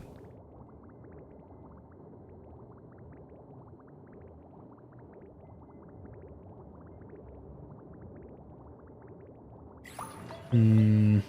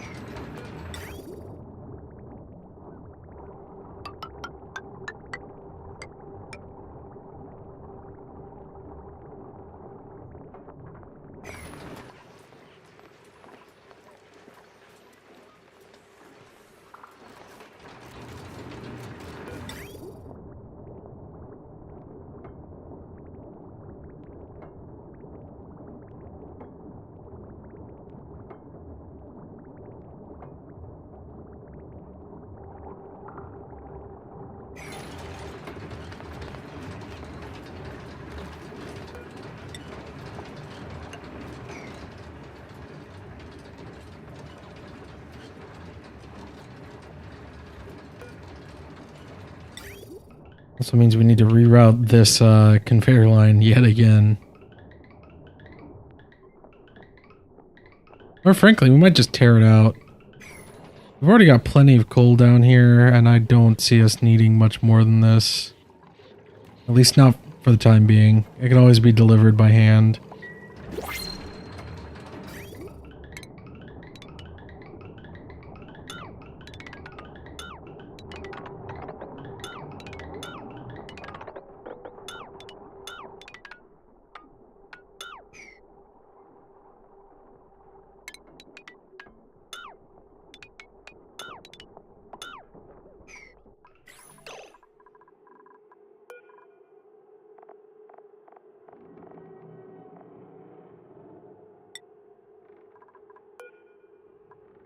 Actually, no, those eggshells can go. What we don't want them doing is sending any more coal down this way. Actually, it doesn't look like they do.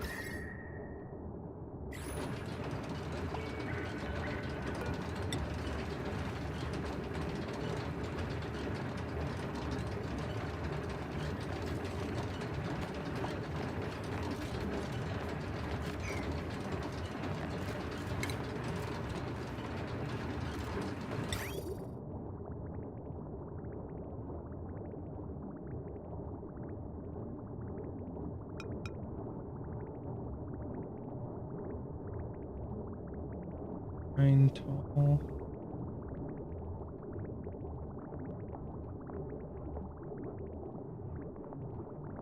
An 8 and 9 tall. So then this would be about where the auto sweeper will be. And then right. Oh, and these need to be made out of steel. If these are not made out of steel, they might melt.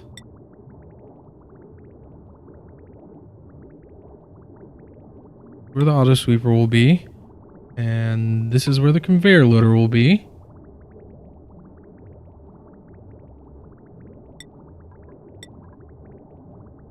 Those are rotated around the wrong way.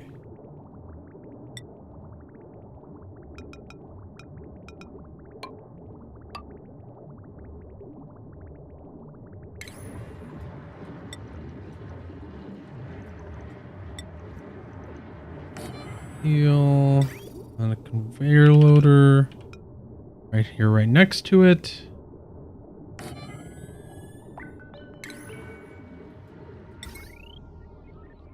These will get powered from a single conductive wire line, and we definitely want to use steel.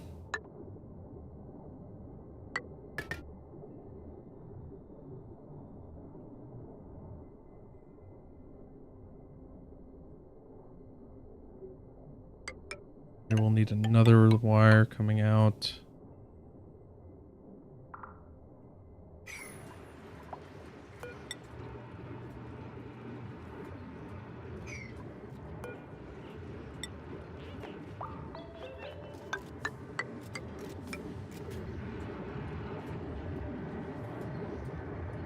Four, 5, 6, 7. Including this corner. 3, 4, 5, 6, 7.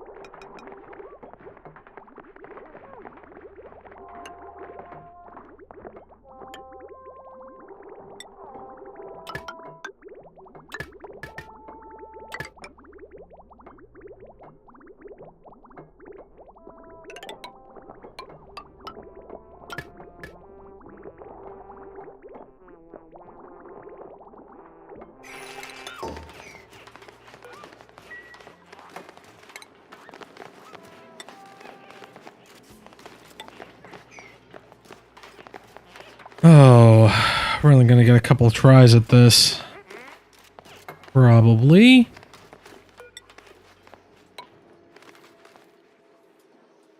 Oh, use up all of our ceramic. These pipes don't need to be made out of ceramic. These pipes can be made out of anything. Pipes, igneous rock is fine.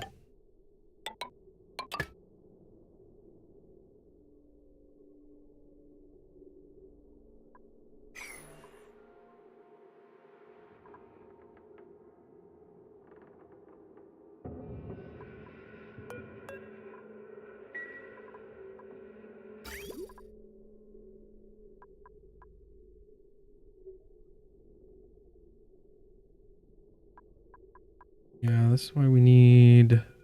This bridge can't be here.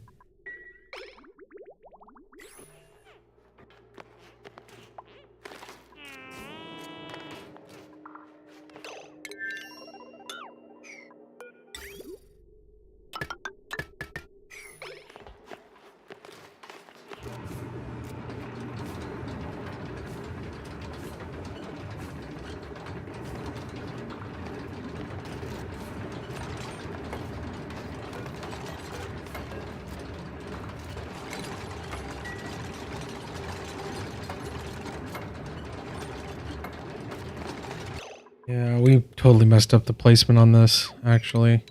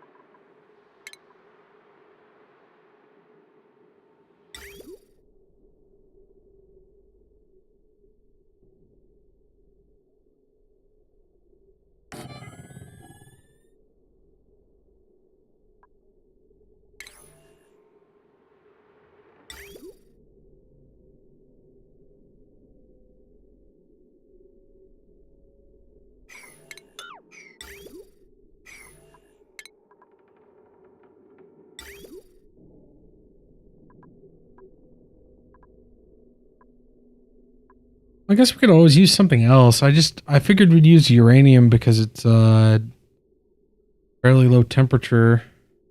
We wouldn't have to worry about maintaining that heat, but maybe we use something else. Oh, I don't know. I don't know. Gold wouldn't be bad. Aluminum would actually be pretty good too.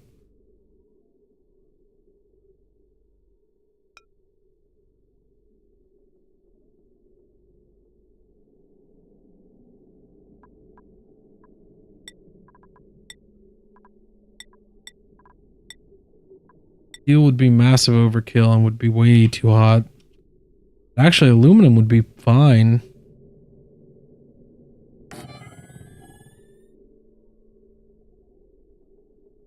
Just a question of if we can run enough liquid through it to heat it up.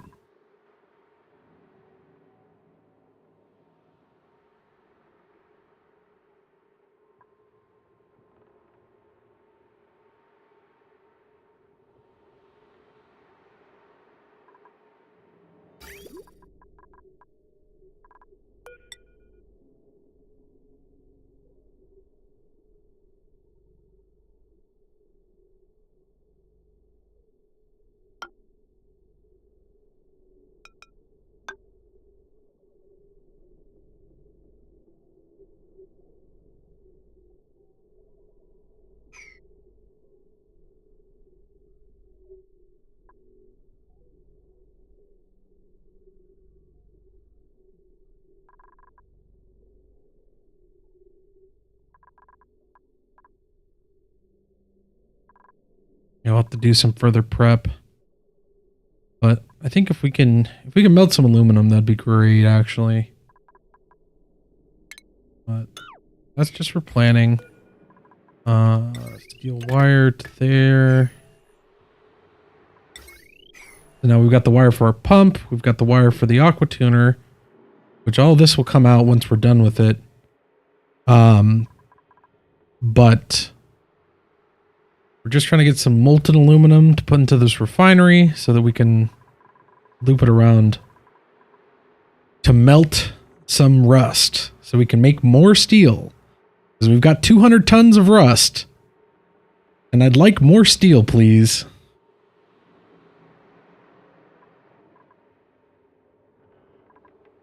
Well, we've got our crude here for our little blah block. Probably should do something a little more reliable, but it should work.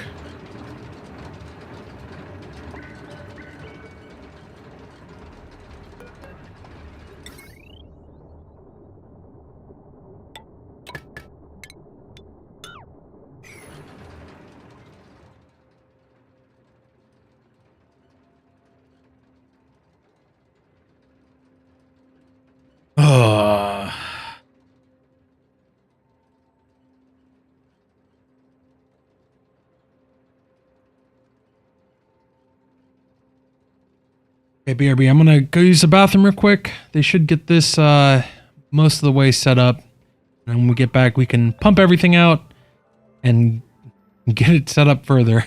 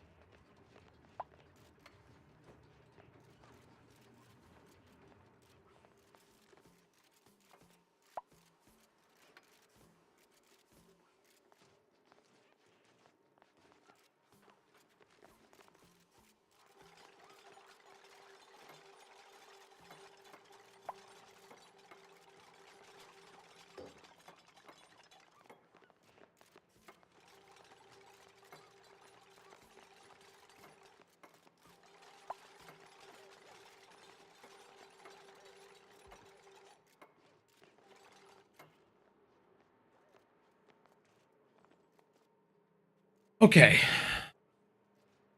Yeah, it looks like they got most of the setup done. Oh, Travaldo.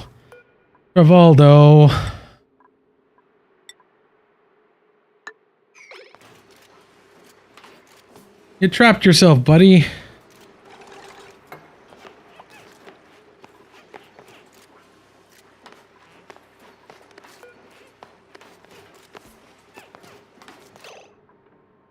And don't sweep this one. We're going to move this one into place up here. Oh.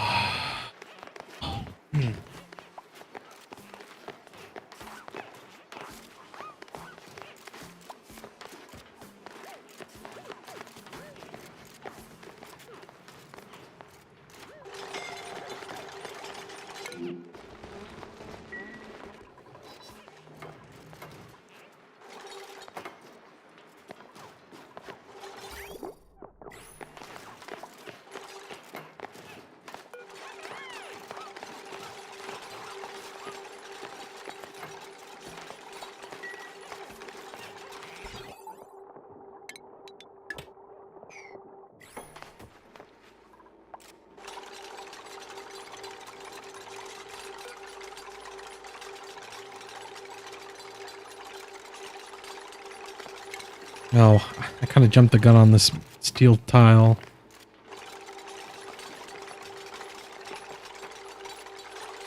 Oh wait, no I didn't. Gotta give him ladders to get across.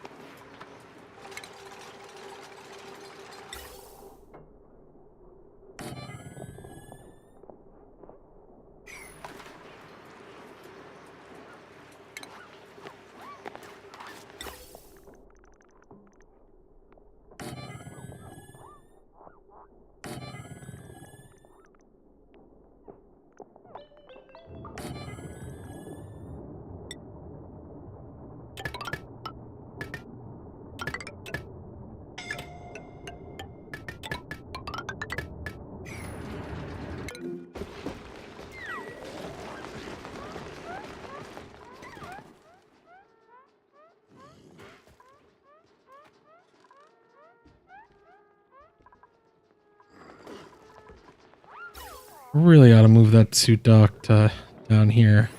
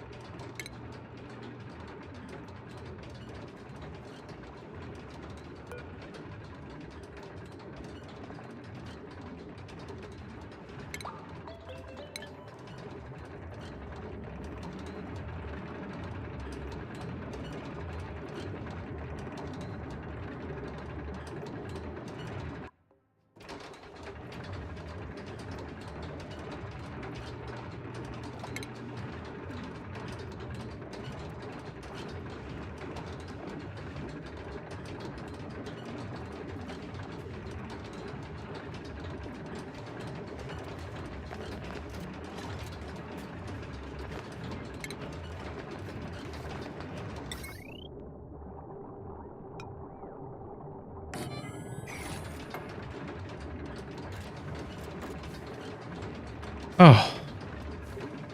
Goodness.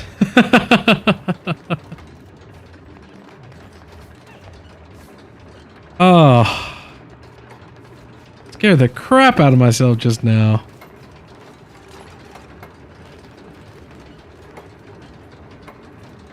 I've Yelp stream up on the other screen, and just out of nowhere an ad started playing, and it scared the crap out of me. Oh my goodness.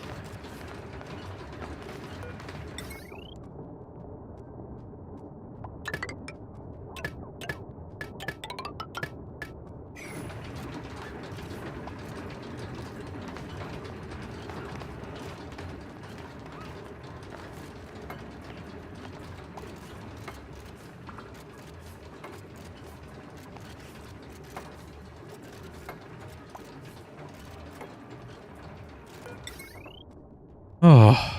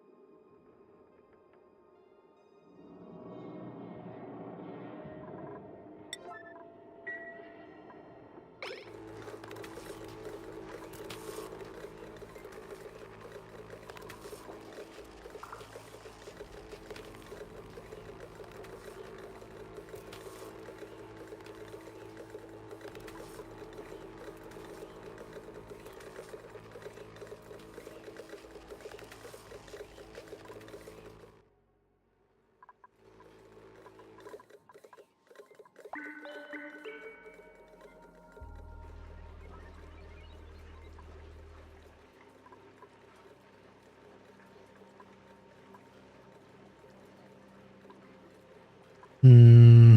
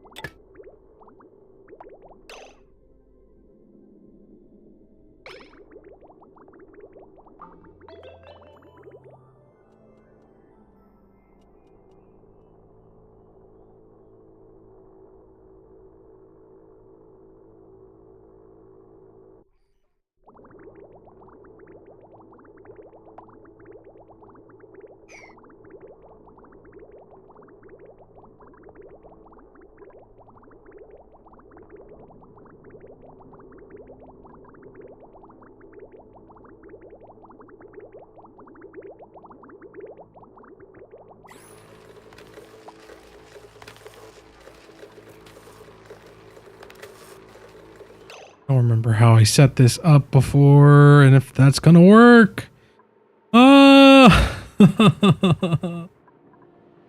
Okay, let's look. I took a couple screenshots of the overlays, but apparently the pipe overlay wasn't one of them.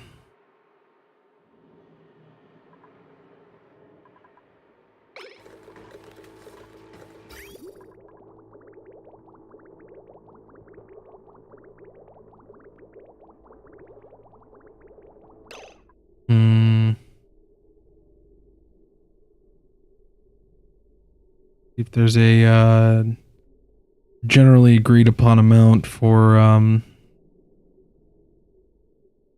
deferred pumping or whatever the community actually calls it. Indirect pumping.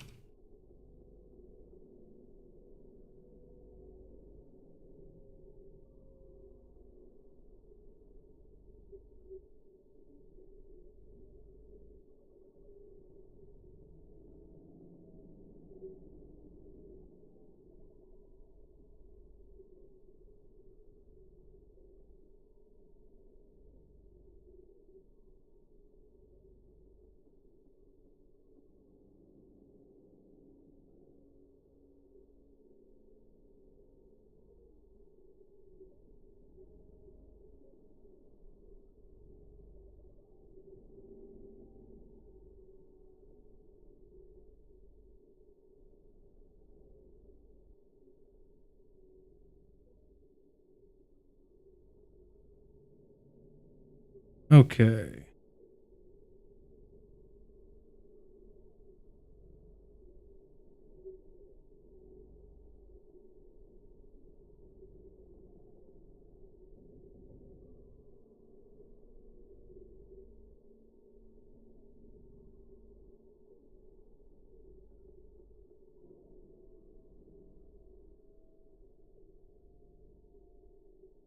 Okay. That should be fine. That should be fine. 3,000 grams. That should be fine. We'll deconstruct this pump. Wait for this to finish vacuuming out. We can build the rest of the structure.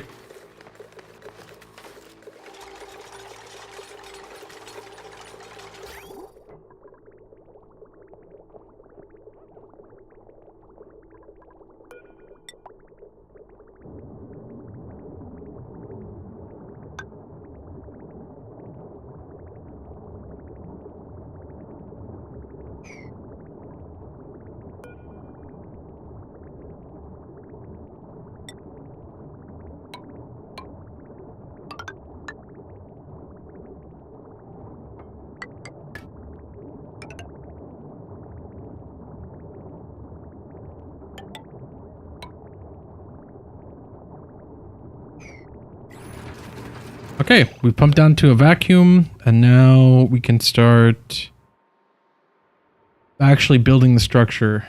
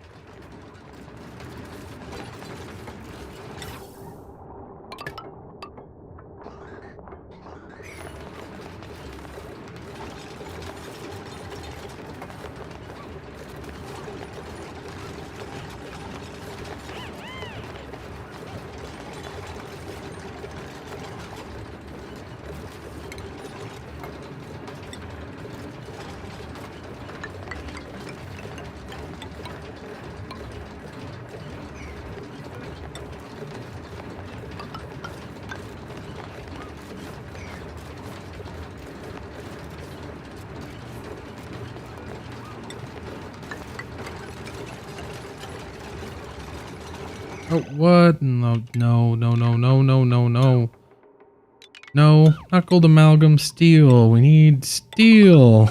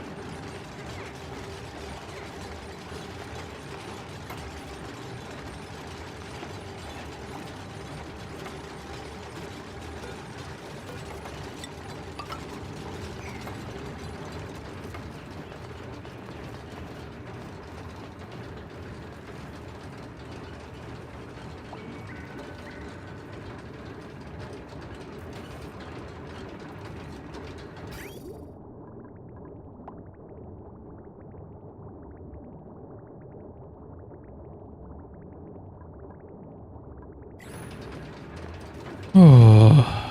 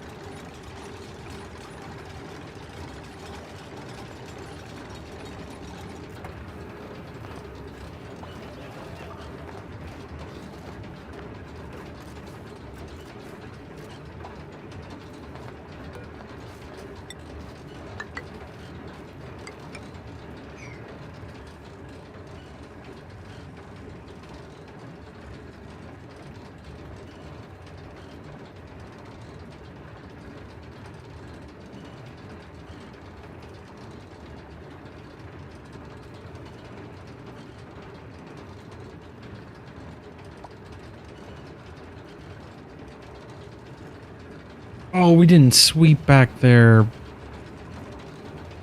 No. Pushed a bunch of stuff into there.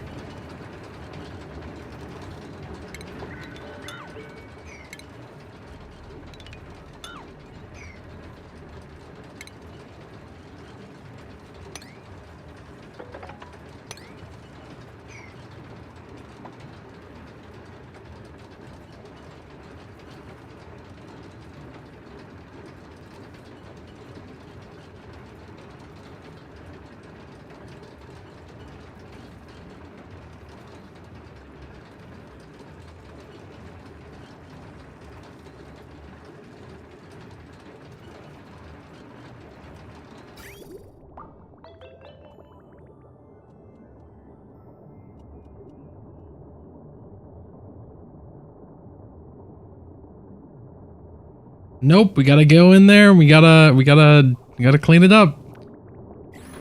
And this is the one time that I'm willing to be anal about that, because I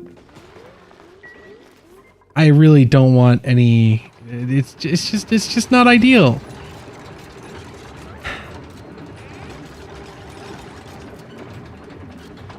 In this one instance, I absolutely agree. I absolutely agree. I will scream if I see any debris in here. Oh. This was so easy to build in Sandbox, and actually having to have dupes do it is a nightmare.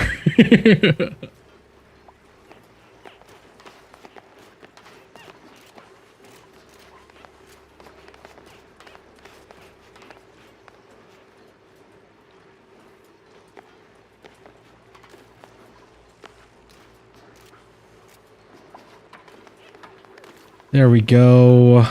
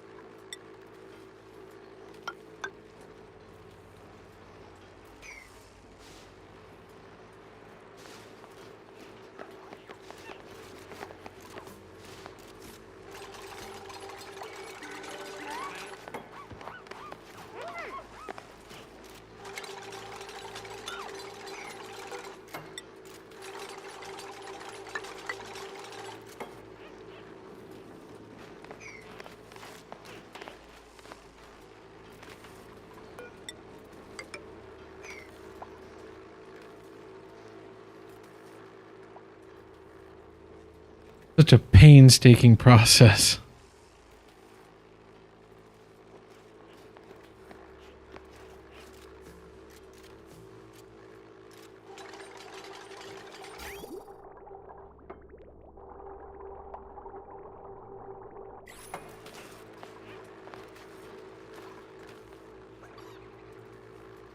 But yeah, I made this design in Sandbox, just using all pre-space materials because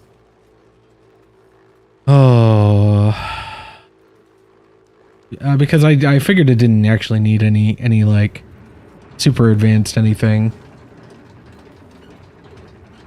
We'll cool the conveyor loader and the auto arm with just polluted water, and I just realized we didn't remove the ladders. We didn't remove the ladders.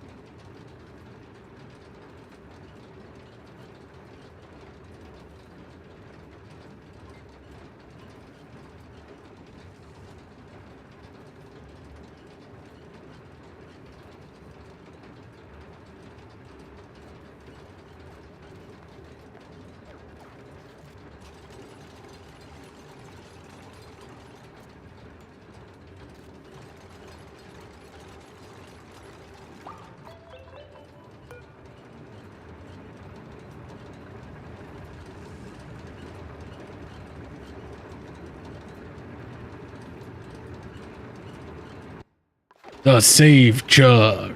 There we go. Get rid of those ladders. Oh, come on, Devin. Devin, no.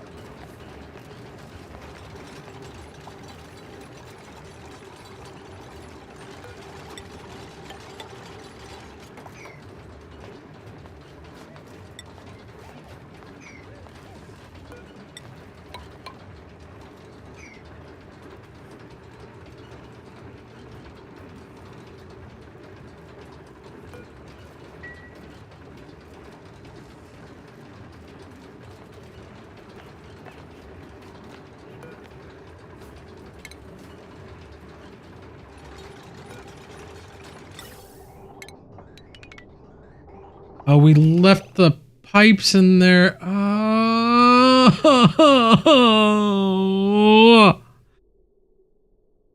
Oh.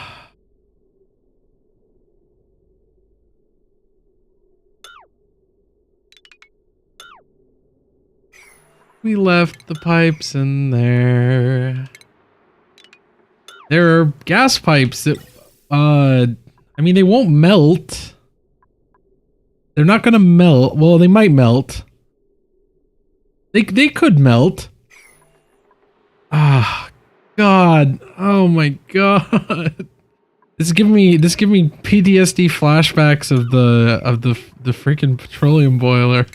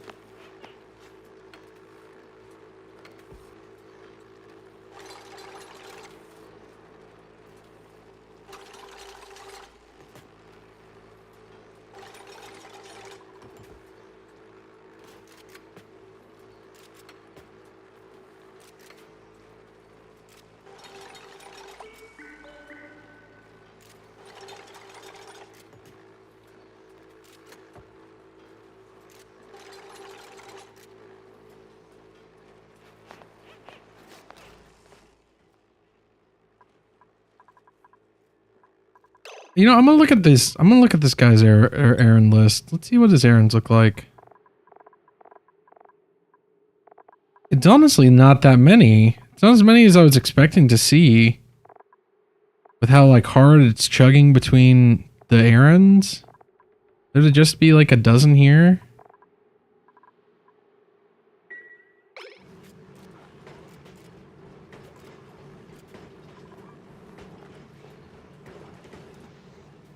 I guess it's also doing like reachability checks and all that.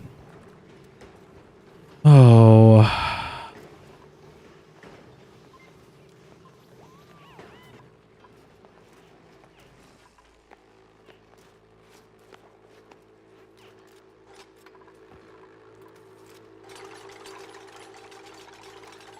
And actually, we don't need to get rid of this one. This one can stay. Then we can start building it back. And actually, I think, yeah, those are good too. We don't need to get rid of these ones. So now we can just start retiling it back in. And of course, the cycle rolls over.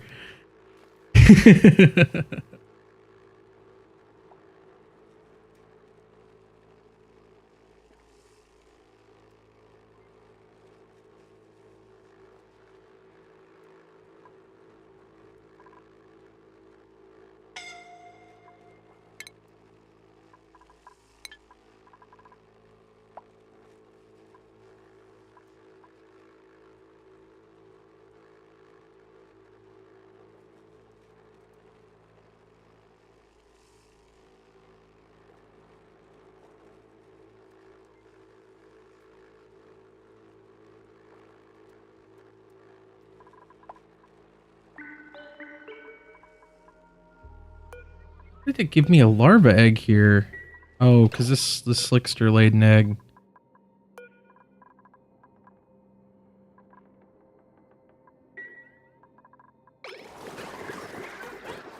That's the wrong type of egg, friend.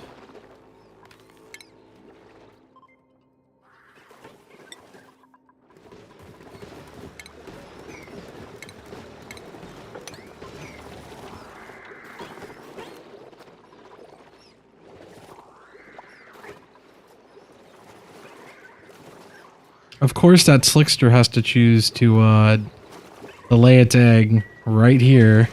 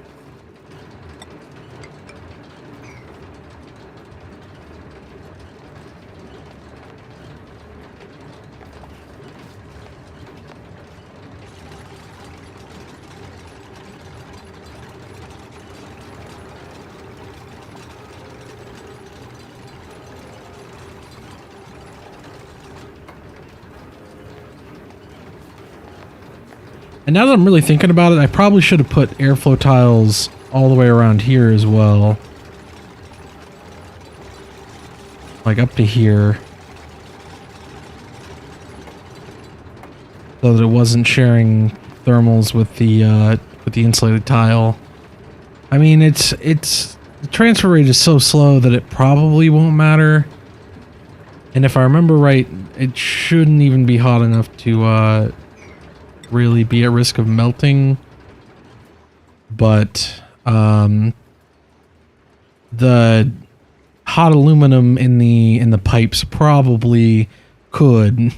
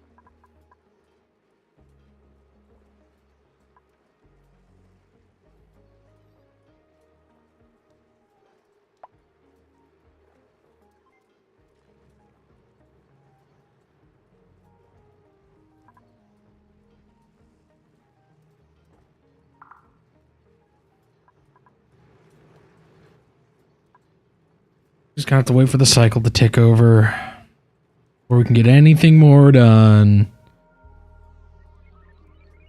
Because of course.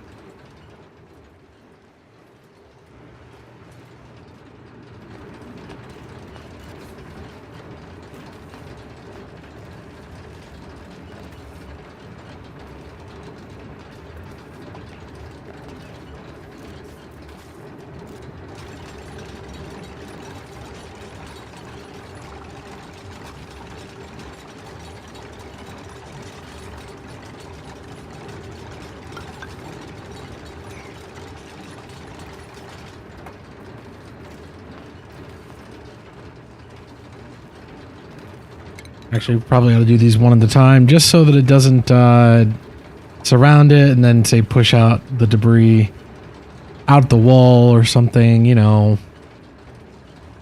Might as well play it safe. Might as well play it safe. Okay, now we can keep the last one, because it should push it out here to the right.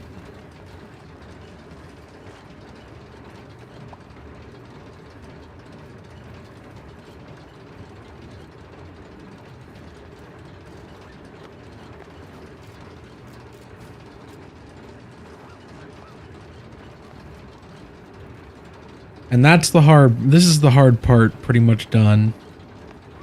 Well, this is 50% of the hard part done. And there we go.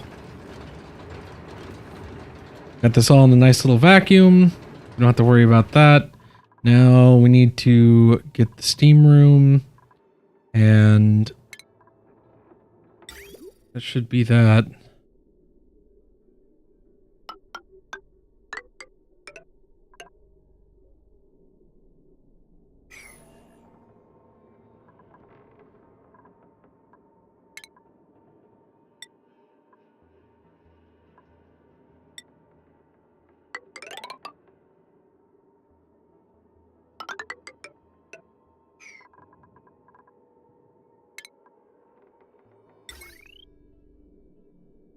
One, 2, 3, then 4 right here. Then grab our igneous rock.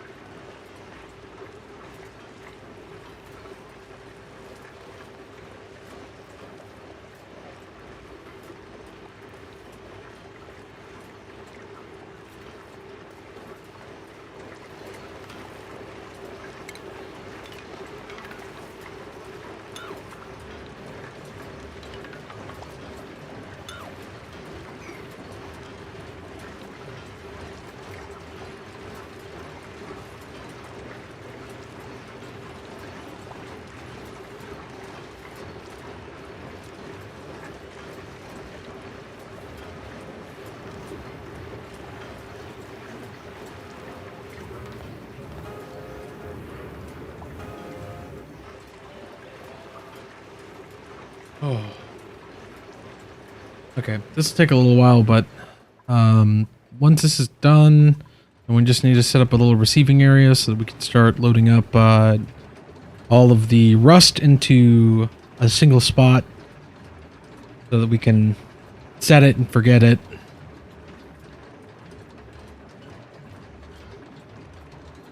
Because I'm thinking do a little platform right here. We'll just we'll have them just sweep all the rust down to this location, and then we'll use auto sweeper, conveyor loader.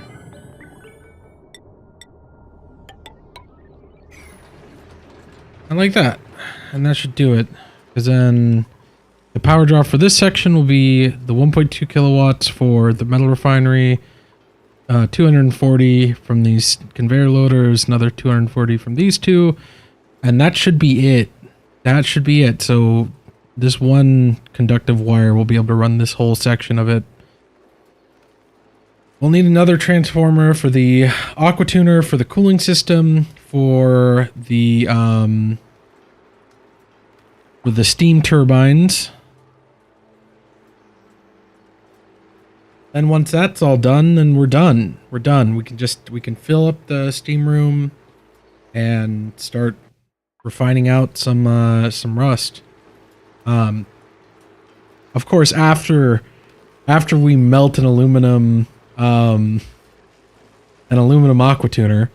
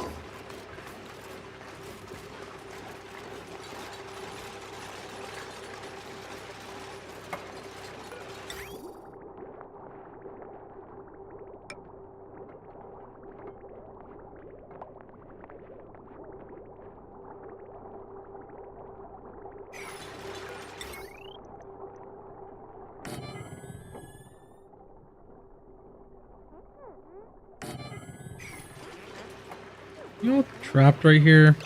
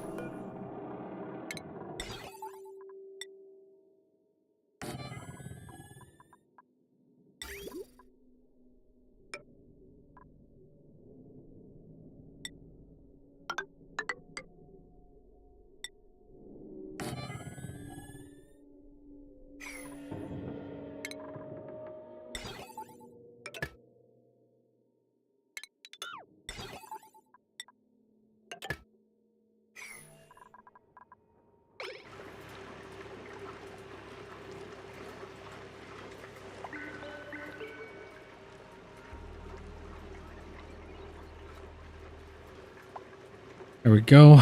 Then we'll just get the metal blocks in. Gotta get a couple of drains up here.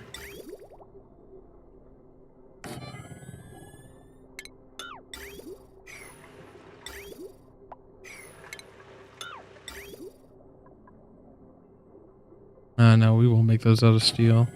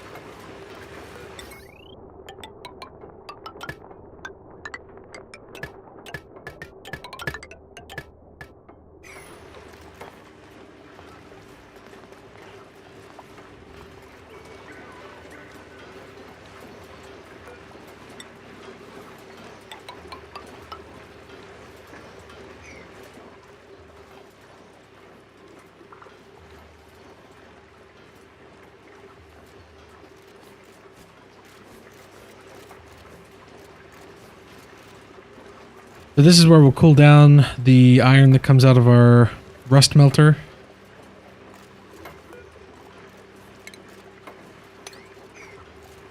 Assuming that everything goes to plan.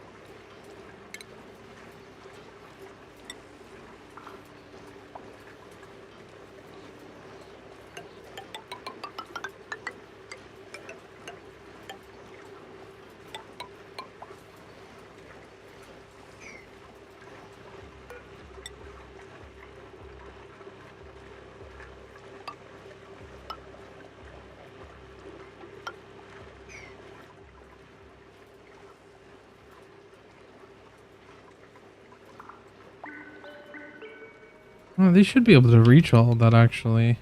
Need maybe a ladder there at most.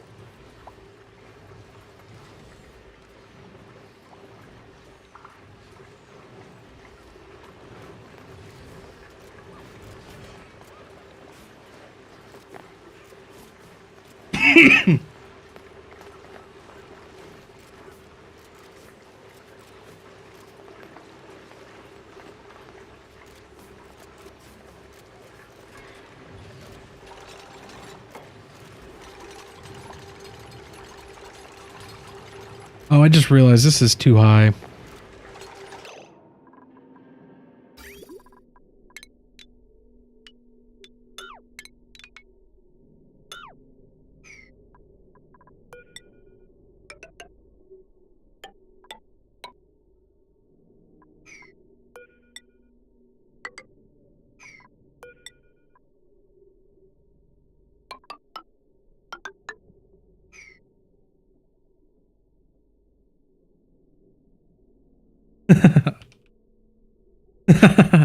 I just commented on Yelp stream, and he just asked if we're still going. Yep, just waiting for dupes to finish.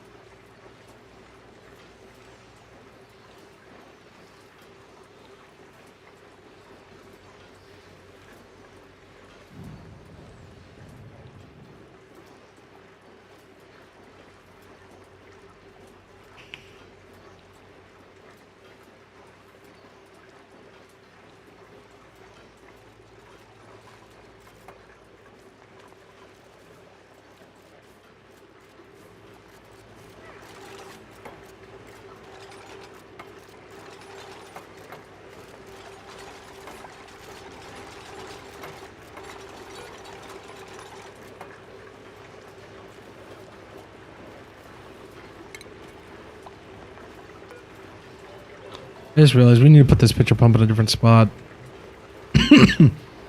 Like, well, ideally it would be somewhere over here. And then we'd leave a gap right here. Maybe I'll tear this out.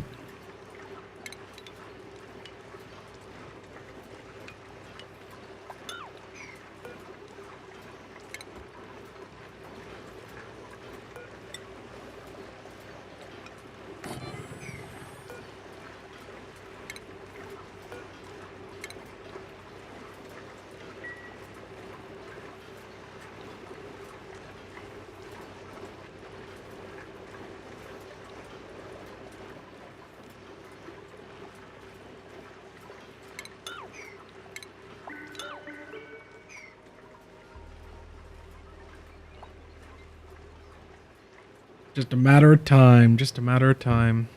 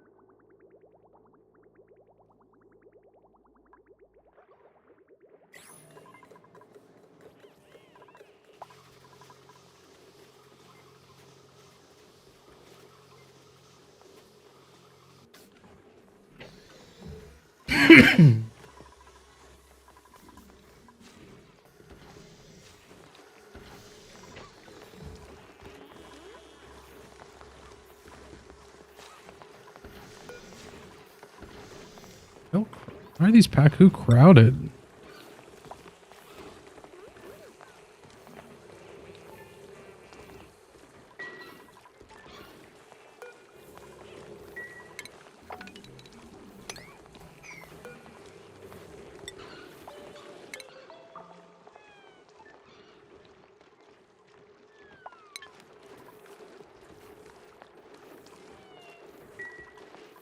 Oh, I guess it's 96 minus 1, so yeah, that's weird. That is weird.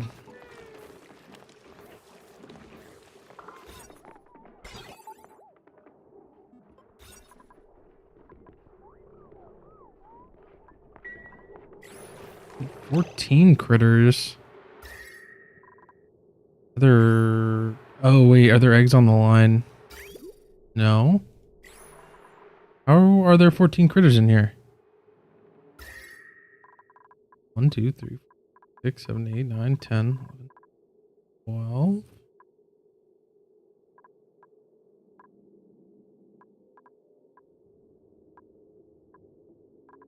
1, 2, 3, 4, 5, 6, 7, 8,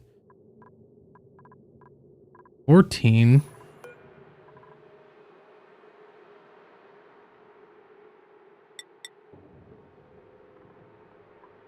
Why is this not counting them correctly?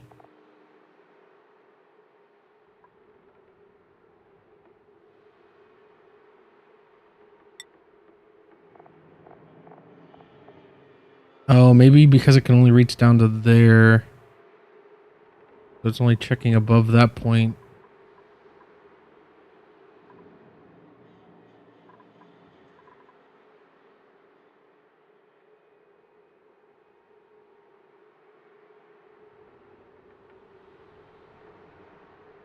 Screw it, let's just 9. Let's go 8. Oh, I can focus this. Oh, it's just taking so long.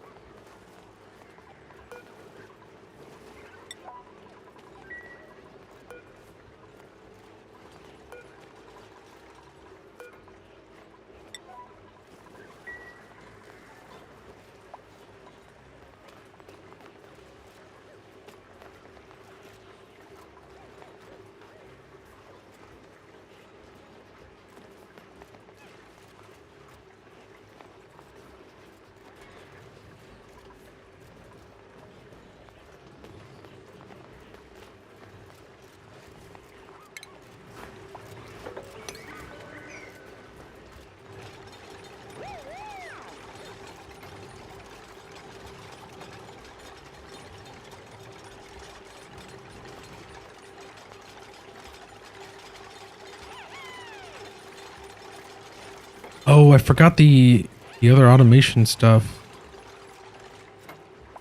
I think we can still slip that in. It's not that big of a deal.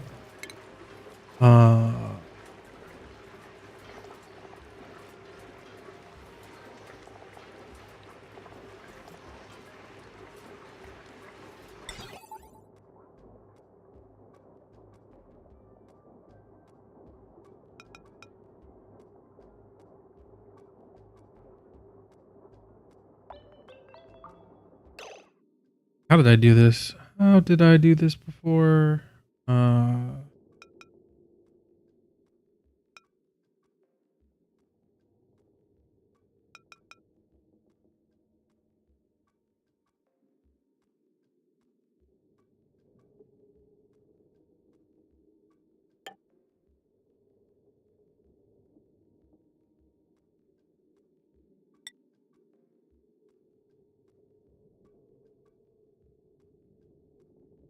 I think I took a screenshot of the automation overlay, so let me look and see.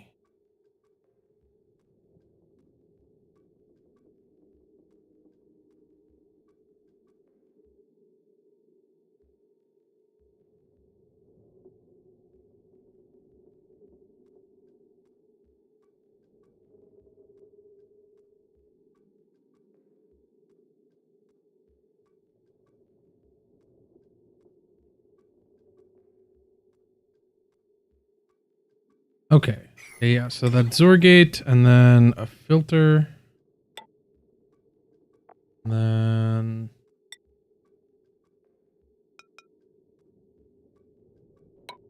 not.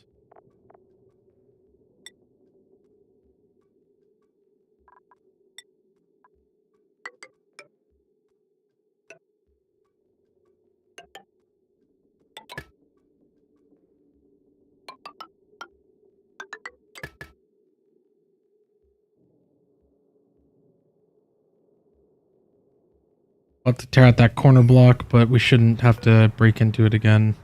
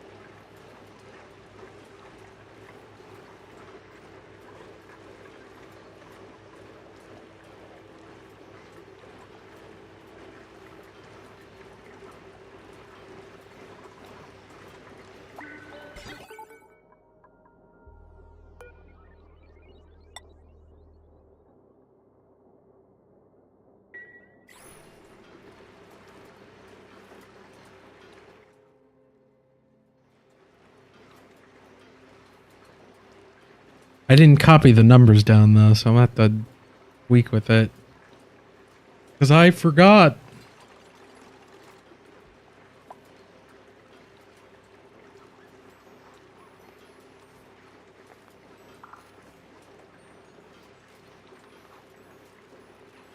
Oh, please don't make that out of lead. Please don't make my Zorgate out of lead.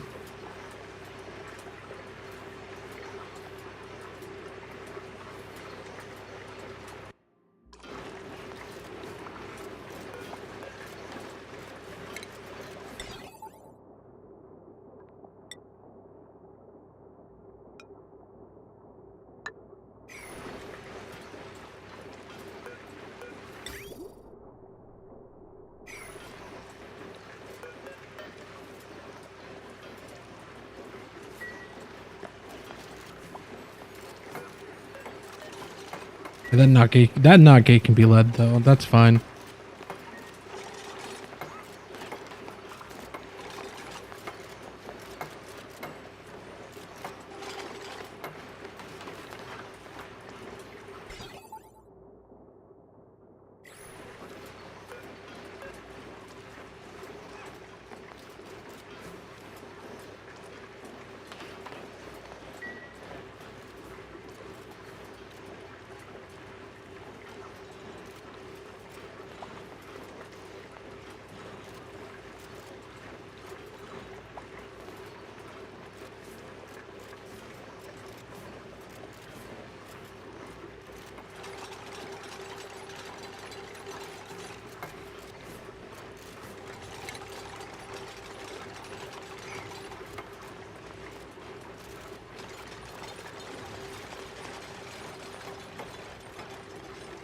I don't care if they leave that abyssalite behind.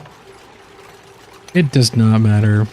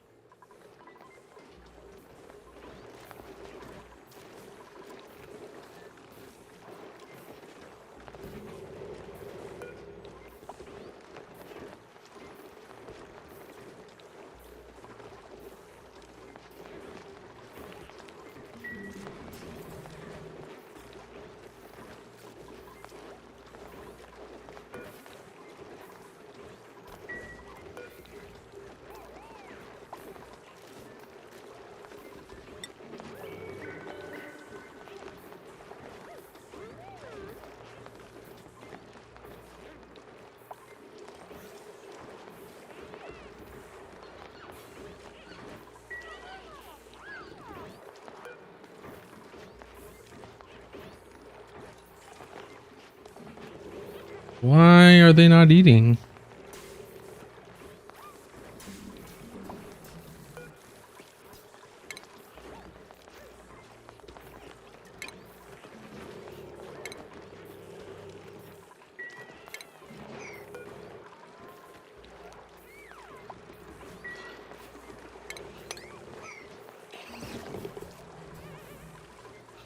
Well, there it goes.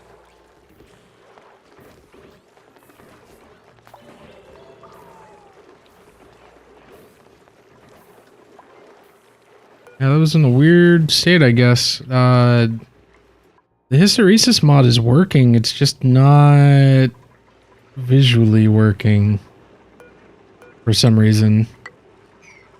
Well, probably because they changed the way the panels work.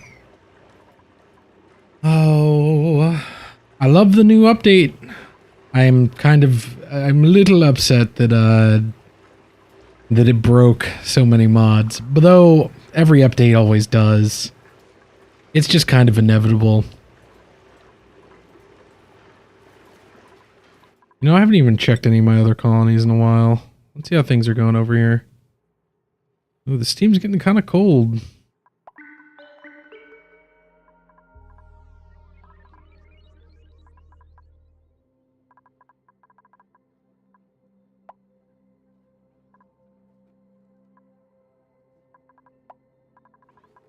Oh, we haven't even picked a pod in so long.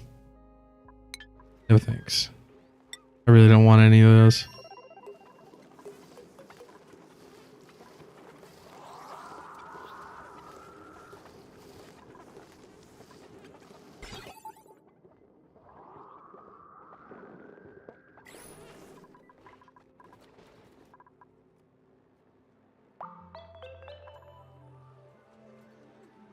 Yeah, it's fine. It's fine.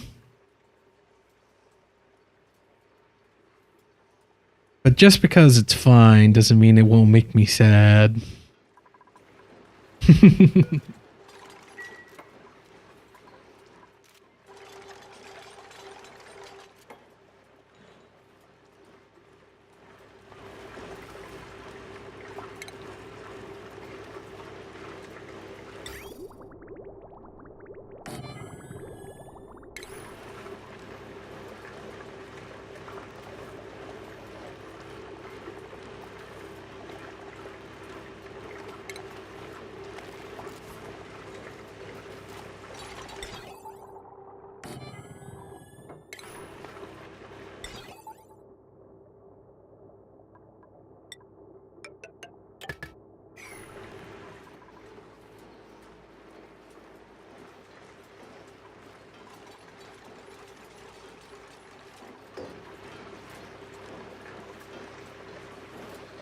So what refinements can we do that produce the most heat? Since we don't have any iron to make steel. I mean, I guess we could make some iron just to like kickstart the process. Hmm.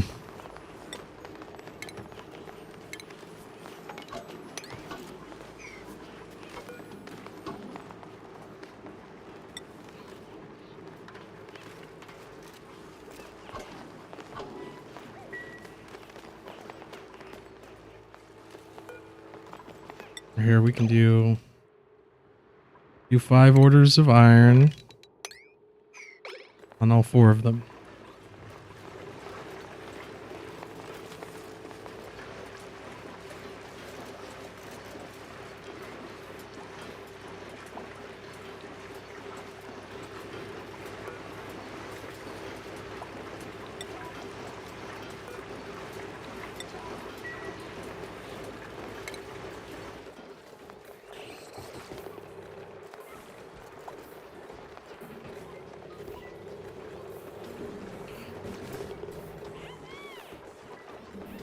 Consumable ore, where are you at? Here it is.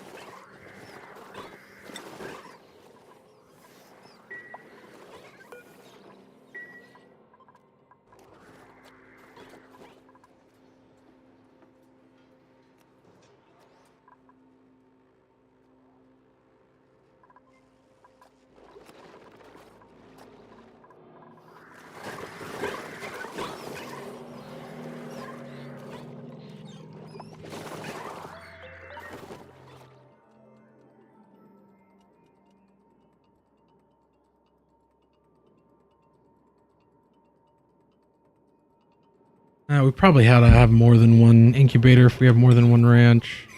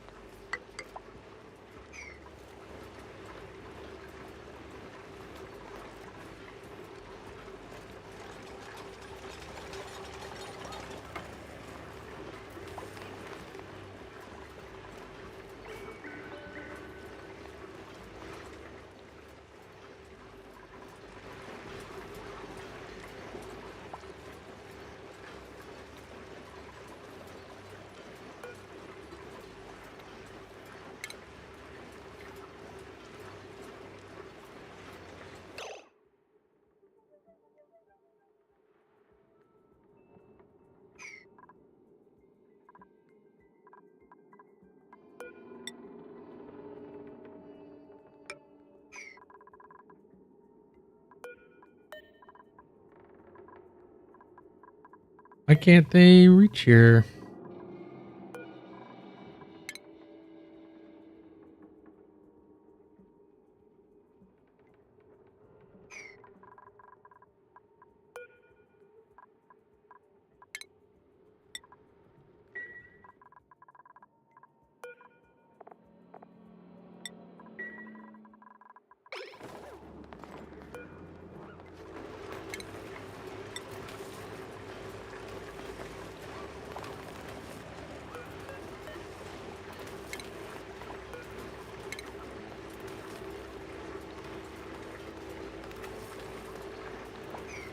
Honestly, that's not even enough petroleum to really do anything with.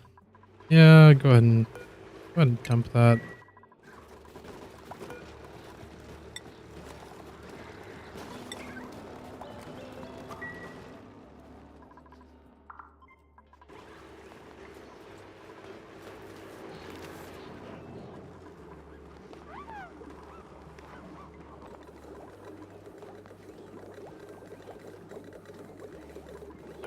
They already do all that.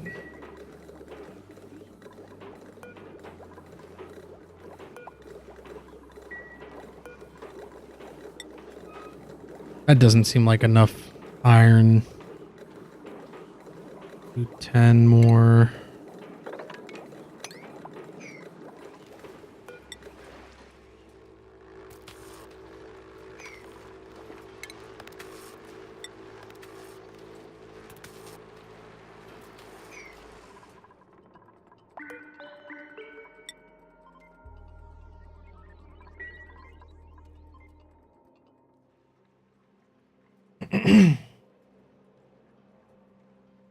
Flooding. Oh, yeah.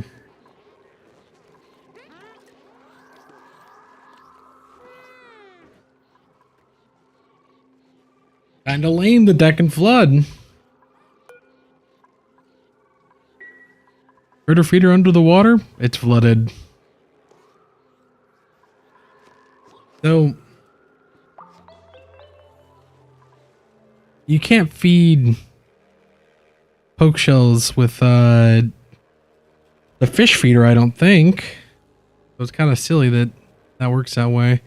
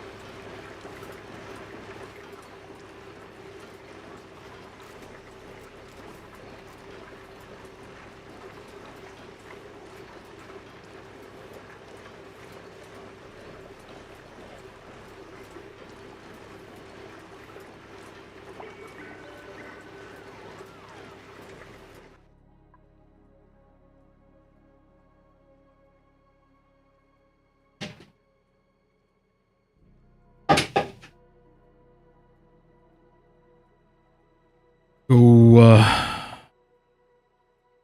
they'll get that oil in there, and then we'll fill it up the rest of the way with water, and then that should be good. We'll fill the coolant loop with polluted water from the nearby pipe.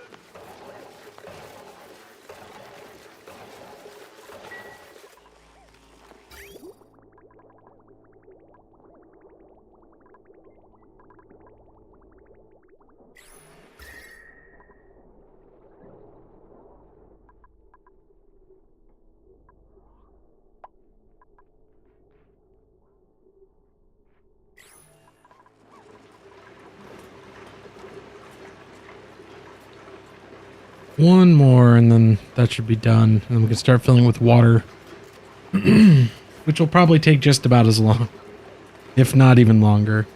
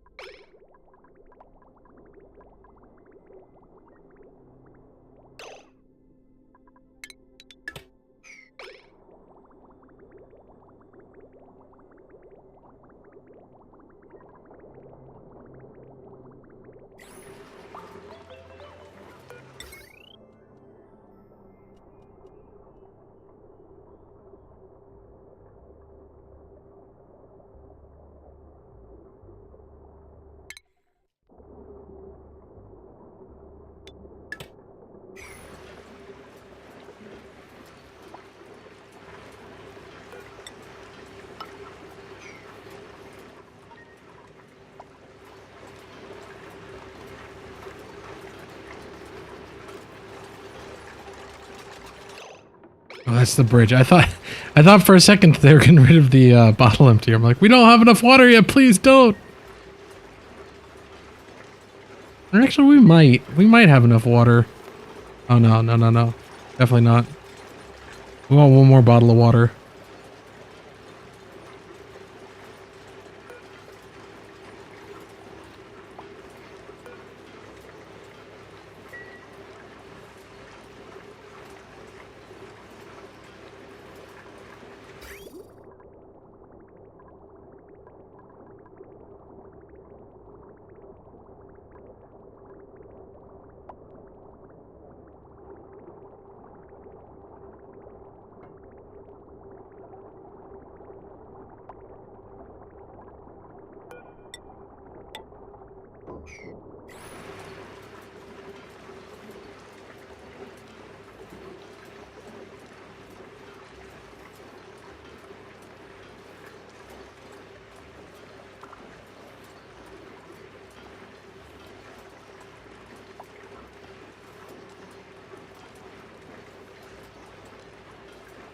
Okay, I think that should be enough water.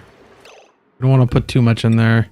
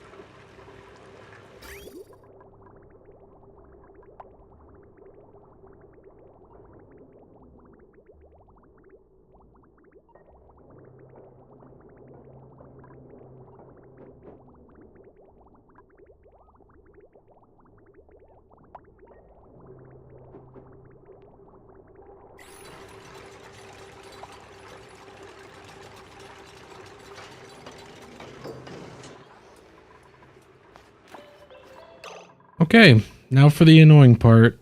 No, well, now for the potentially annoying part. Oh.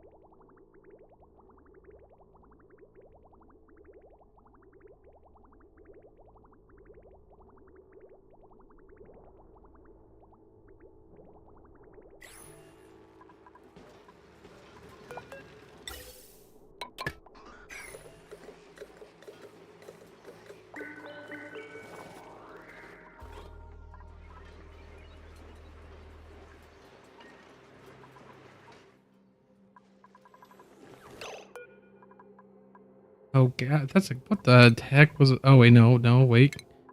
Wait, I had the right thing. I had the right thing. We're looking for consumable ore. Rust. There we go.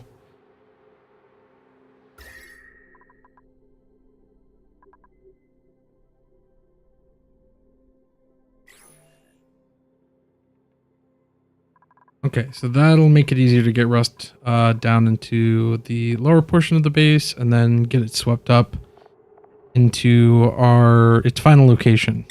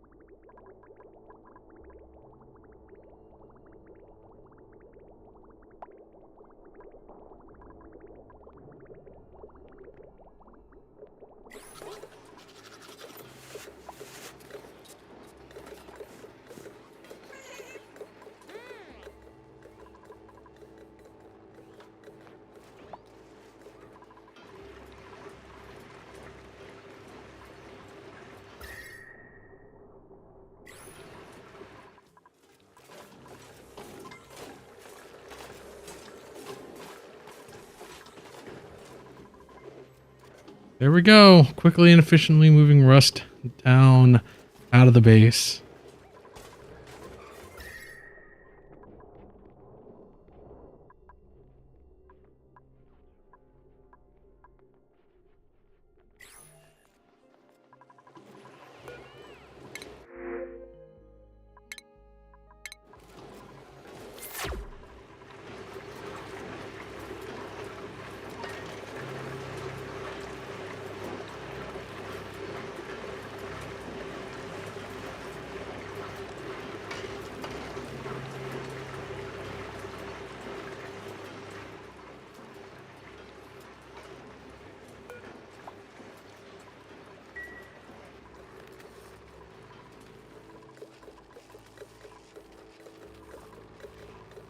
Okay.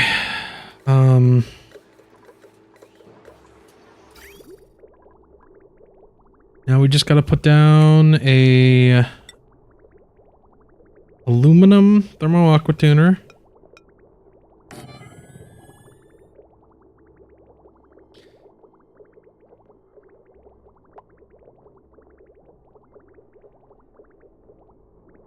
And if we fail here, then I might go ahead and get uranium instead, because uranium will be a little bit easier to deal with.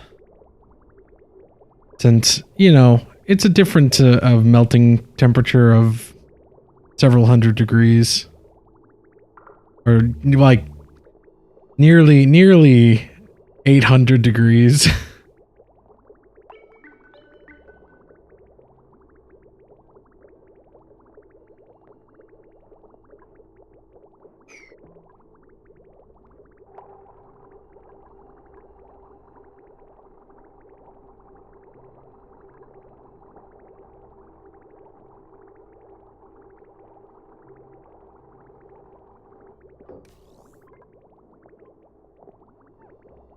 Okay. Oh, okay. Now we disconnect there. Pause. Connect here. Connect here. Leave that as a freestanding pipe section, and we let her rip.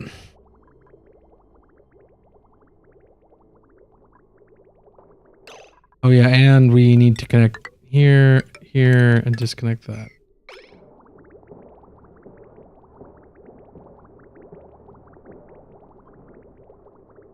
So hopefully 10 tons of water will be enough to melt this thing.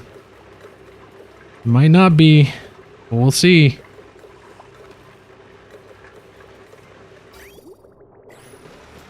And just in case it isn't,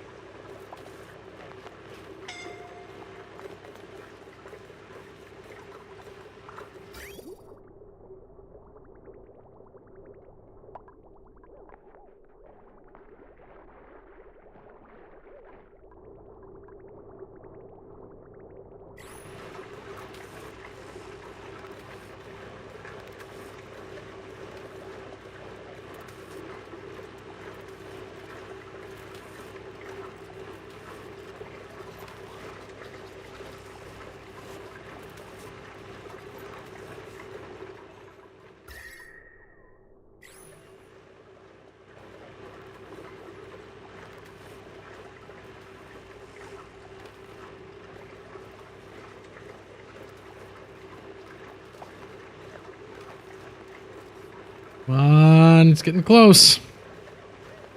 It's getting close.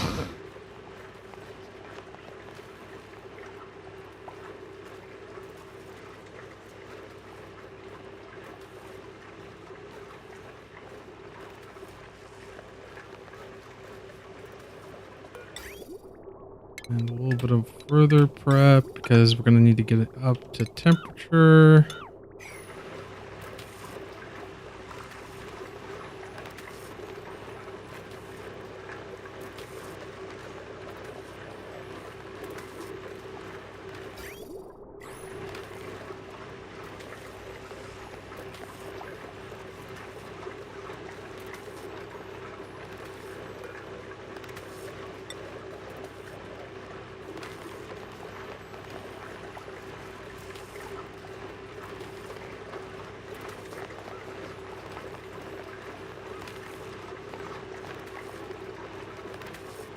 And it's melted.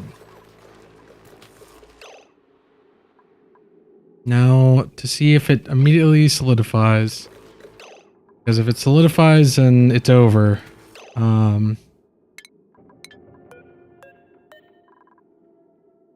Oh, it doesn't freeze until 660 degrees.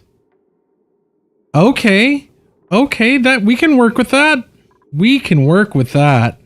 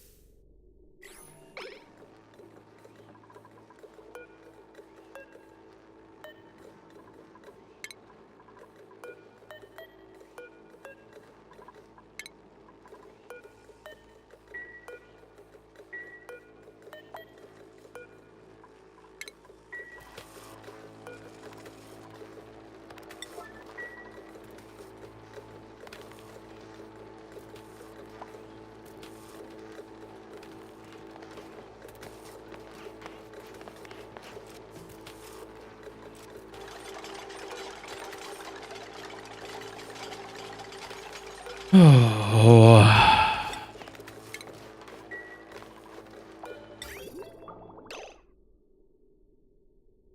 Hey, moment of truth. Actually, you know what? I am going to save here. I'm going to save here so that if we have to, we can save scum.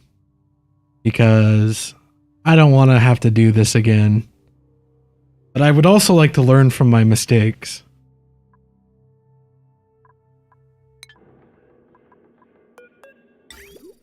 Okay, so now we activate the bead. Okay, that didn't work the way it was supposed to. That was way too much crude oil, I guess. And didn't grab any. Also, it's not flowing past. Are you not flowing past?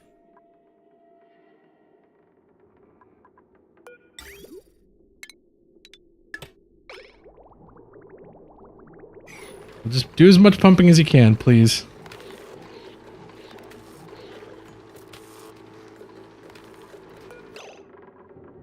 Disaster. We lost 81 kilos of aluminum.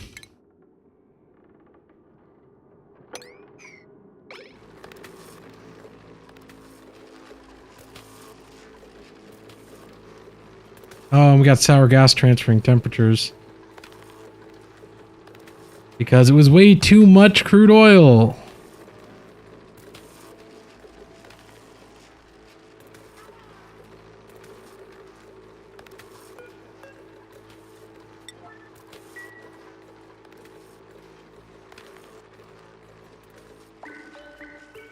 Oh.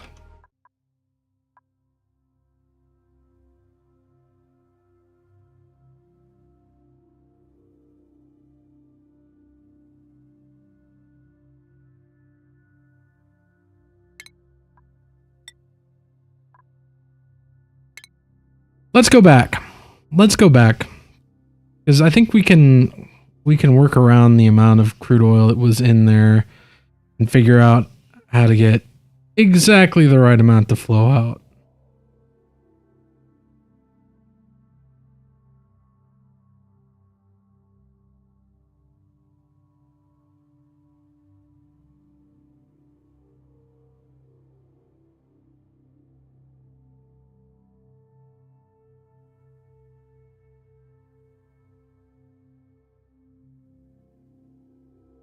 Because we basically want to tweak the valve until probably less than 30 grams would come out.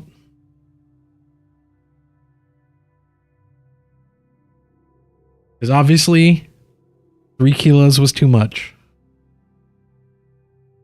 I'm sure there are a lot of people who could have told me that 3 kilos is probably way too much. But we live and we learn. We live and we learn.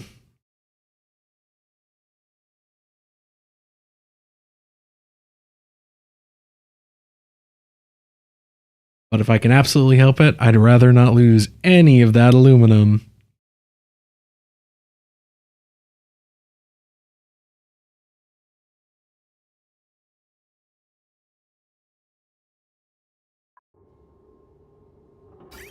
But I am slightly confused as to why it didn't... Oh, it's probably because of that. So we'll do that.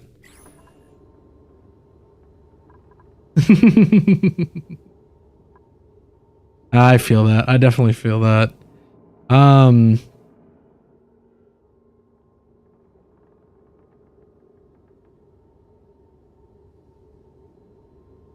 think 500 grams per second. If we up it to that, maybe that'll help. And actually, I need to go to the bathroom real quick. I'm gonna be right back, and then we will see what happens.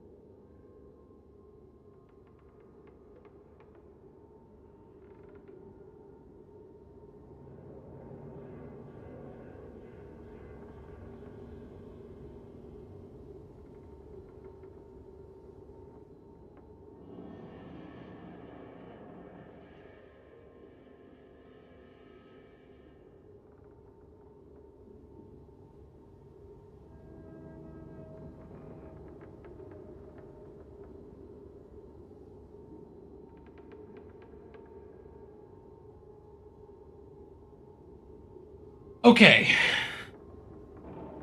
We're gonna tweak this flow rate until hopefully I mean basically we just want to see this blob at like probably less than probably less than 30 grams, I think.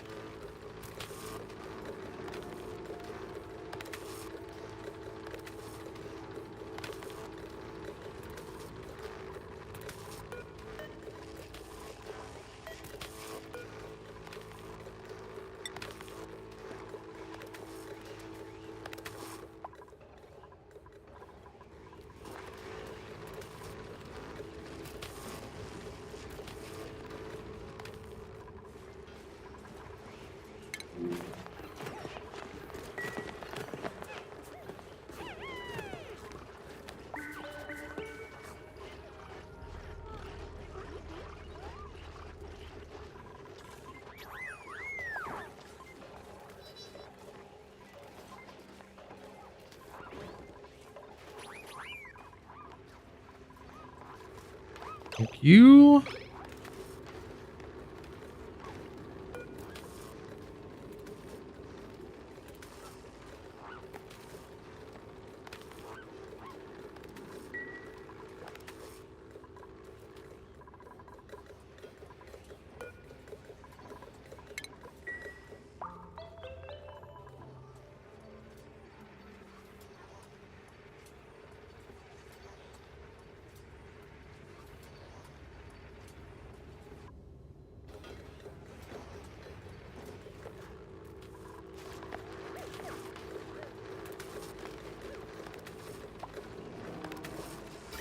Okay, so that's definitely too much. So let's try 1250.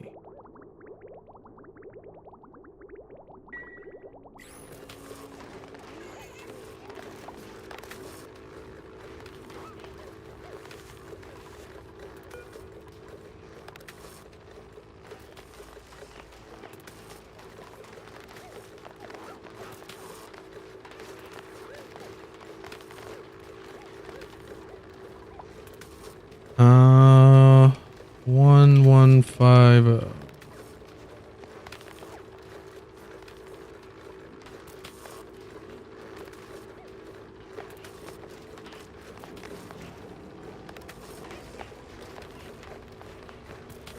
Okay. Do another manual save.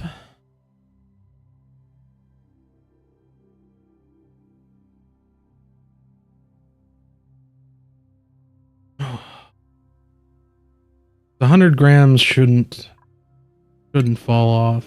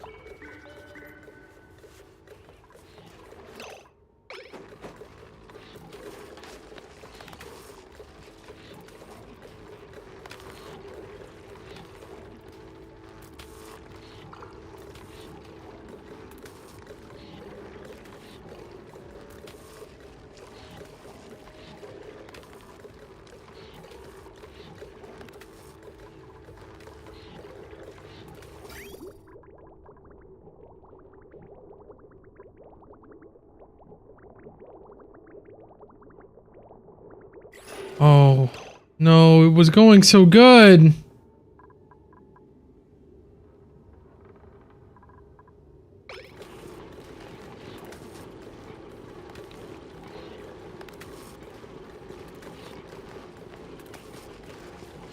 Okay, not total disaster. Not total disaster yet.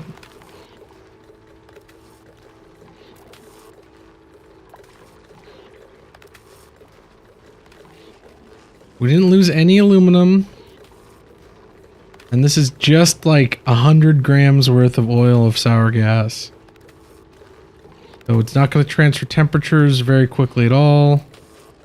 Though this pump is going to start taking heat damage soon.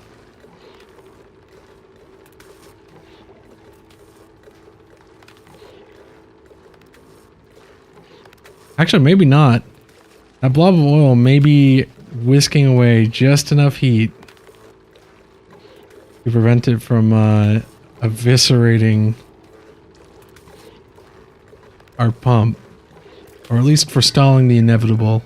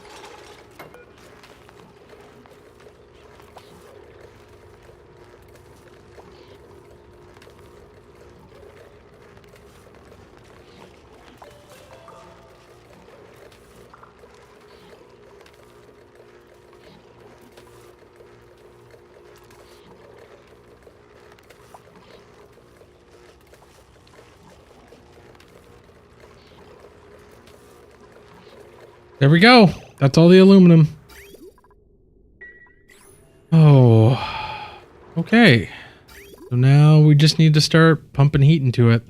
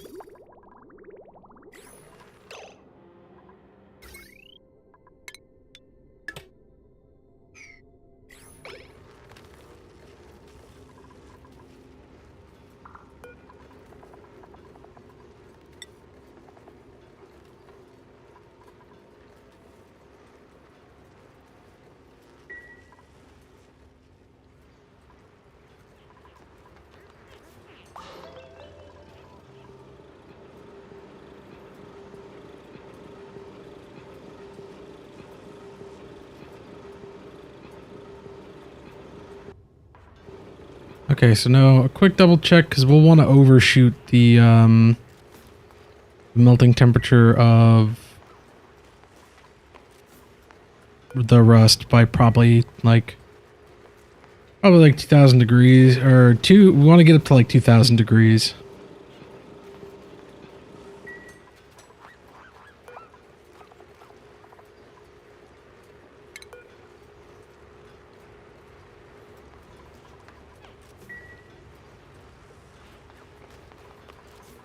Especially since we need to preheat the metal tiles.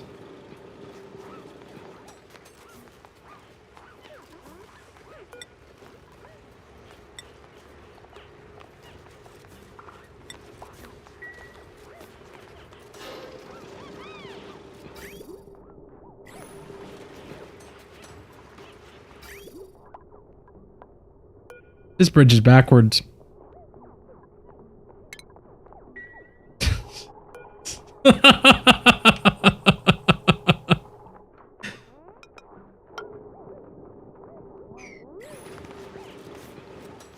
Oh, come on! Come on! Are you kidding me?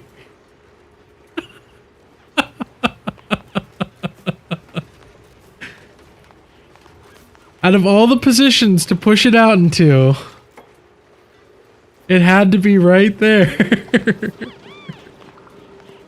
Oh.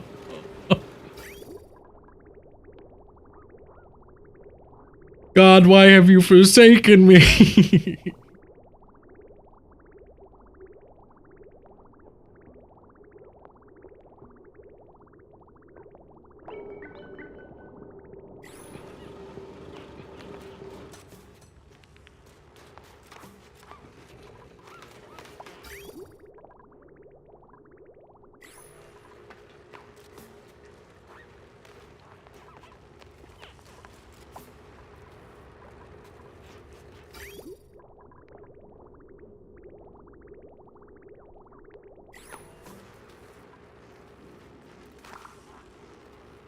We need to get like some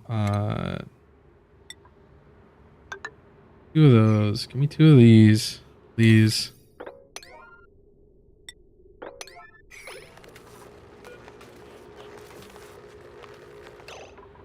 gonna put that on priority 0 briefly. No, don't fabricate. We just want it to sit in the refinery for a little bit. We just want it to sit in the refinery. And then,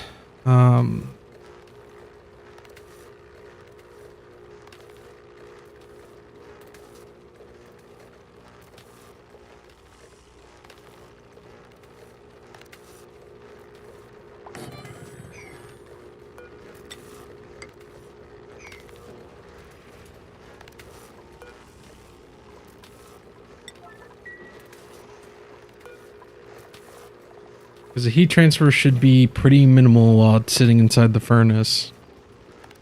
Actually, while it's in the furnace and while it's in this tank, it'll lose the least heat. And then as soon as it hits these pipes, it starts draining heat. So we want this Aran to be prepped so that it's not sitting in the pipes.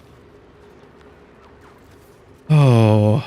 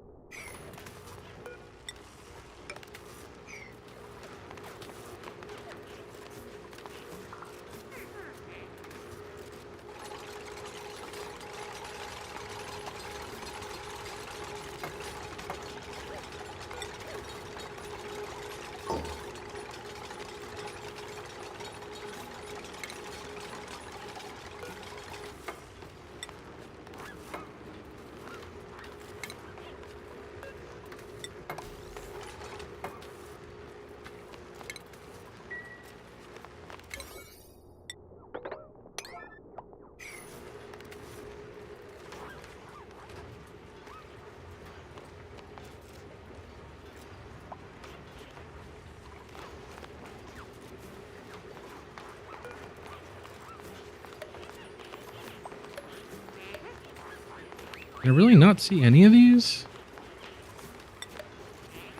Oh, if it was just one tile over.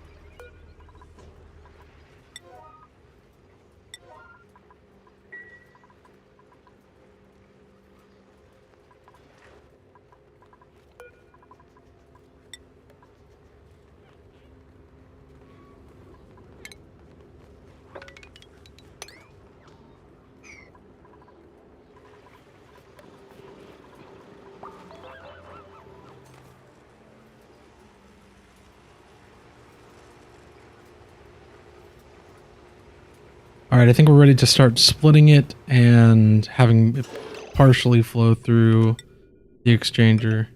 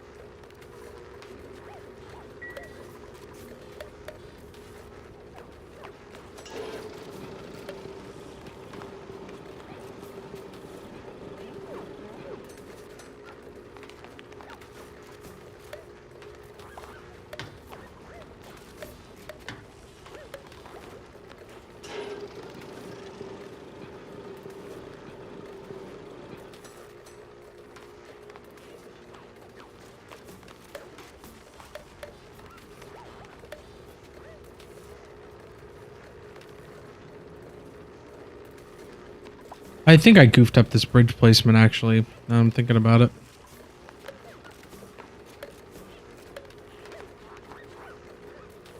Yeah, this bridge was supposed to be right here. Like going across here. Not bridging across here, because I made this mistake before. We could still get in there and fix it. But it's definitely going to be a pain.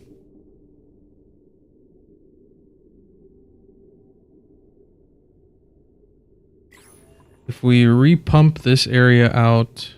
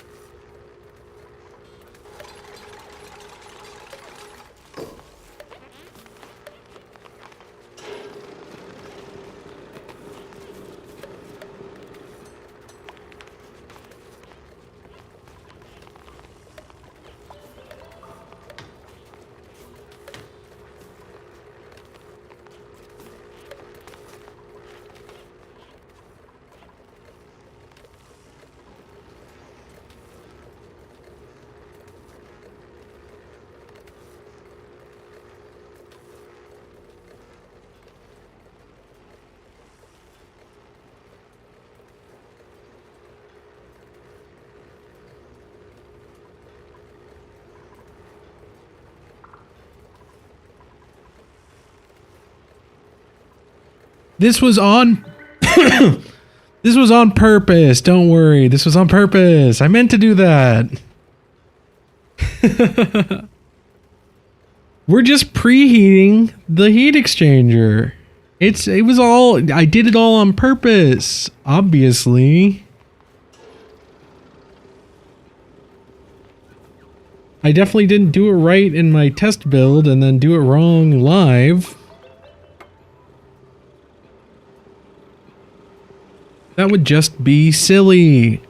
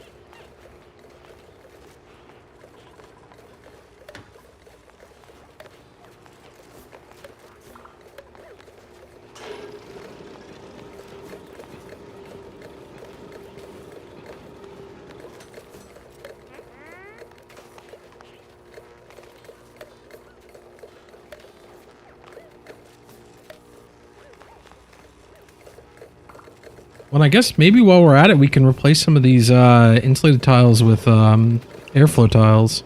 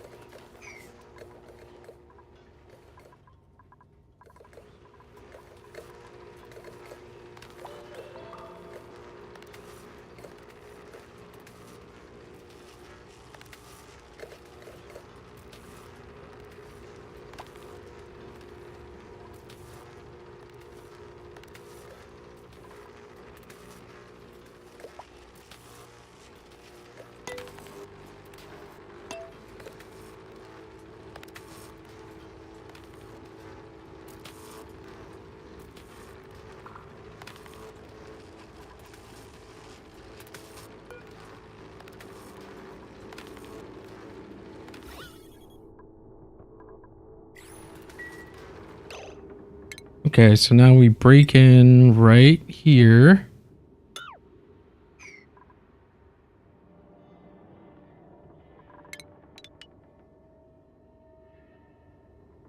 Need to deconstruct these 3 tiles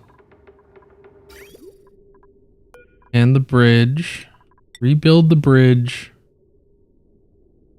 right here and reroute the rail. Go like this.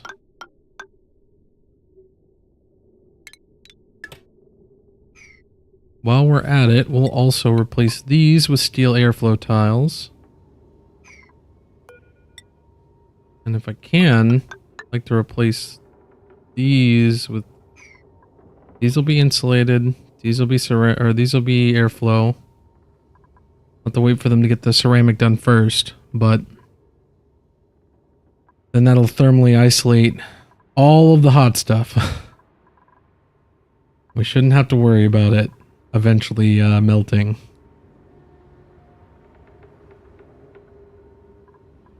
How did I build? What did I do? What did I do wrong? Let me look at the build that I made and then compare to where I jacked it up. Oh, that's how I did it.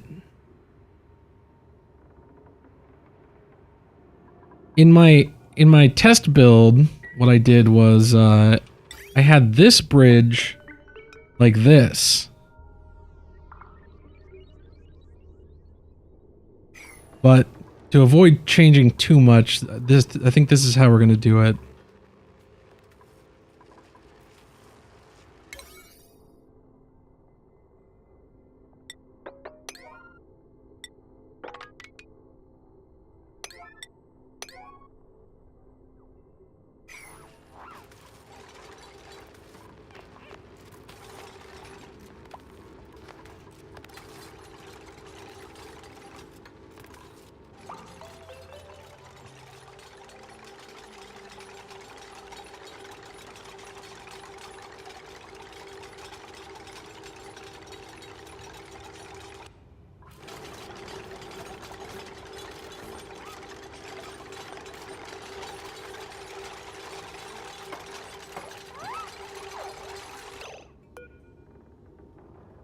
Well, yeah, if we're going to replace all the airflow tiles and or all those walls with airflow.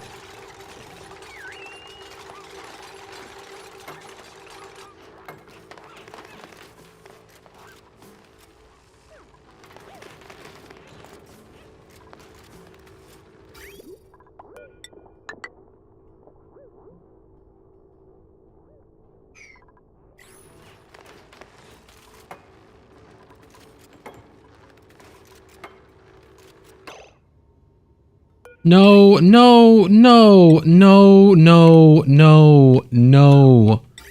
No, steel, please. Pretty please.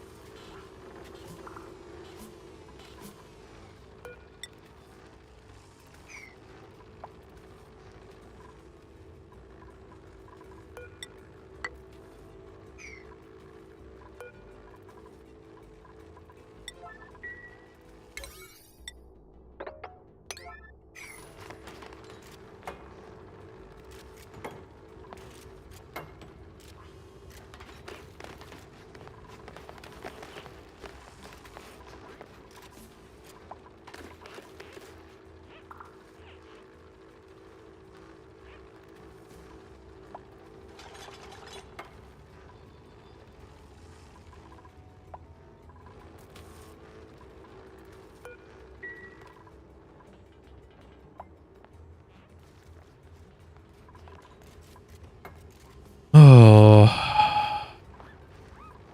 Okay. Let me get those ceramic tiles down. Move all this ceramic out.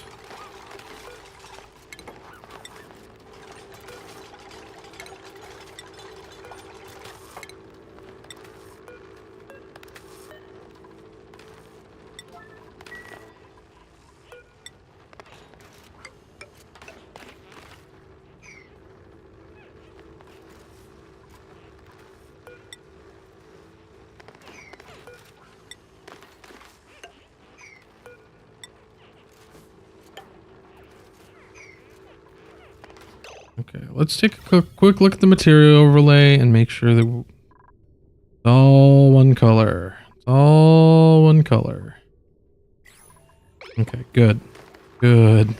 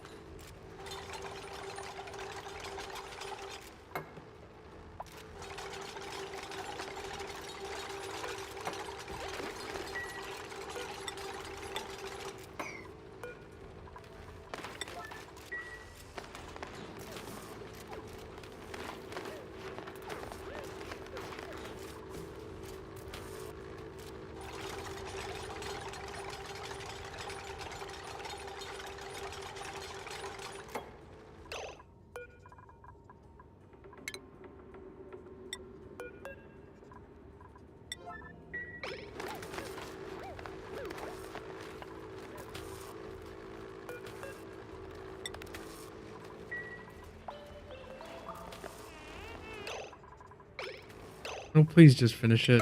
Please just finish it.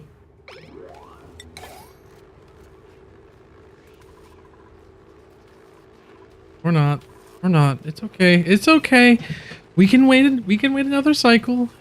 We can wait another cycle. No need to stress out the whole colony because Gossman decided that going to eat is more important than preserving my sanity.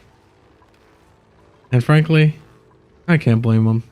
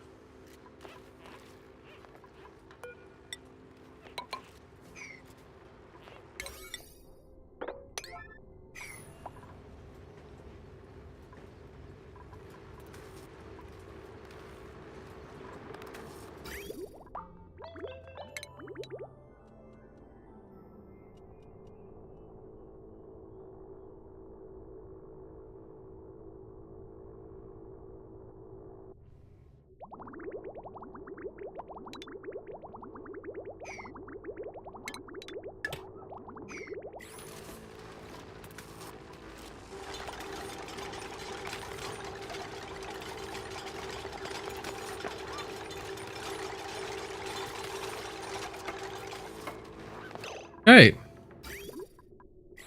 Now we're ready to start working on this again. Slightly elevated priority. Because it will be important that they keep working on this regardless. Where are you?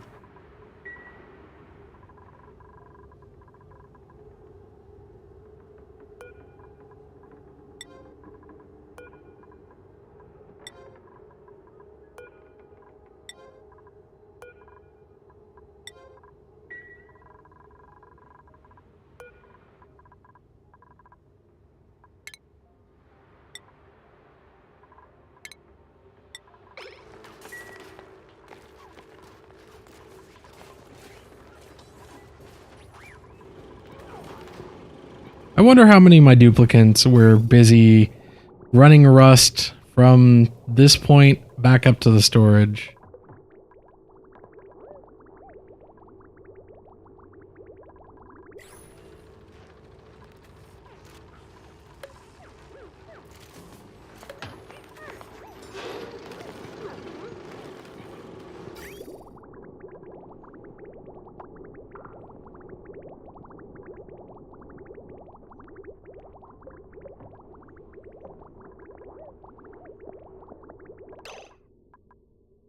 Okay.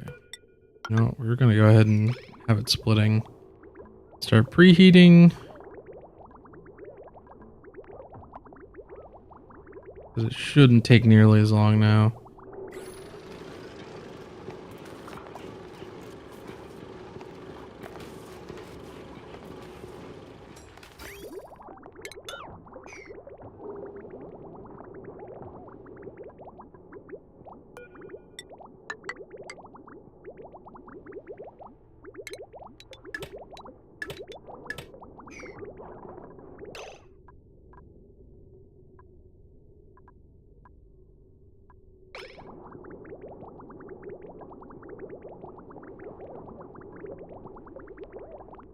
I'll just run it all by it.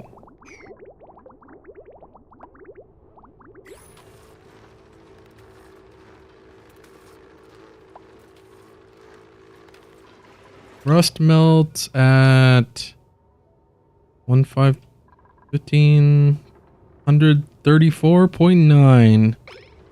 We'll wait for that to get to 2000 and then we'll start sending rust in little spurts. Because we'll need enough liquid iron to pool here.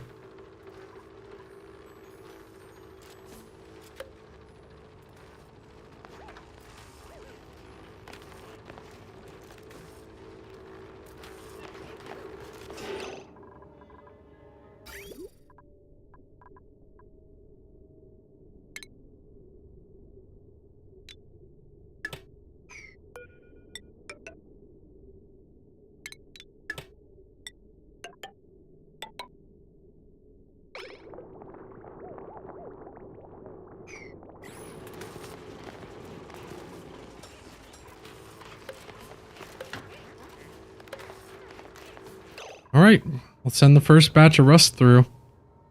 Just send exactly 20 units.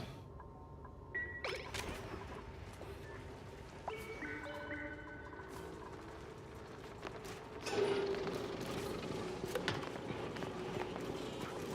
we go. Yep, just iron. Well, because, I mean, so you can put it through the rust deoxidizer, right? And that's all well and good, but you can get 100% of the iron by turning it directly into, or by melting it, and then,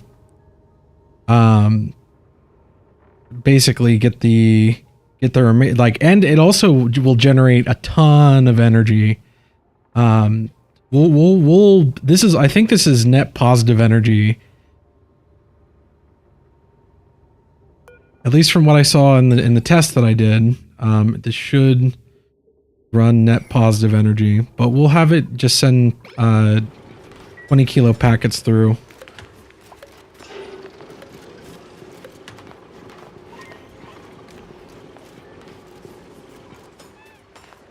Oh, and we need to, let's get this done.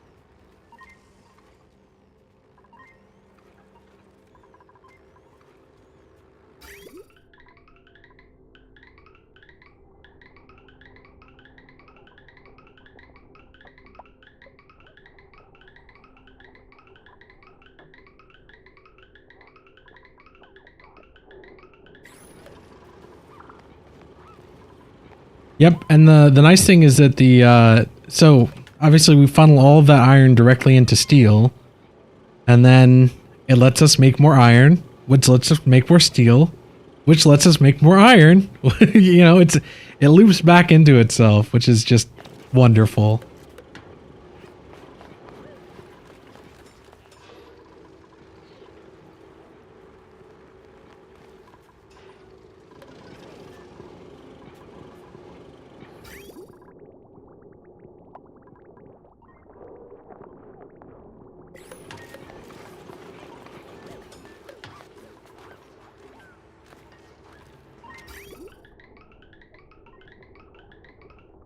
And if this ever backs up, it'll turn itself off because obviously either things are too cold or there's too much iron.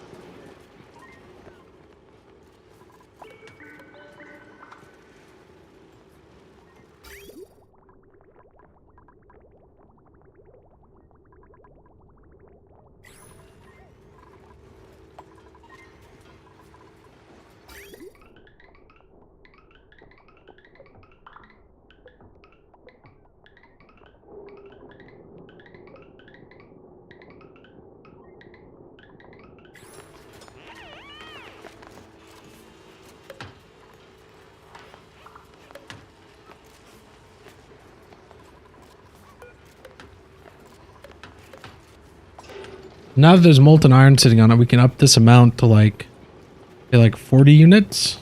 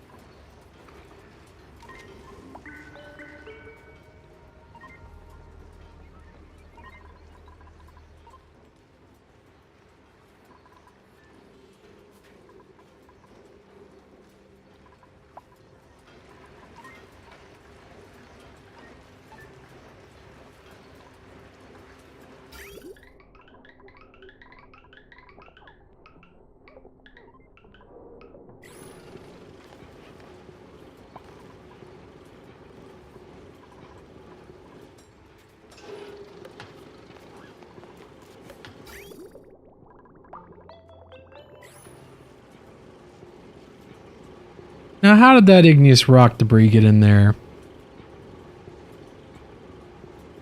It must have been from when they deconstructed that pipe that was right here. Or right here. Something.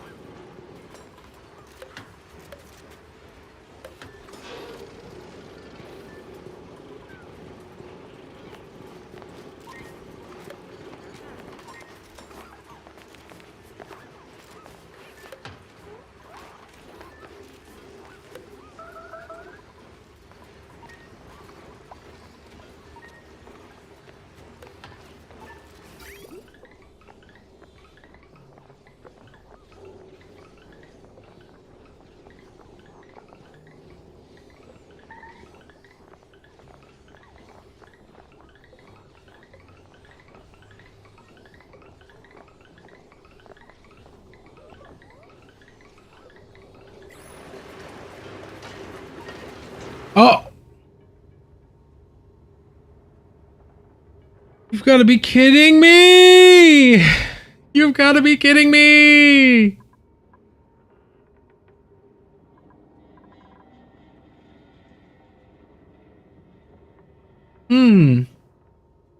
I wonder what's wrong with this picture.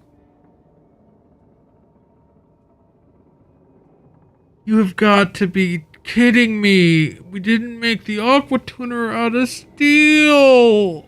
Oh.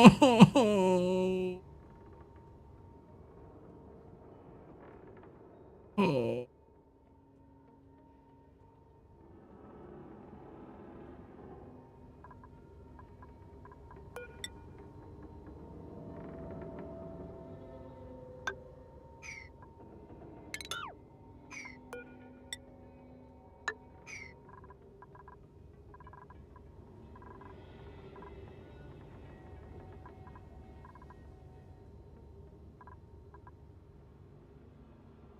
We didn't make the freaking aqua tuner out of steel.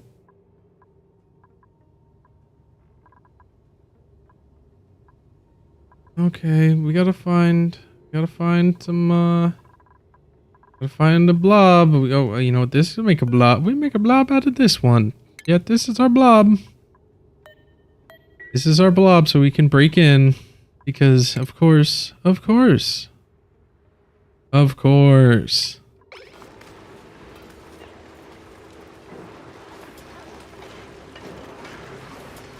Aluminum aqua tuner in the steam room. Hee.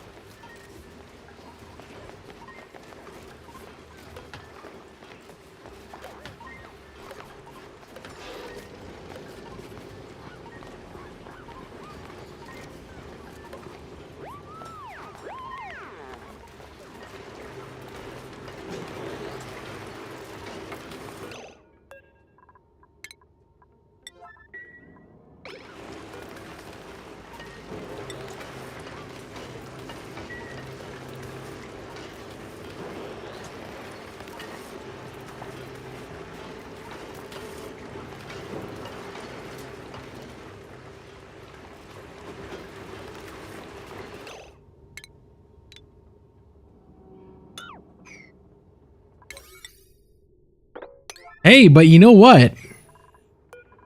We can try out this new the new feature.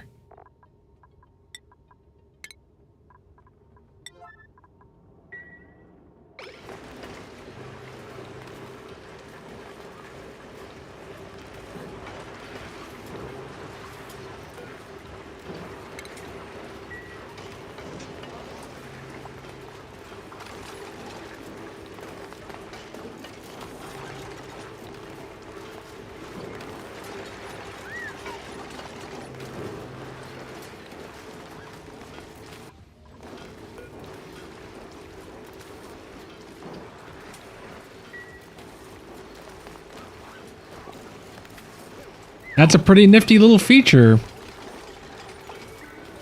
Oh, no, you finish what you're doing right now, right this instant. There is no way in hell I'm letting that run like that.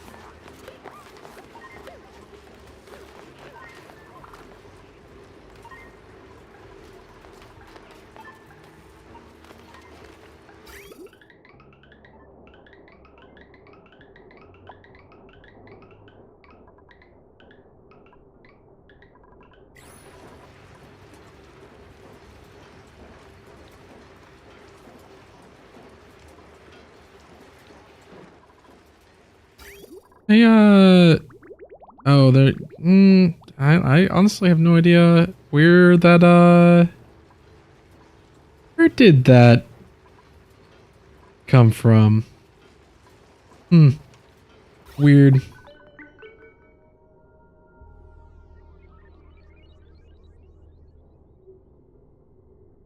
No. No! What?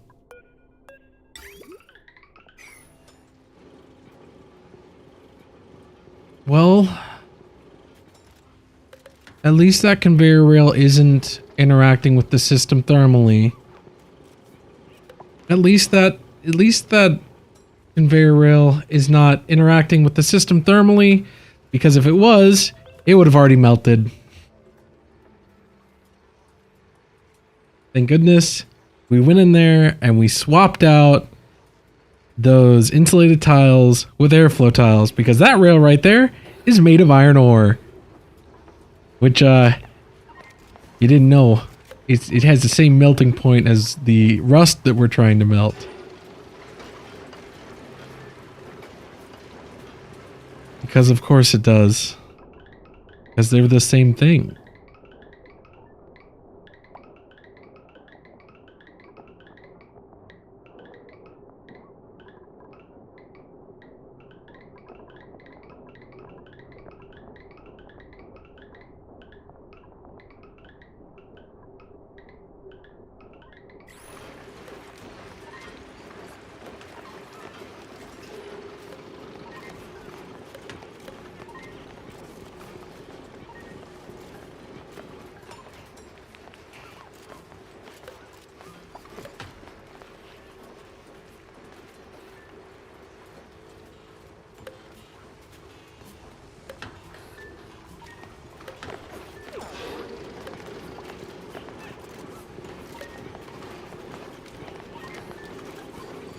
You know, I don't know how that igneous rock... I actually don't know how that igneous rock got in there.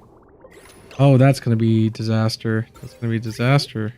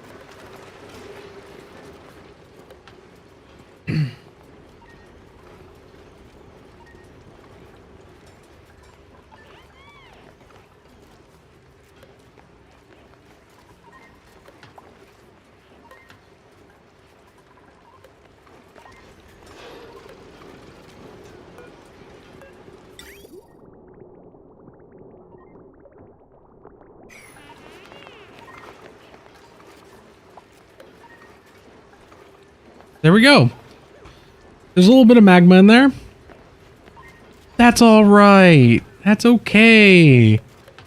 It's not really interfering with it except for whenever it freezes and then remelts, because then it splashes up and almost incinerates our steel auto sweeper because, you know, got a 200 and something degree overheat temperature. But when it's running, it's running.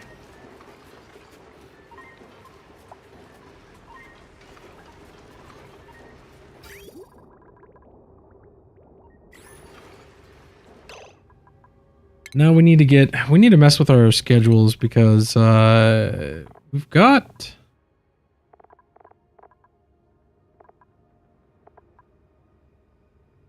we want to have our two schedules completely separated. So I'm going to wait for after their bedtime and then I'm going to move it. I'm going to move it so that they have no overlap on downtime. And we probably need to move a couple people over.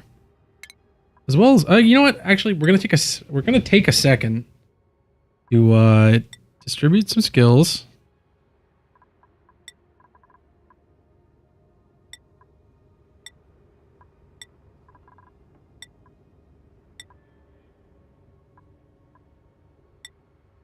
Yeah, like Gossman here doesn't have any skills.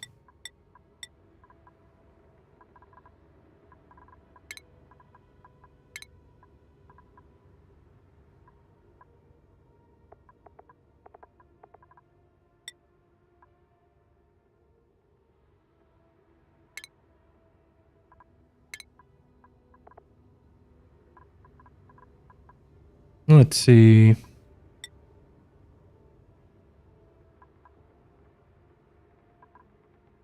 Emod does not need mechatronics engineering, but Ruby could use advanced carrying. So can Turner.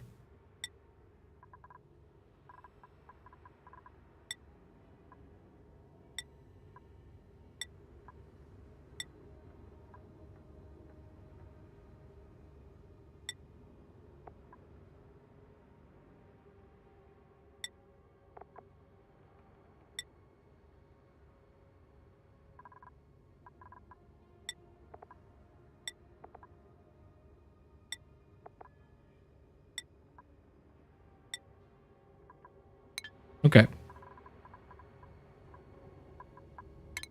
Now let's look at our schedule. Actually, we need to give everyone hats so that we can kind of tell what they do from a glance.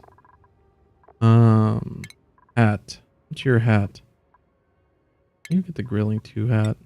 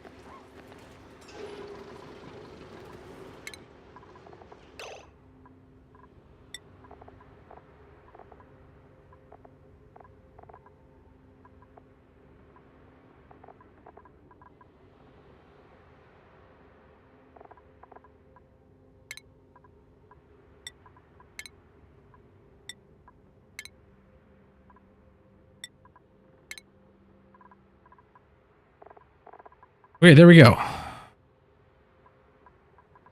Actually, I'm going to move it back one more. We'll move it back one more.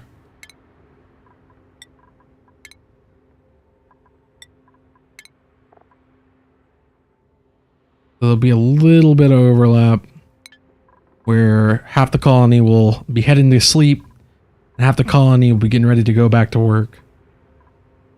I would like to go in here and get this magma out, but I don't know that we really can.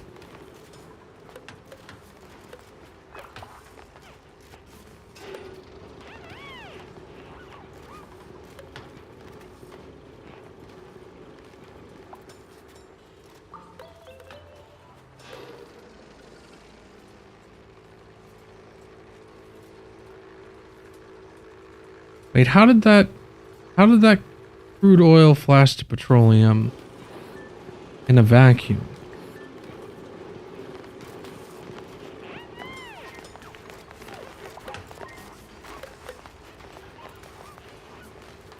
Strange.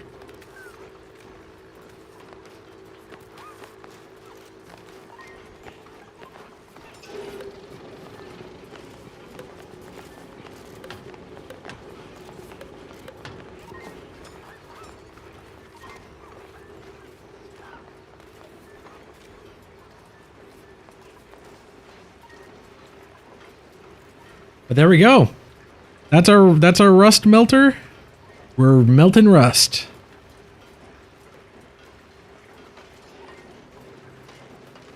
We're being pretty quick about it too. You know, no big deal. Just 2000 degree aluminum flowing through a steel pipe. That's all it takes. Comes out at a nice toasty 51 degrees.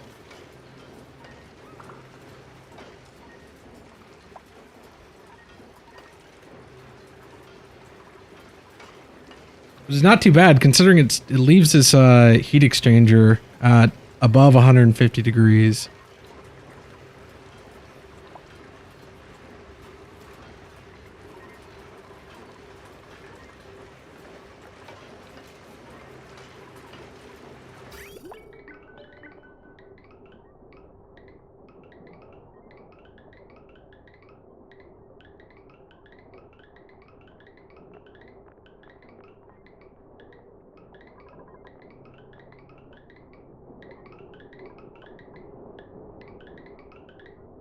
It's actually leaving. Well, I guess it's probably because this rust is pretty cold, and the rust that I was working with in the test map was, you know, at like 25 degrees. So this has to do a little bit more work than my test build does. But honestly, I'm happy with it. We're producing iron at a pretty reasonable rate. I mean, we're already up to 14.2 tons of iron. I think it's actually outpacing our steel production.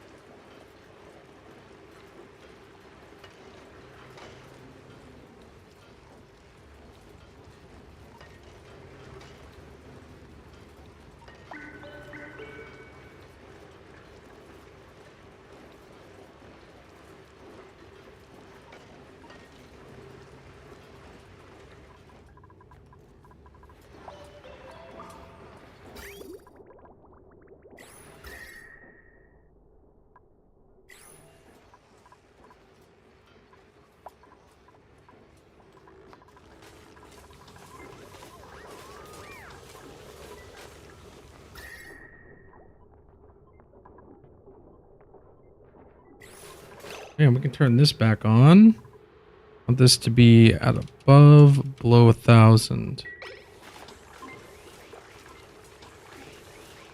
Or at below 1,000.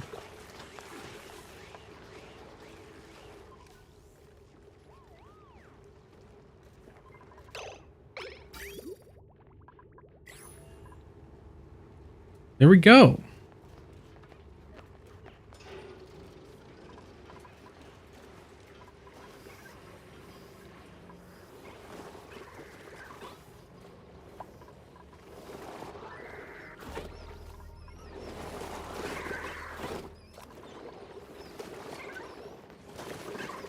And the Slickster ranches are restabilizing, which I'd love to see that. And yet, somehow a larva egg got here again. I don't know how. Filtered to molten larva egg only. Did I mess up the automation?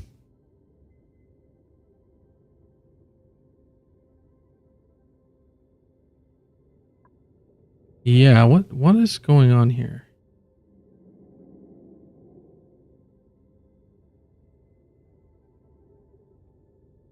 What did I do?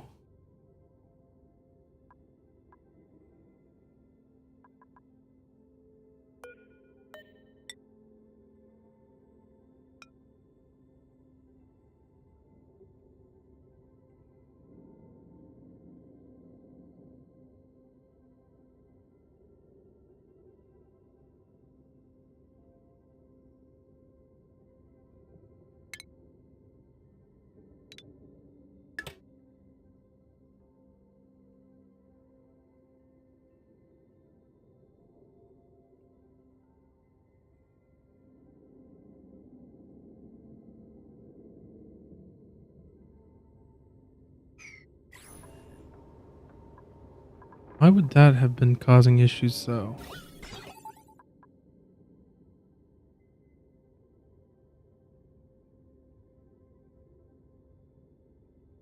It would short across here.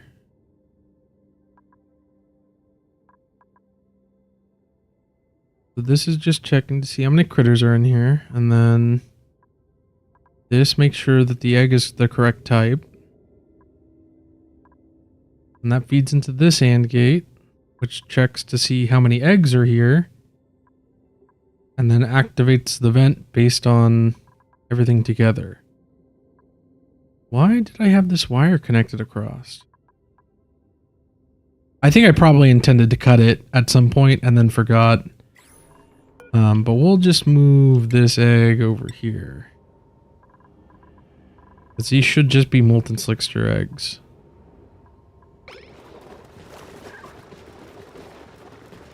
Thankfully, we've been catching this before, or any regular Slicksters pop out there. So here, look, we got an egg coming right now. So let's see.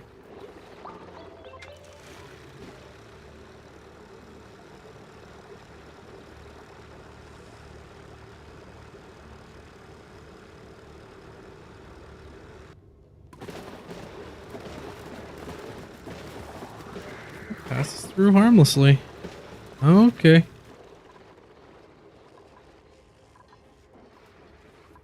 Range.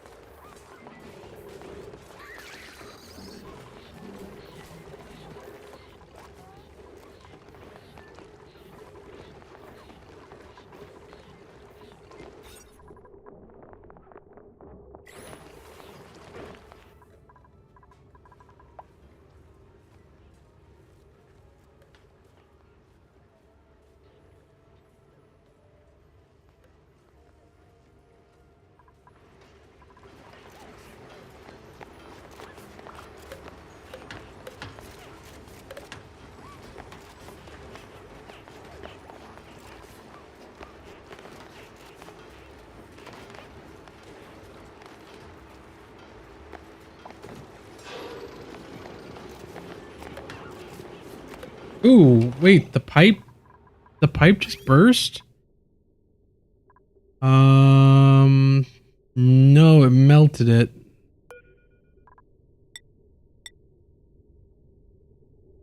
Oh, hello. Okay, I see how it is.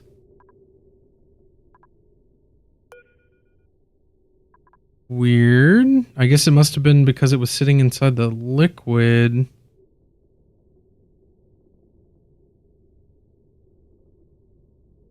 The molten iron wouldn't have been hot enough. But I guess that plus the... Huh, it just popped. And now there's steam in there.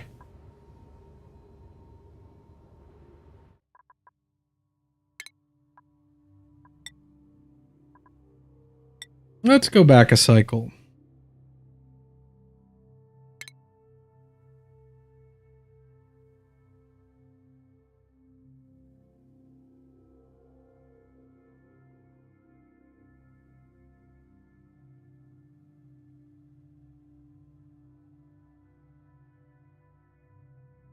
Maybe this is my bad. So in the test that I did, I didn't use aluminum. I used uranium. Mostly for the lower melting point, just because I figured it'd be easier to use, and also like it wouldn't flash naphtha or oil if we, accidentally messed up our little drip pump deal for the indirect pumping. But maybe using aluminum is a mistake because it's extremely thermally conductive, and insulated pipes use an average of, or pipes in general use an average of the conductivity of the fluid inside of them and the conductivity of the pipe itself.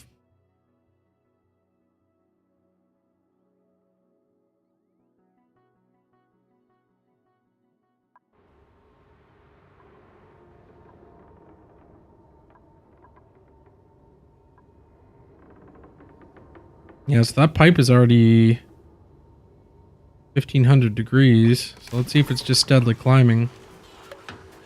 Maybe if we can figure out what caused it to pop. So you know what?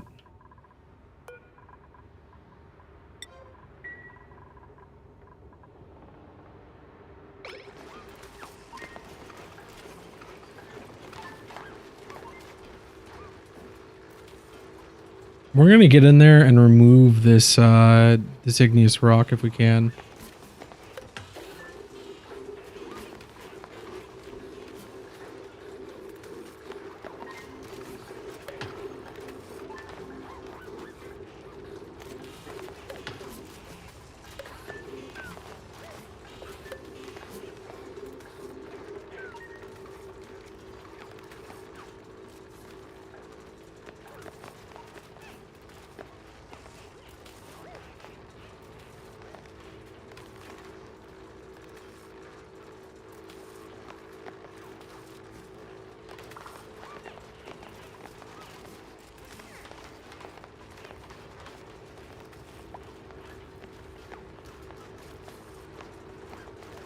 I don't know. Even when the aluminum was running through it, it wasn't gaining temperature.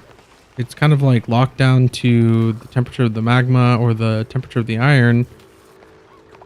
So I am kind of confused why it popped like that, just out of nowhere, too.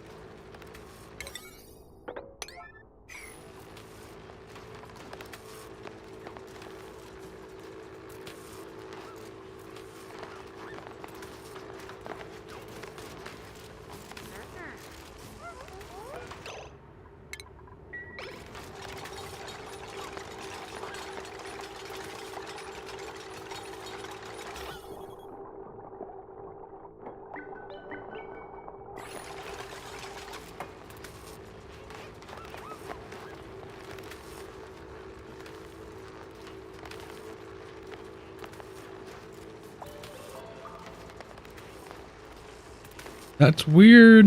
I don't know why that's doing that.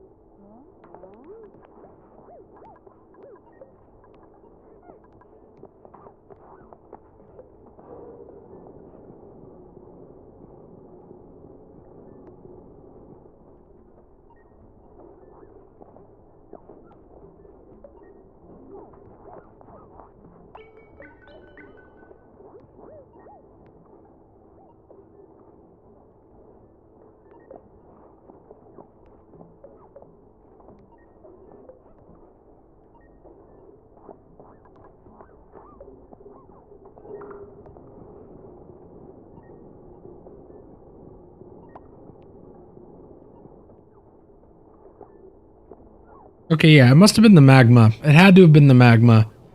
We've been watching this for a good little bit now. And that insulated pipe sits around 1600 degrees. And is getting nowhere near the actual temperature of the molten aluminum.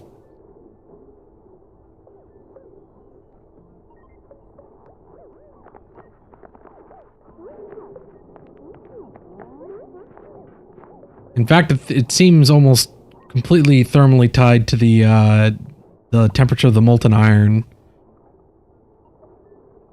So we shouldn't see what happened last time happen again. Now that we removed the magma.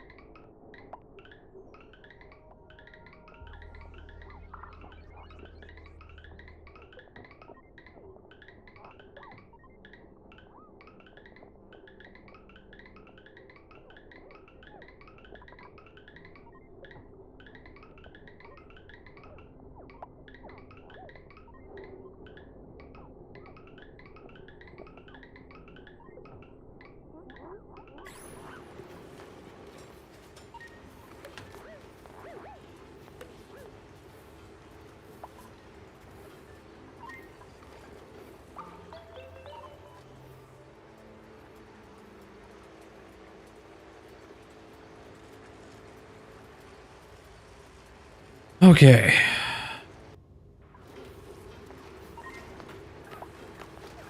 Not perfect, but it's pretty good.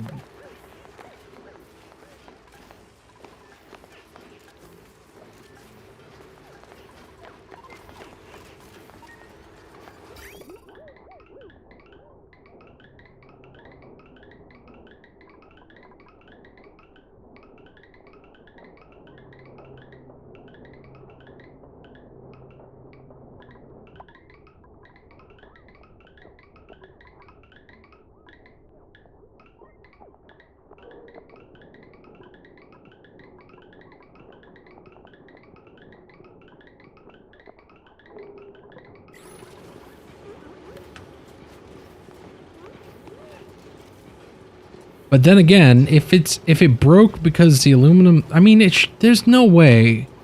There's no way the aluminum got so cold that it froze in the pipe.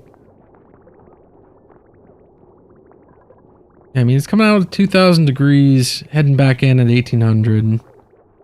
And it's doing that pretty much the same every time.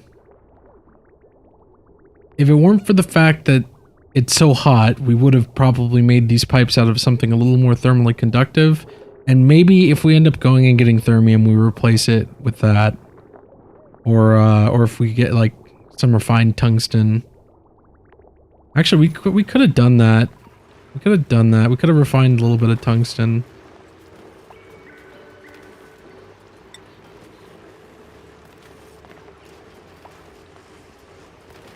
Because tungsten's just a little bit more, thermally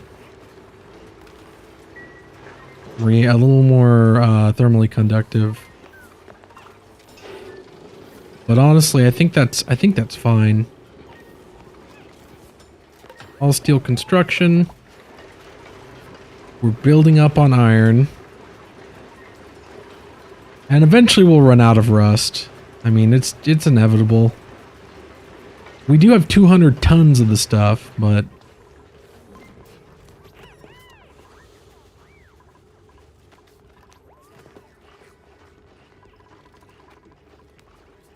I think there's more sitting in here.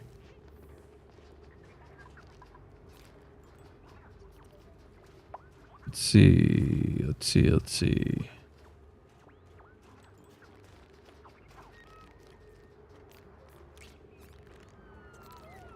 Oh, and you know what? If I really had wanted to move that igneous rock out, I guess I could have always added it to the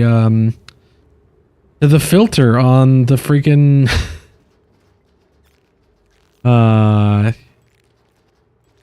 you think of the solution after it already passes. That's just the way it is. We've got 57.4 more tons of rust here in the base. Which would imply that we've already gone through, I mean, I guess just 17.2 tons of it.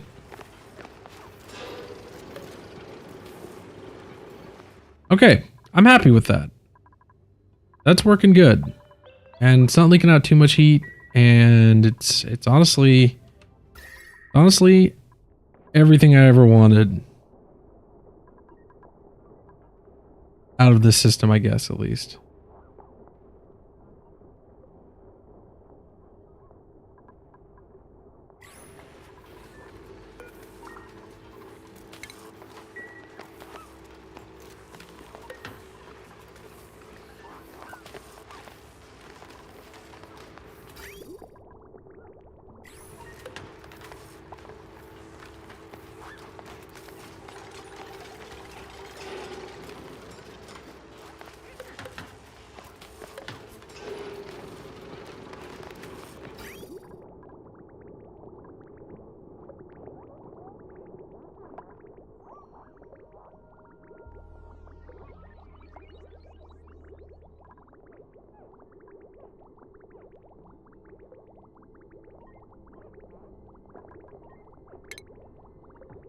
Maybe at this point this could be improved by get rid of these bridges and we replace these pipes with cobalt. We have just a little bit of this polluted water loop past it. Just to kind of exchange heat. It'll kind of counterflow. I know that carbon dioxide isn't a great conductor, but we can always throw some like gold temp shift plates because we have just loads of the stuff around.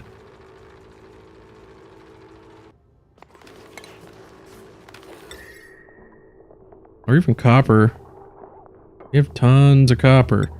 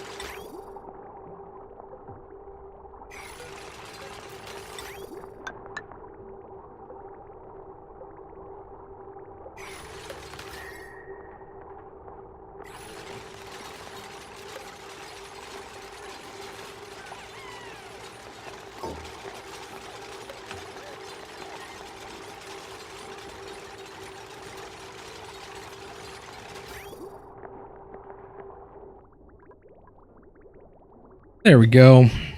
That'll keep things a little more thermally stable. This polluted water will pass off some of its temps to this polluted water, which we're trying to heat up anyways. Because it's going straight to our pinch of pepper nut.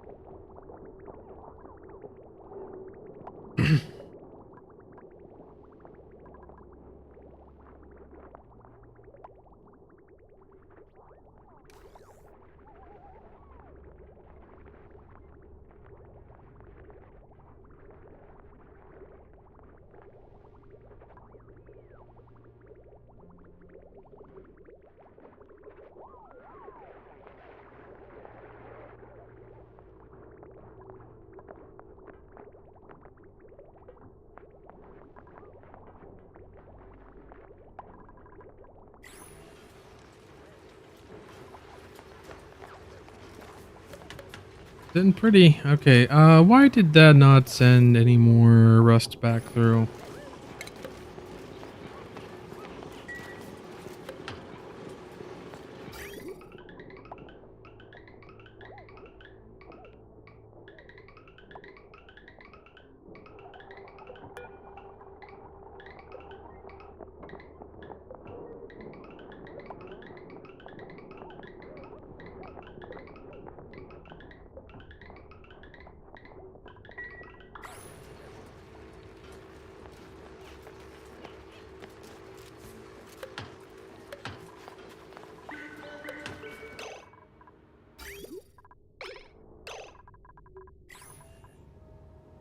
Where did it go?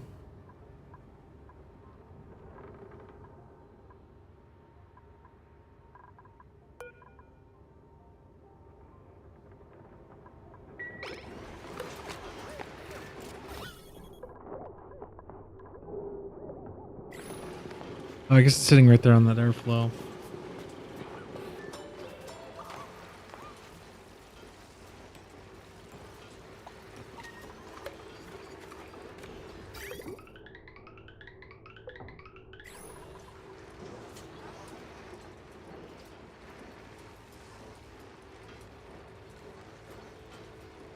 Okay, where the hell is my rust going?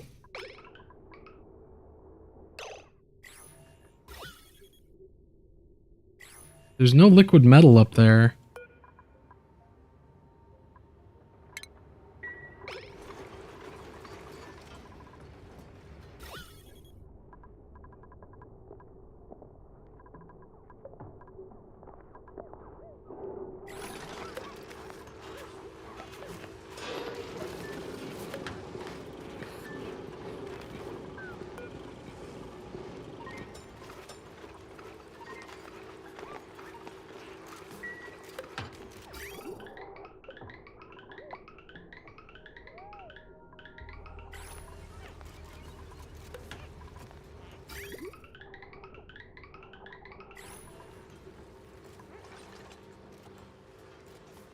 Well, now it's too... Oh, what the hell?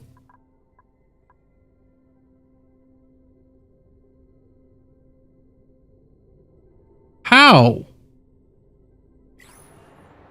Damage, overheating. But how did that molten aluminum get out of it?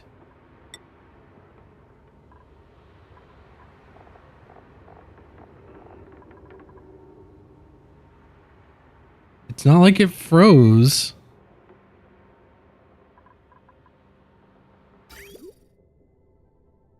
There's something funky going on with my game right now.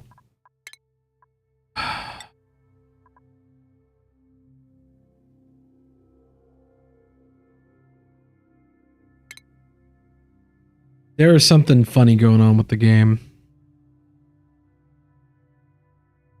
Because that shouldn't be happening. I mean, it just seems like it's blowing on my pipe out of nowhere.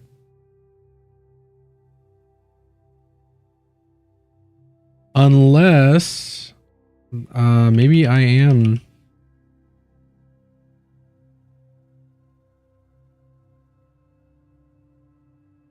Okay, I see. I see what I did.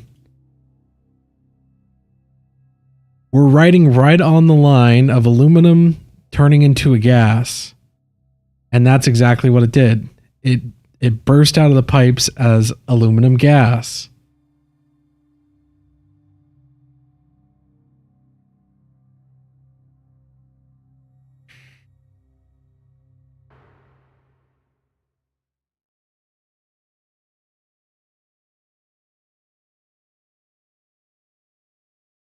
We let it run dry for too long.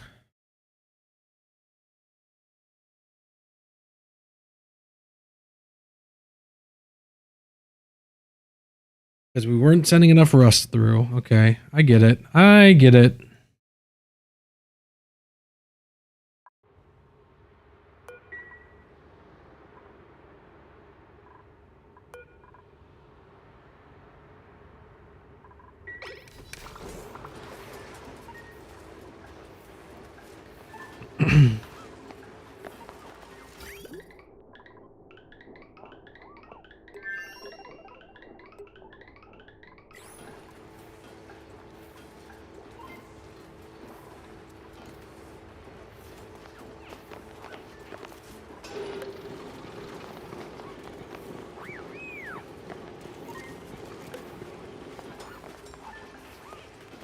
We gotta keep the rust flowing as fast as possible.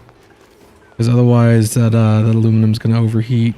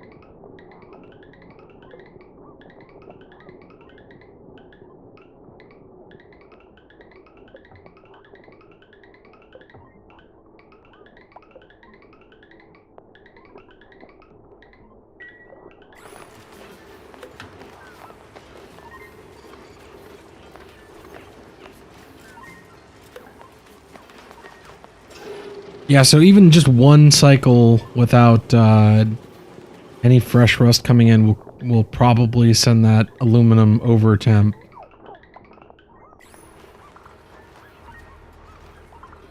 And really the only thing we can do to prevent that from happening long term is if we just keep an eye on it and maybe hook up a notifier. I need to see how much that the furnace heats up aluminum. Metal refinery. The oxygen not included. Wiki. See the table, temperature increment on any liquid. There we go. Molten aluminum.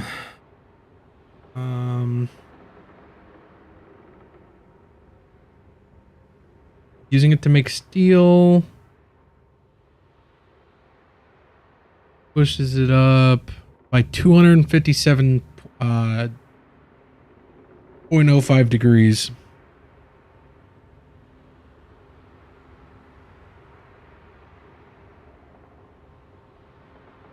I guess to make this fail safe,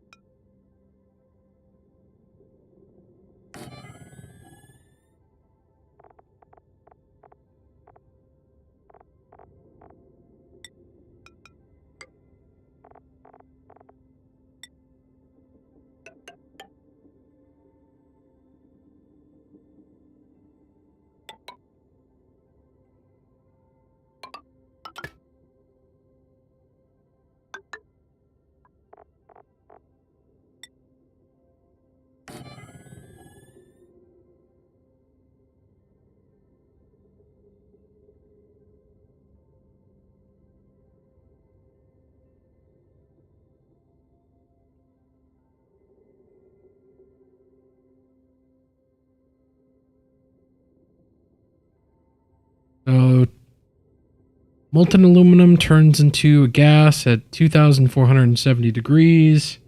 Every operation making steel increases the temperature by 257.05 degrees.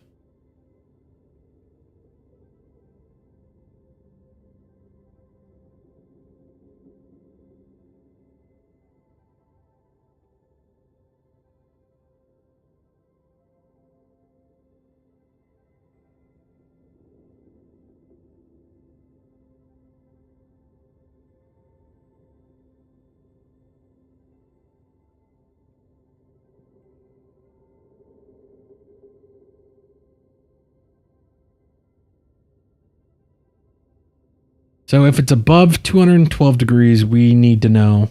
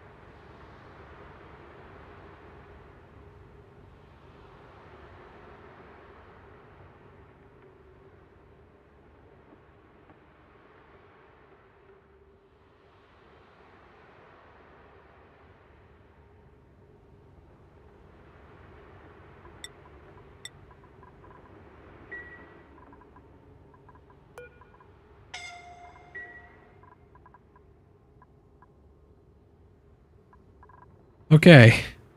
So now that should fail safe. There's a fail safe there. It should prevent what we've been noticing from happening.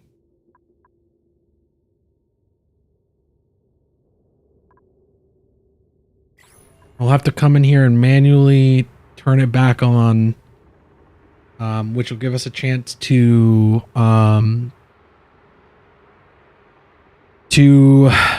go and put a lower temperature operation in so that we can drain some of that heat.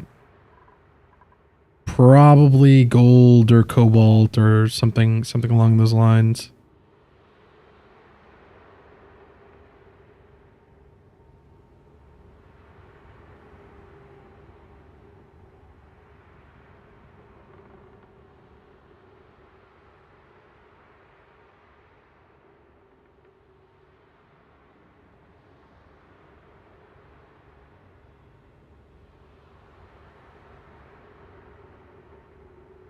We'll have to check what the temperature is at, and then at that point, we'll have to do something drastic. 2470. Okay, yeah, so probably refined copper or gold or copper. Probably be the only safe ones. Maybe aluminum. Use molten aluminum as coolant to make more aluminum. And yeah, it'll probably have to be gold though. I think we have a little bit of gold amalgam. Yeah, 7 tons of gold amalgam, so if we really have to, we can.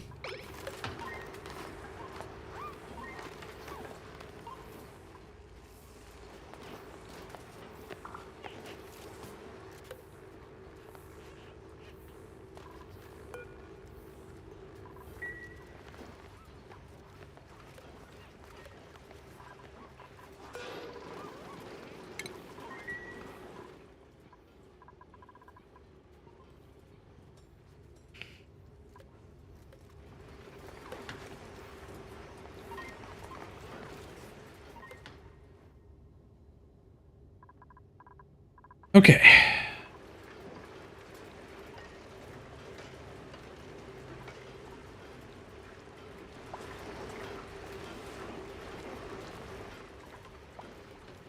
That should fail safely now. Instead of a molten aluminum explosion.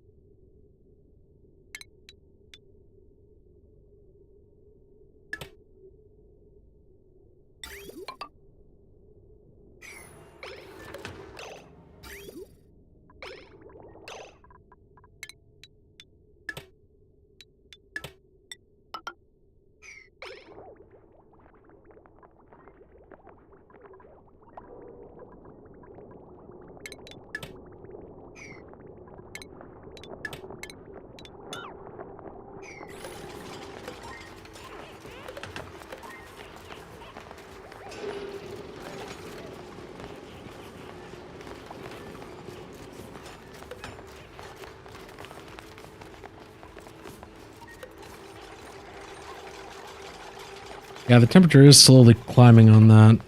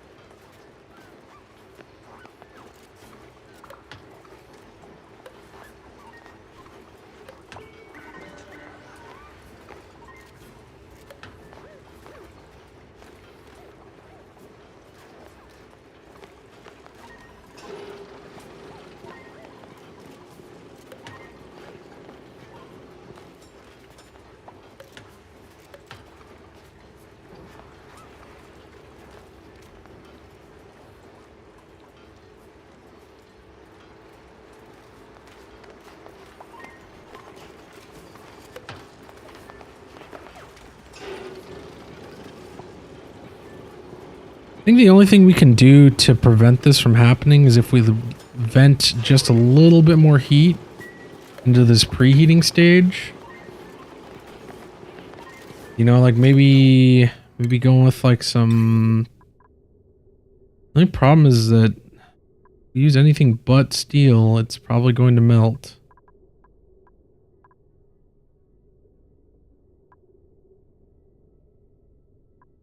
And I'd like to use something a little less thermally conductive.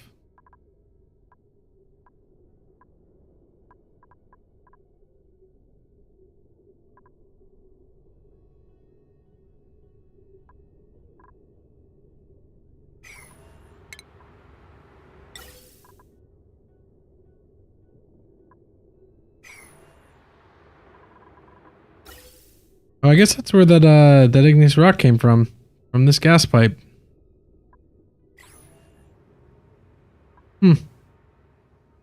Strange.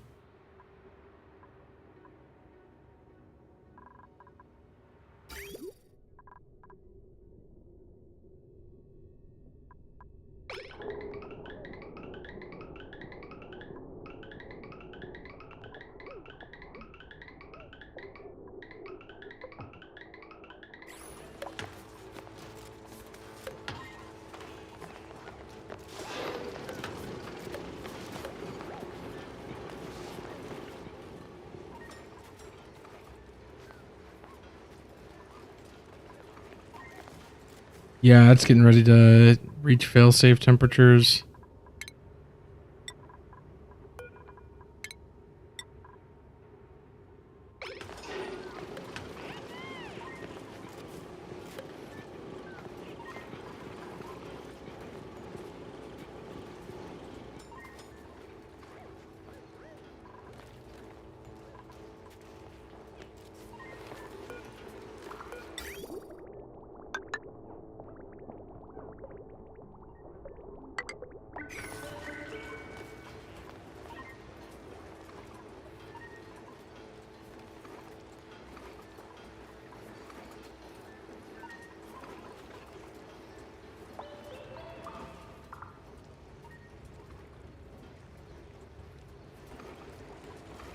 Oh, maybe it isn't. Maybe it isn't. Maybe it's just leaking enough heat that getting below that temperature by the time it reaches the heat exchanger.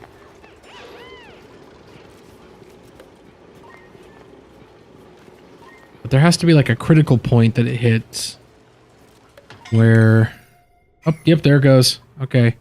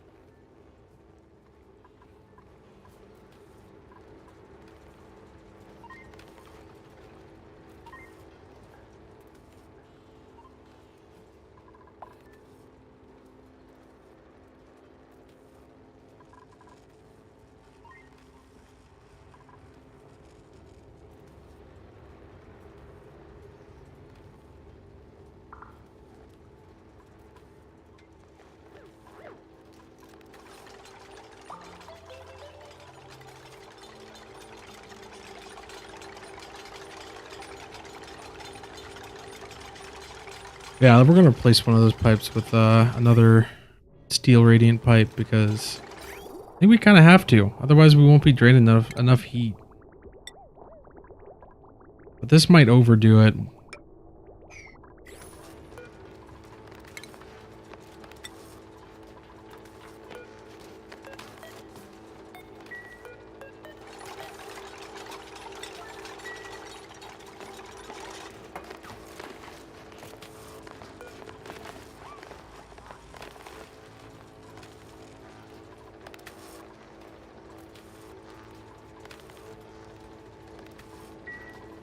Not sitting too high.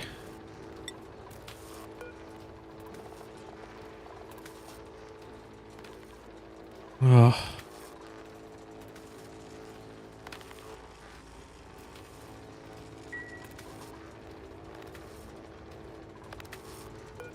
That should do it. That should do it. We shouldn't have to mess with this again. I hope. I hope it'll be as stable as our petroleum boiler. I mean, that thing's been running for hundreds of cycles now and no real issues. Thank goodness.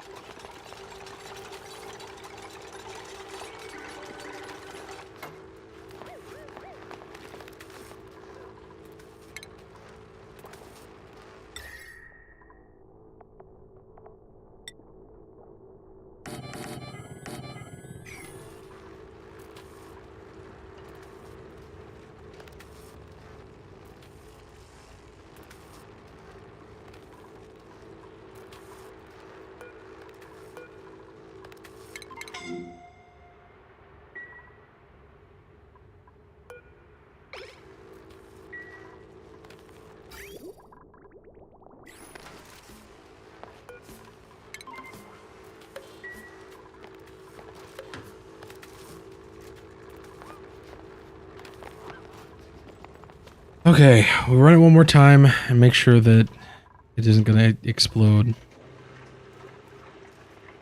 Because all the aluminum sitting inside of it is cool enough.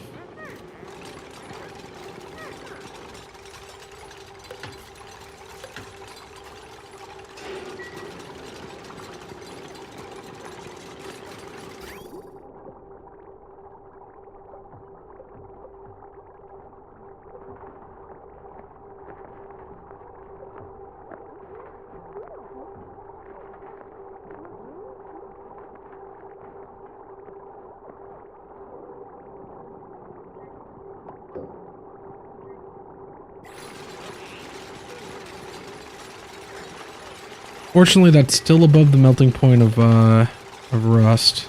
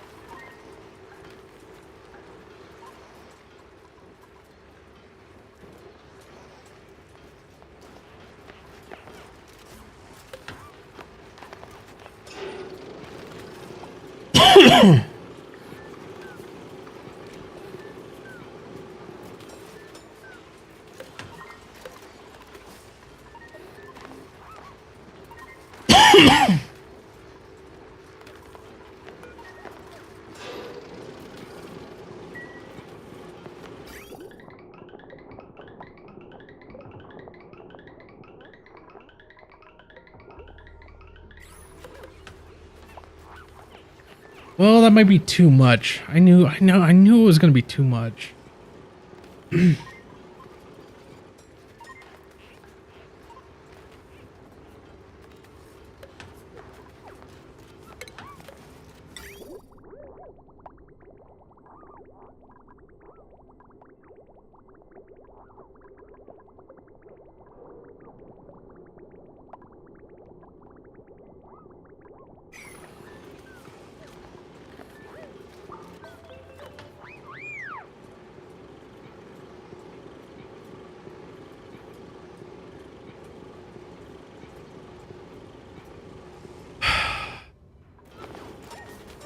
Imagine that last 30 minutes or last 2 hours of the stream is just me trying to get this thing to actually work without blowing up. I mean, I guess the aluminum is at least coming back at the temperature that rust melts at. But it won't be nearly as high speed if we do it this way.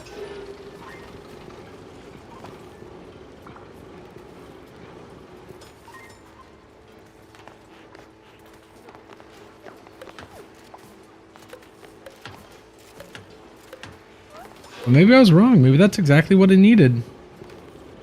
one more spot where it dumps out a little bit more heat.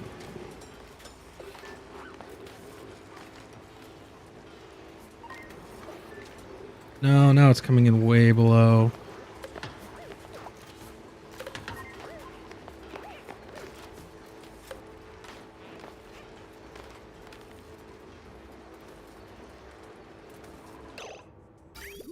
Any way we can make this flow the opposite direction? Not really. Not really.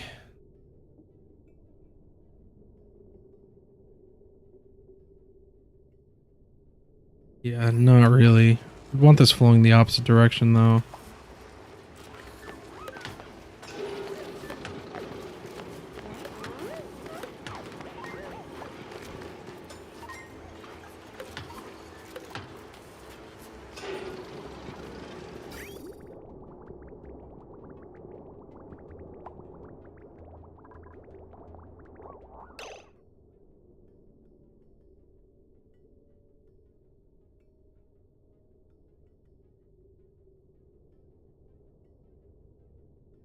So if it came out, if we moved the refinery over one, we could do it, but that's going to be impossible. That is going to be impossible. We'd have to dump everything into the reservoir and then move the reservoir.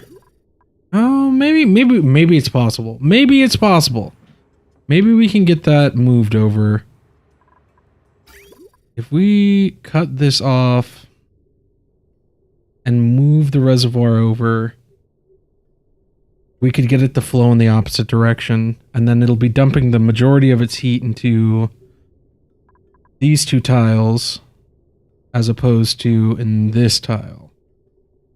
Because as it goes, it's going in hot enough to melt the rust. But if it was flowing the opposite direction, it'd be faster.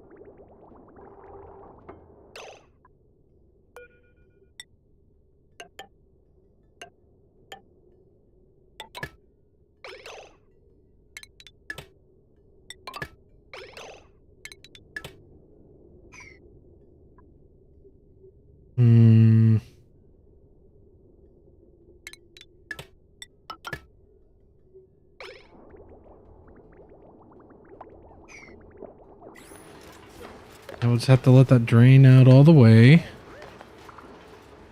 And we'll have to be quick about it because this pipe is starting to lose heat.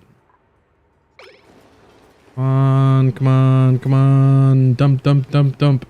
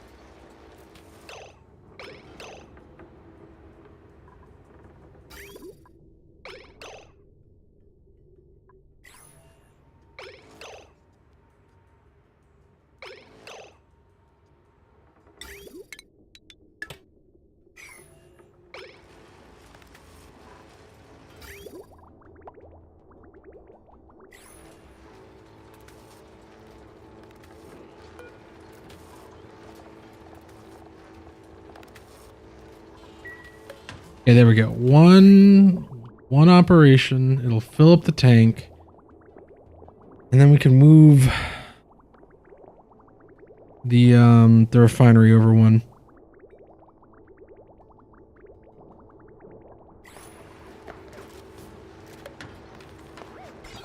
And we'll also need to move this.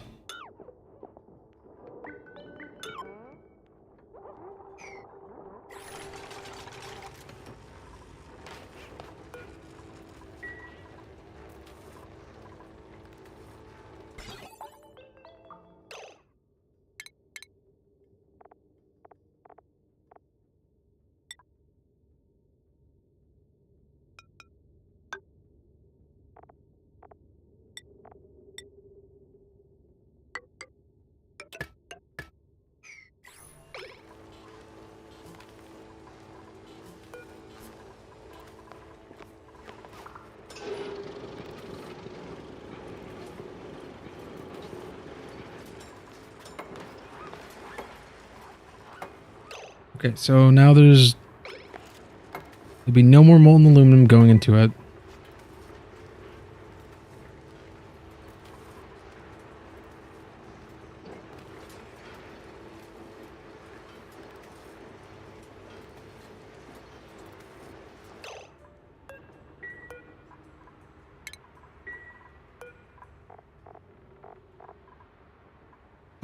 Okay, so now just high priority, let's deconstruct this and move it.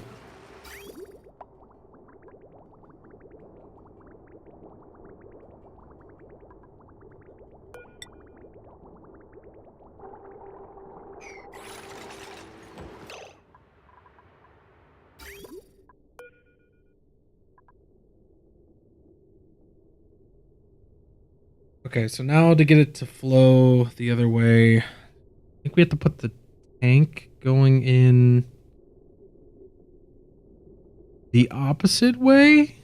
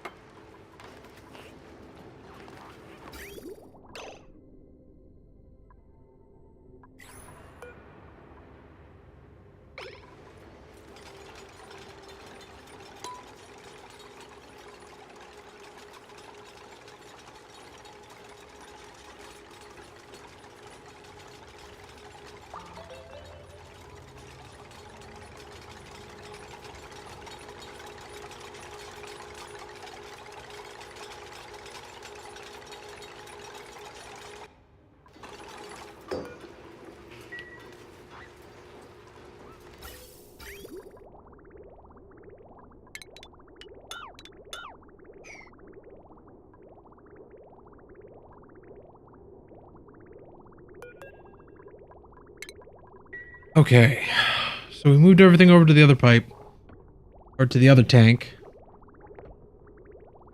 And we'll leave this bridge here because this will be important for our flow. But now we need to figure out how to get this loop to loop in a smaller area.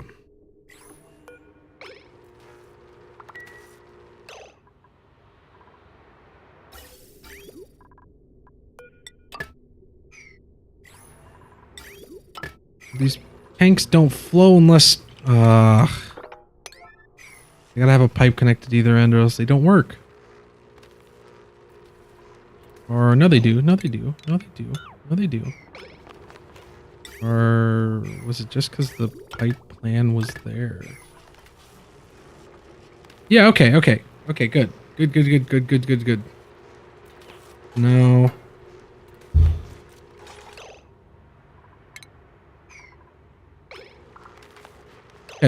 So now that's empty. We can deconstruct it.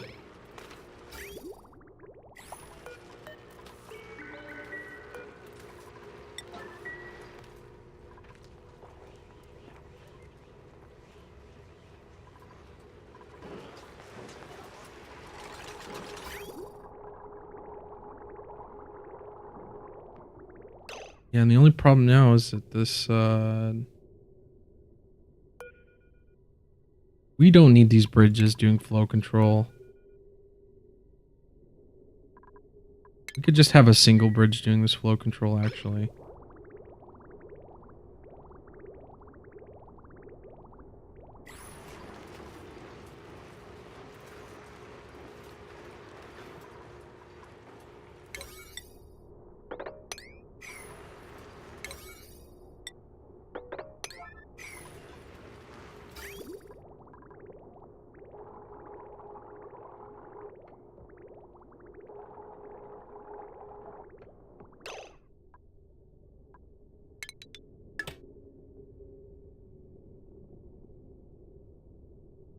Refinement. Put the metal refinery right here. Yeah, we'll have to get rid of these ladders, so gotta get rid of the ladders. Which means they need a new route over here. Ugh.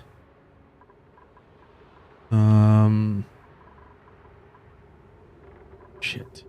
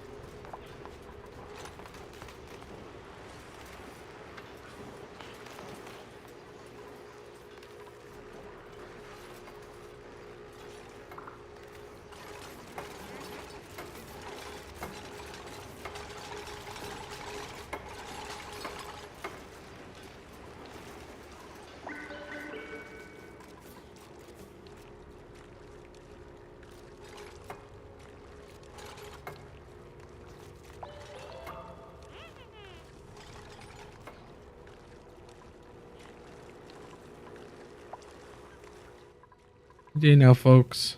Any day now, folks.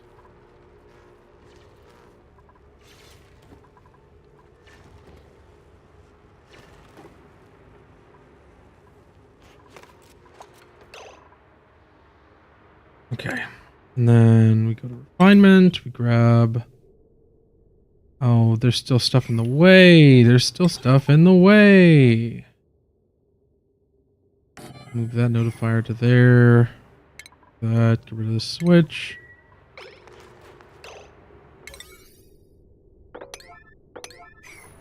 Move this button up to there.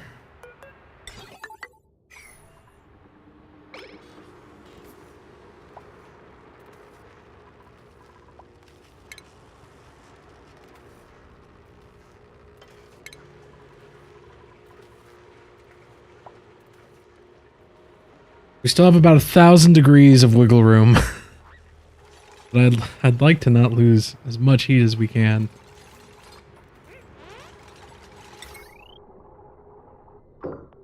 Okay, so now let me look at another refinery just to get an idea of where the pipe fittings are. Okay, so it's the far left point.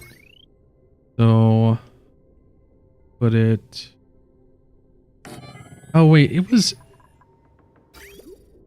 Those bridges were perfectly fine. Those bridges are no. Yeah, no, those bridges were perfectly fine. Those bridges were perfectly fine.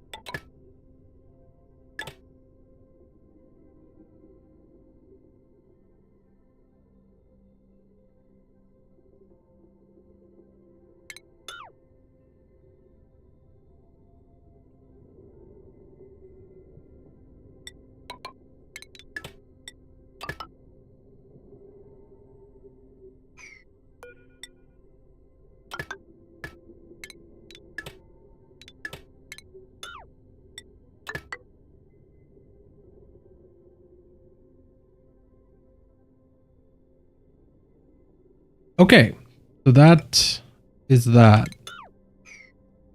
Now it's full in the opposite direction.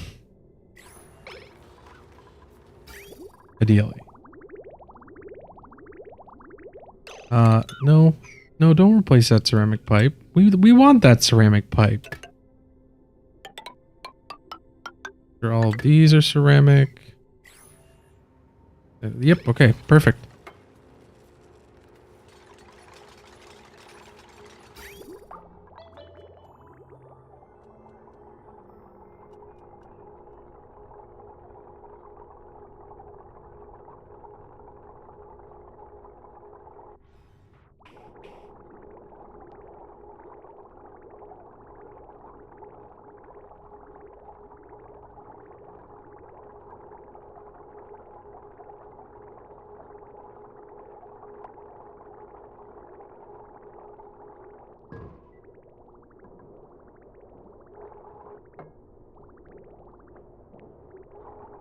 Okay. We've got everything flowing in the opposite direction now. So now the majority of the heat will be dumped into the rust that we want to melt. And any remainder heat will be dumped into the rust that needs to be preheated. So now put iron to steel on forever. And hook this up there.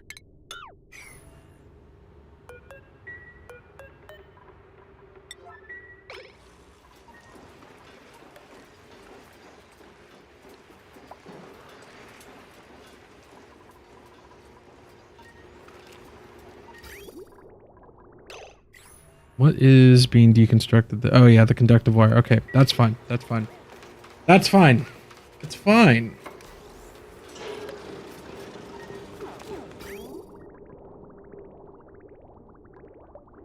Excuse me?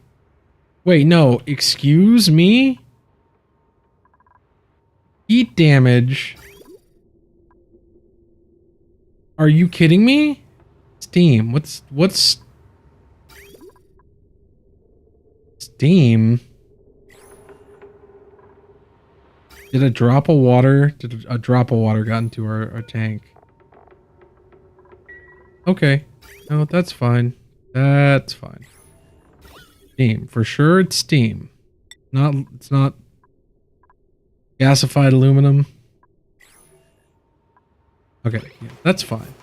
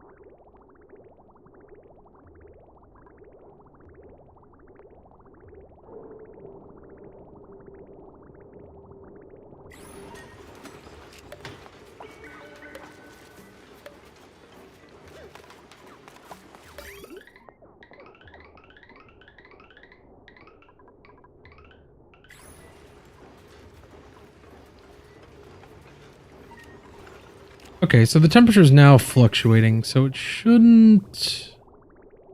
I just don't know if it's in an unsteady equilibrium or not now.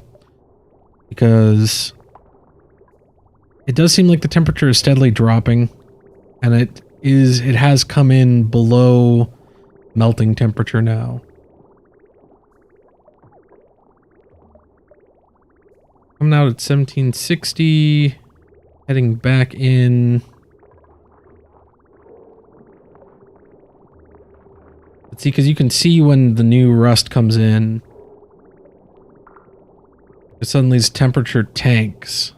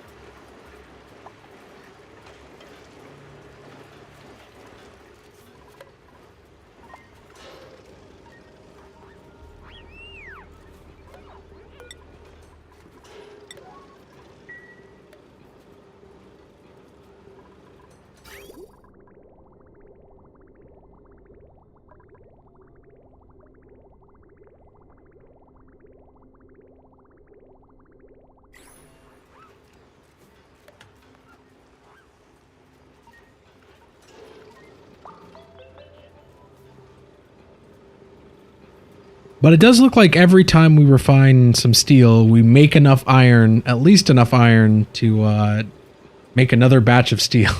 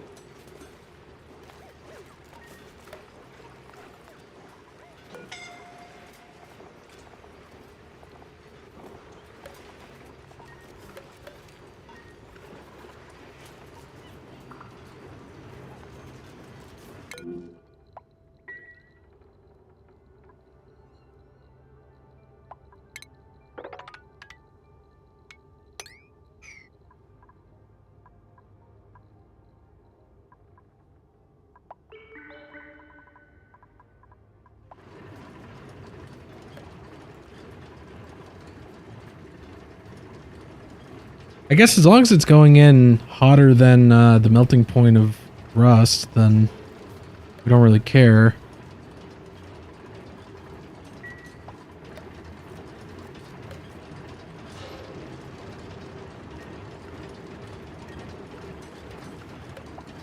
And it does look like it's cycling between a cycle that's hot, hotter than it needs to be, and a cycle that's colder. And I think if we look at the inventory, it'll reflect that.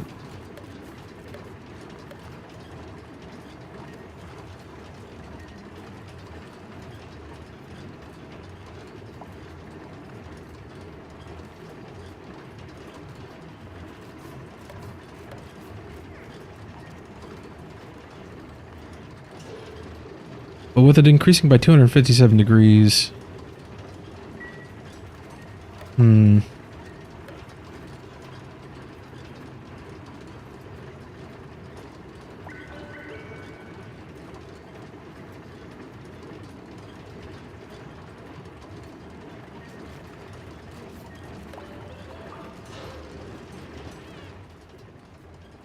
Okay, I think that's stable now. It's not going to explode.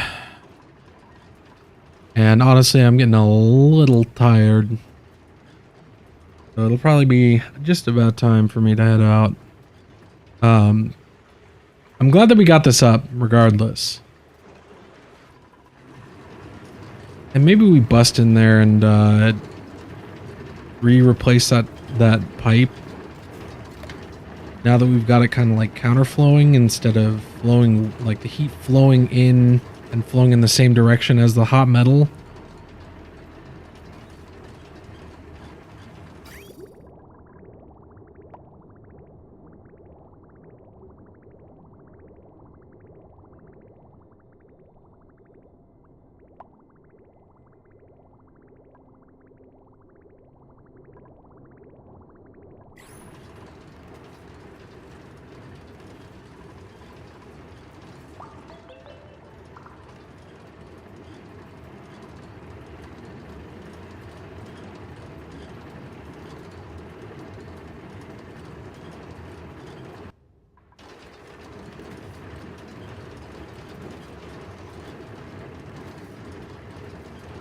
Yeah, now we're venting too much heat. I'll tweak with this on my own time, but it roughly works.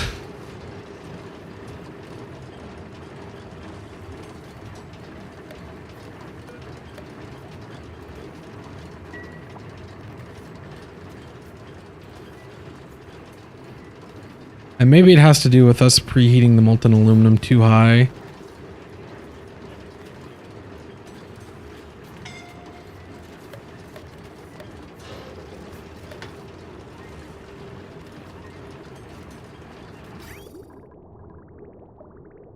I mean, if we really need to, we could always, like, come in here and split it.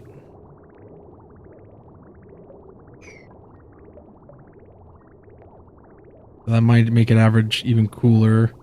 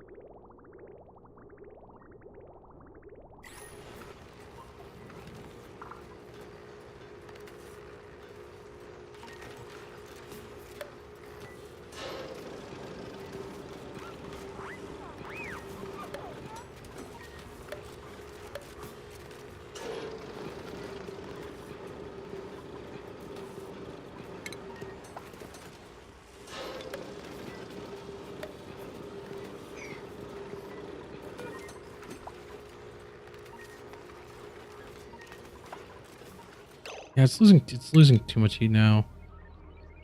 Oh.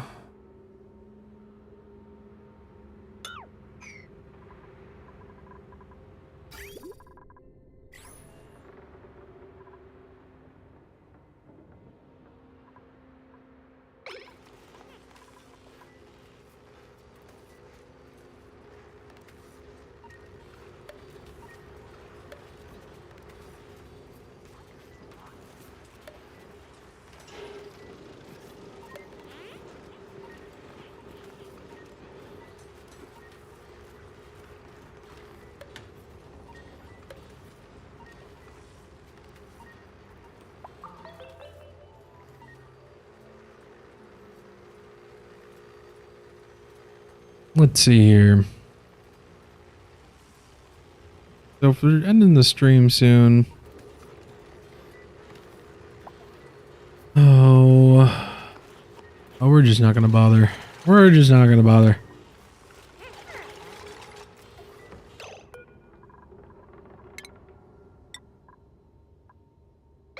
Oh, you know what we could do? What we could do, instead of having a,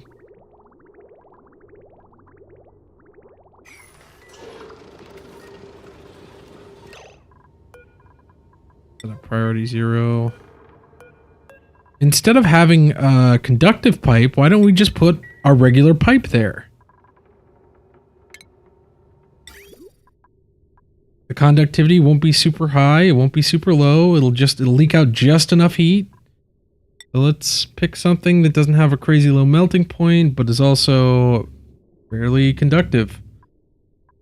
Like for instance, maybe... Oh, yeah, you know what? A regular wolframite pipe. That actually will probably do it.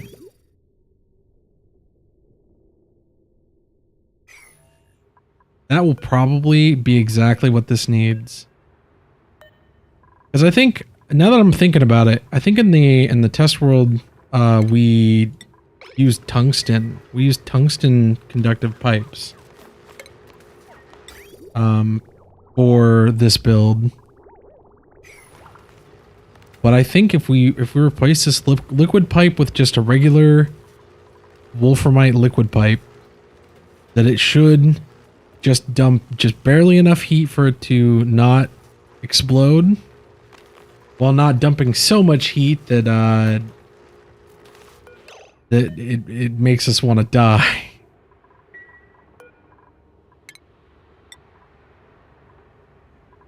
Get this move here command done. Put some ceramic tiles.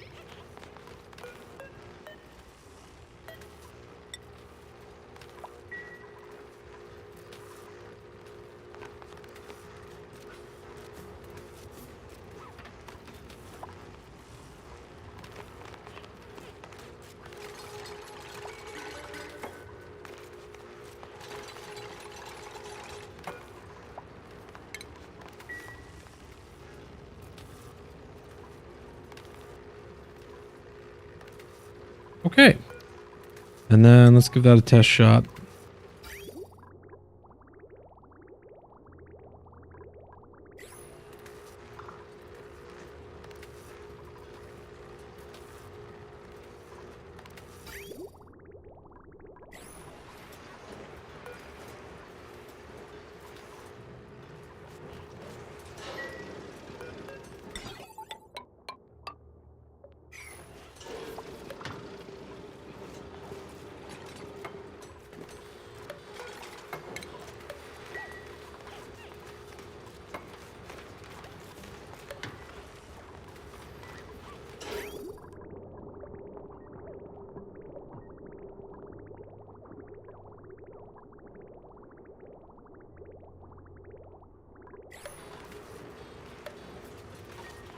Okay, this should be stable now.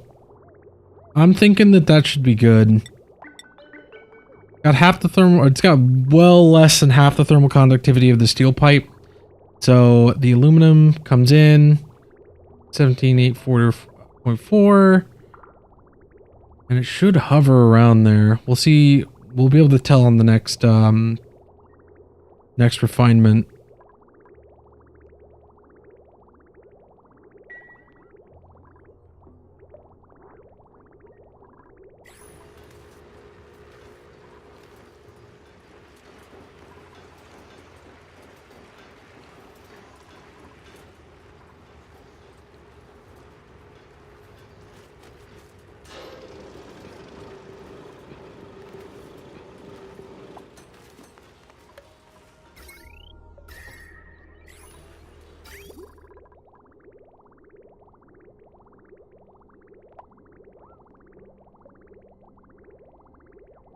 Yeah, that one came out at 1800. We'll see after. Okay, I know I said this was the one, but let's see. Coming out at about 16. 100. Went out at 1800, came in at 1600. Because we need to, I just need to know if it's trending up or if it's trending down. And if we need to do another tweak. So 1875. 1874 right there. And then 16. Yep, okay, there we go. That should be roughly stable.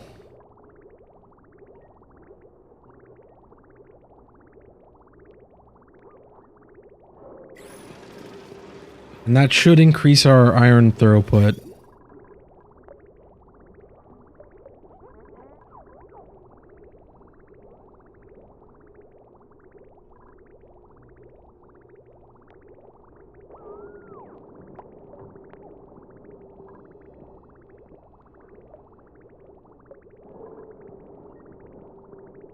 No, that's trending up. That's trending up again.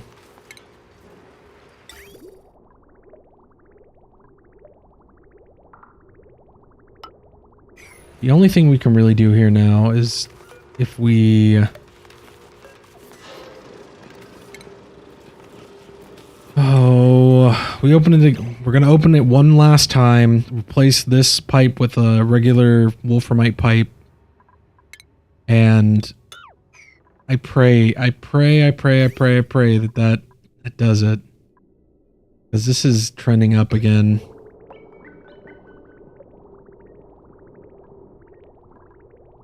If I were better at math, we could probably go in and calculate exactly how much heat we need to leak out and determine it from there. But that's not the kind of game player I am, unfortunately.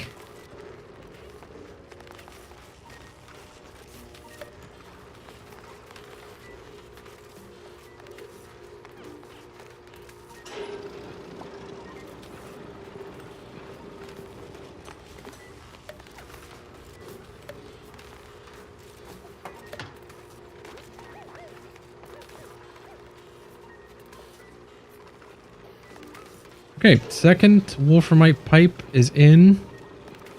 We'll just let it run and just see. Just see.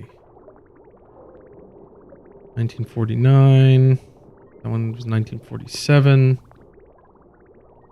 1929. Okay, that's down.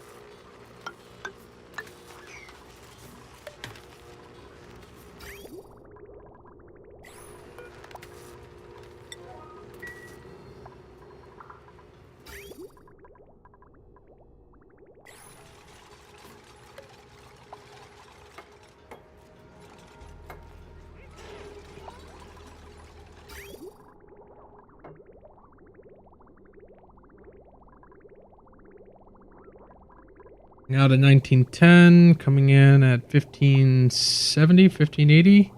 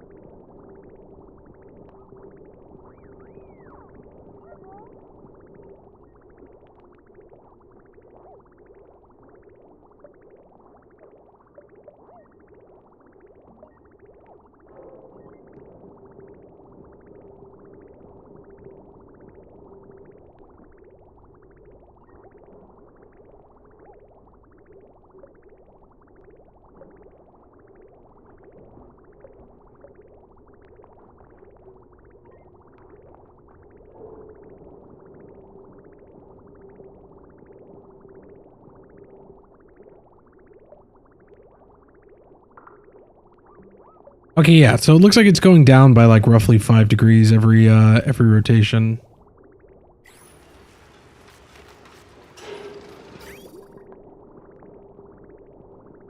Or 5 degrees every time.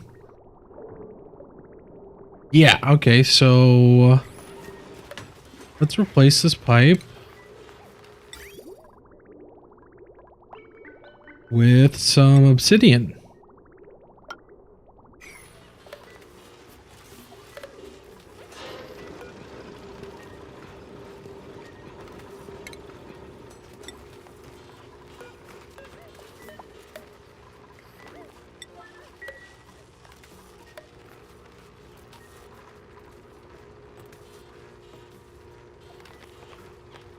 Oh wait, maybe it was, wait, before we do that,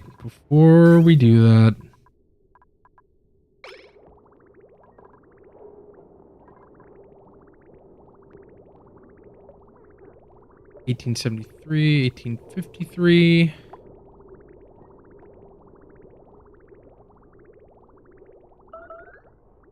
Because it was heating up the ceramic. 51.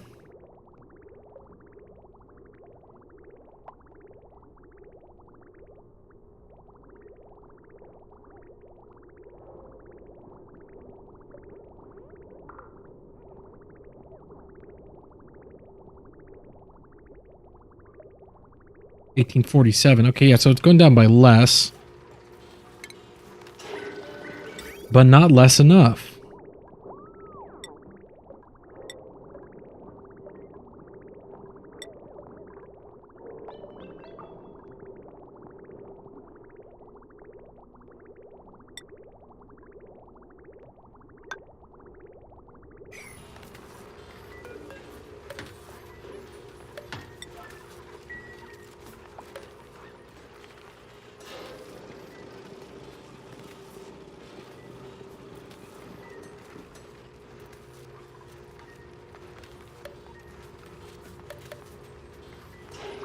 So we replace it with obsidian and dual check, and then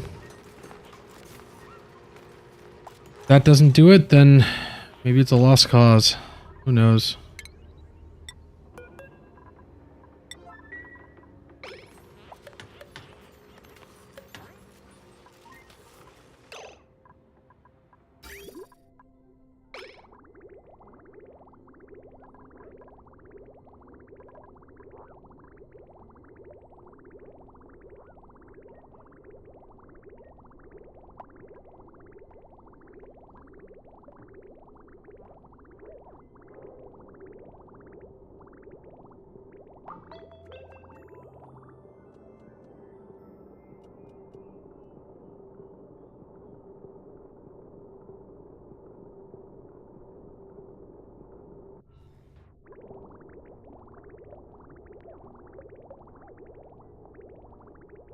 In 39.4 or 1839. We'll just round down.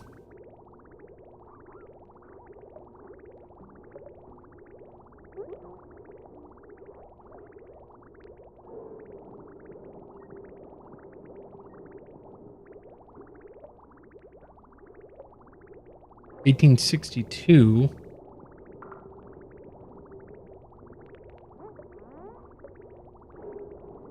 $18.52.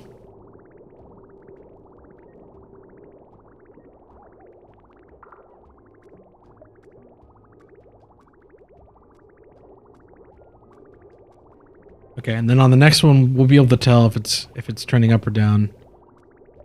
Now we've got all 3 pass-throughs, so each load of 400.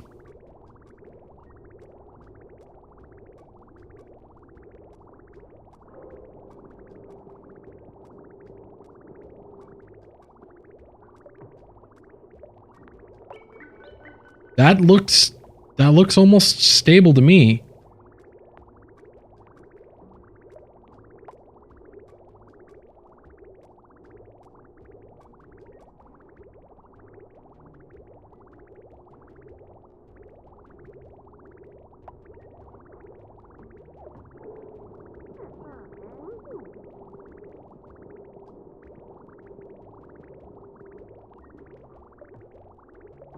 Bam, yeah, we just intuitively tuned it. Okay, perfect. Thank goodness. Yeah, like I said earlier, if I was good at math, if numbers didn't fly out of the side of my head as soon as I thought about them, like, I was always the kind of guy that had to do, like, everything on paper. It wasn't that I was necessarily bad at math, it's just that the numbers don't stick in my head. But I think we got it. That's looking remarkably stable. I mean, to the point where the increase / decrease has been by 1 degree. Sure, that will still creep up on us, maybe, but that's why we had the failsafe in. So now we should see our rust starting to flow through at a slightly higher pace. Maybe.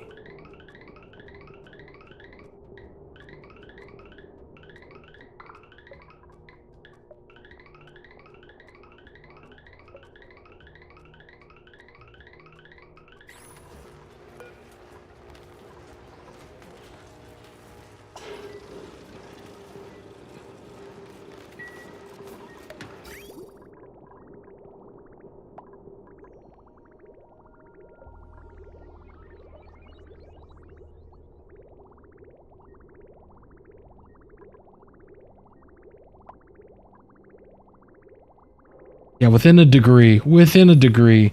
Maybe if we'd made this out of igneous rock instead of obsidian, it might have been even closer. Just because that igneous rock could move a little bit more heat.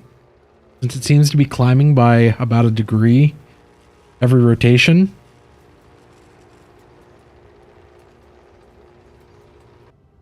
Which would go to reason that... Well, igneous rock has 5 times the specific heat capacity, so it probably wouldn't have been a good choice.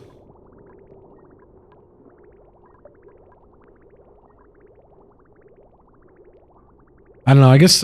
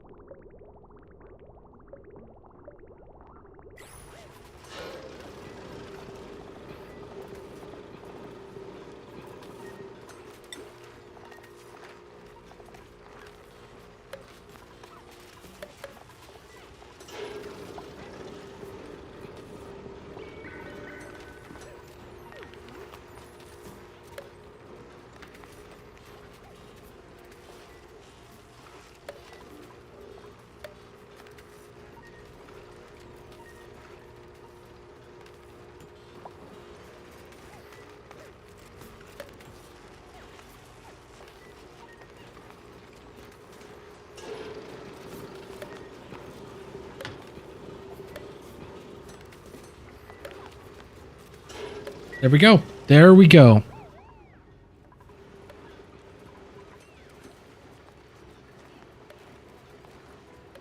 Seems to be going up by 1 or 2 degrees every time. I'm not super worried about it anymore. We don't have to worry about it. And if we want to drive up this temperature just a little bit, we could always close the loop. Because I'd rather drive it up than drive it down.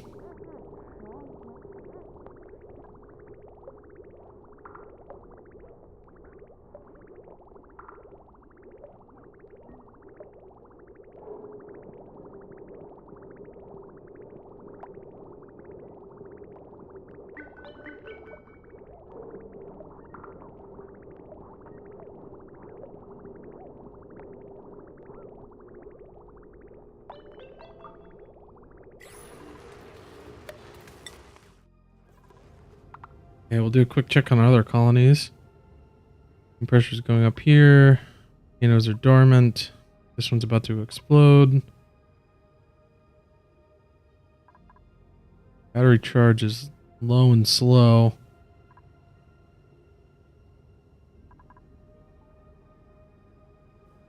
Ooh, yeah, it's not. They're not generating enough.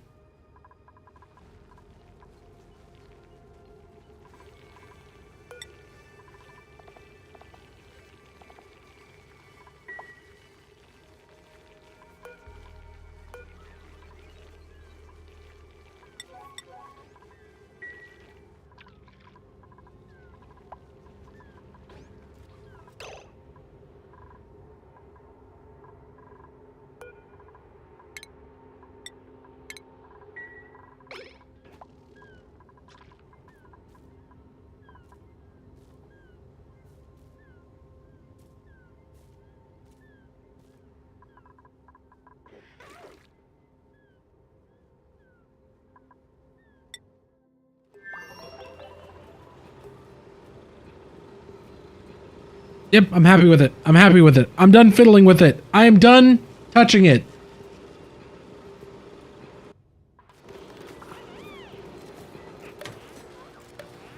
It likely has issues, but I can mess with it on my own time. I'm sure it's boring just watching me fiddle with it for however long. We've been looking at it for an hour. If it were gonna explode, it would have already done it, and if it's not gonna explode, then we don't really care. But I do kind of wanna drive the temperature up just a little bit. I know. I need to stop messing with it, but I want that temperature up just a little bit more. Because if it's roughly stable, and that's all we care about. If it's being unnecessarily lowered, then we don't like that. Let's drive it up by 200 degrees across the board. Back to getting close to the danger zone. And if it ever gets above, then we'll know. The one thing I don't want to happen is for it to freeze.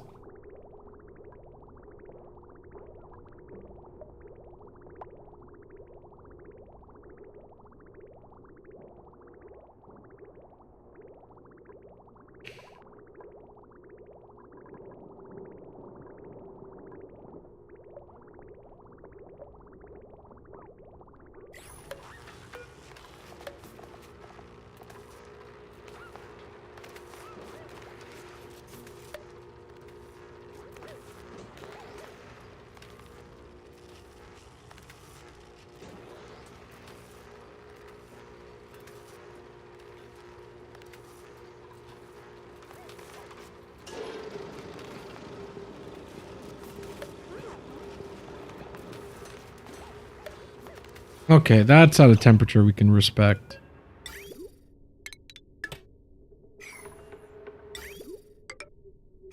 Let's see how that comes through.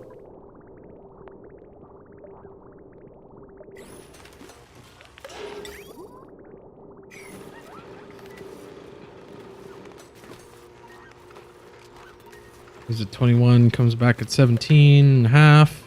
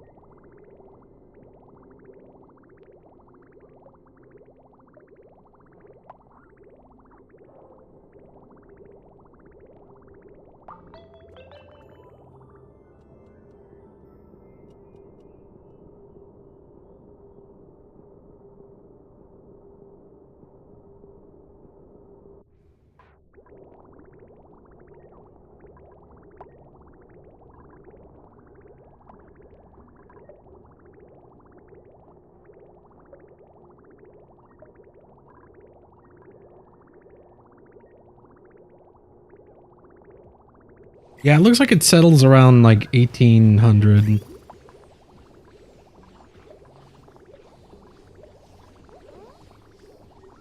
Probably because of just how cold the rust is coming in.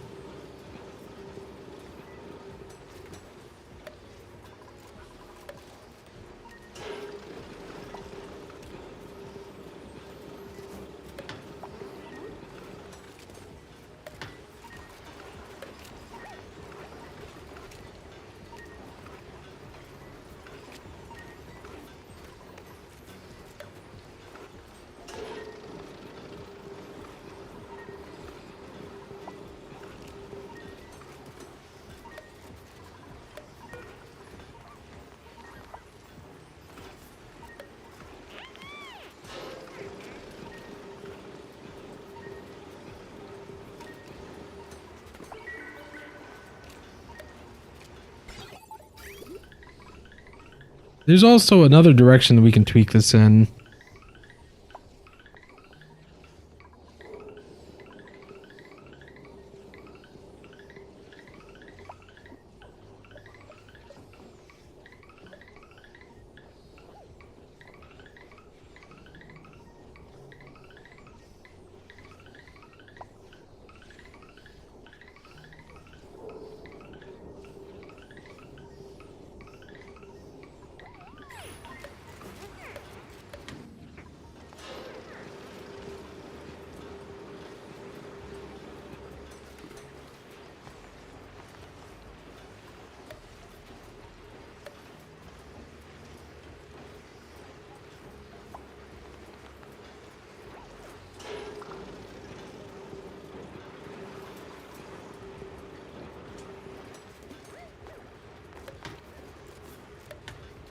Yep, we're still going. We're still going. I'm still tweaking the rust, the rust melter.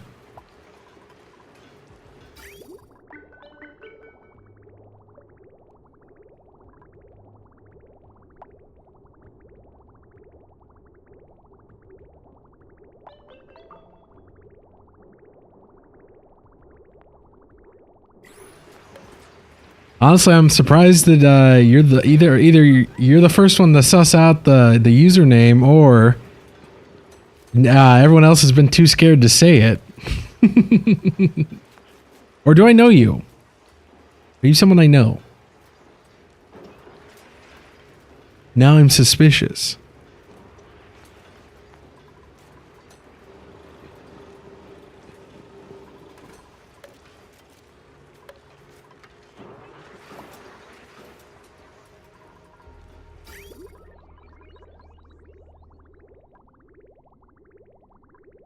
Okay, 5 units is too small.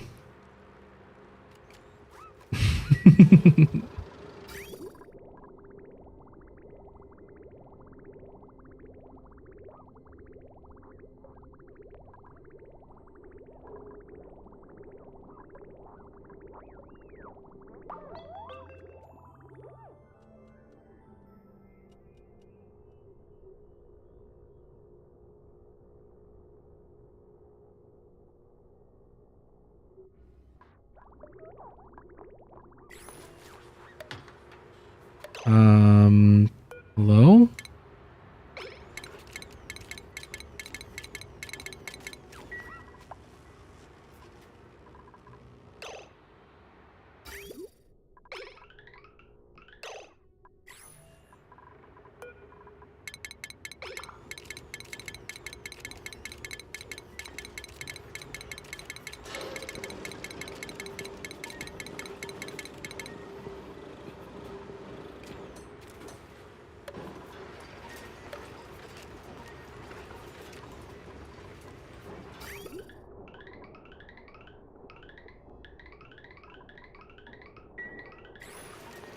Oh no, oh no.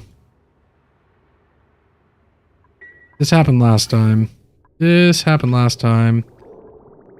It stalled. It stalled and now it's getting too hot.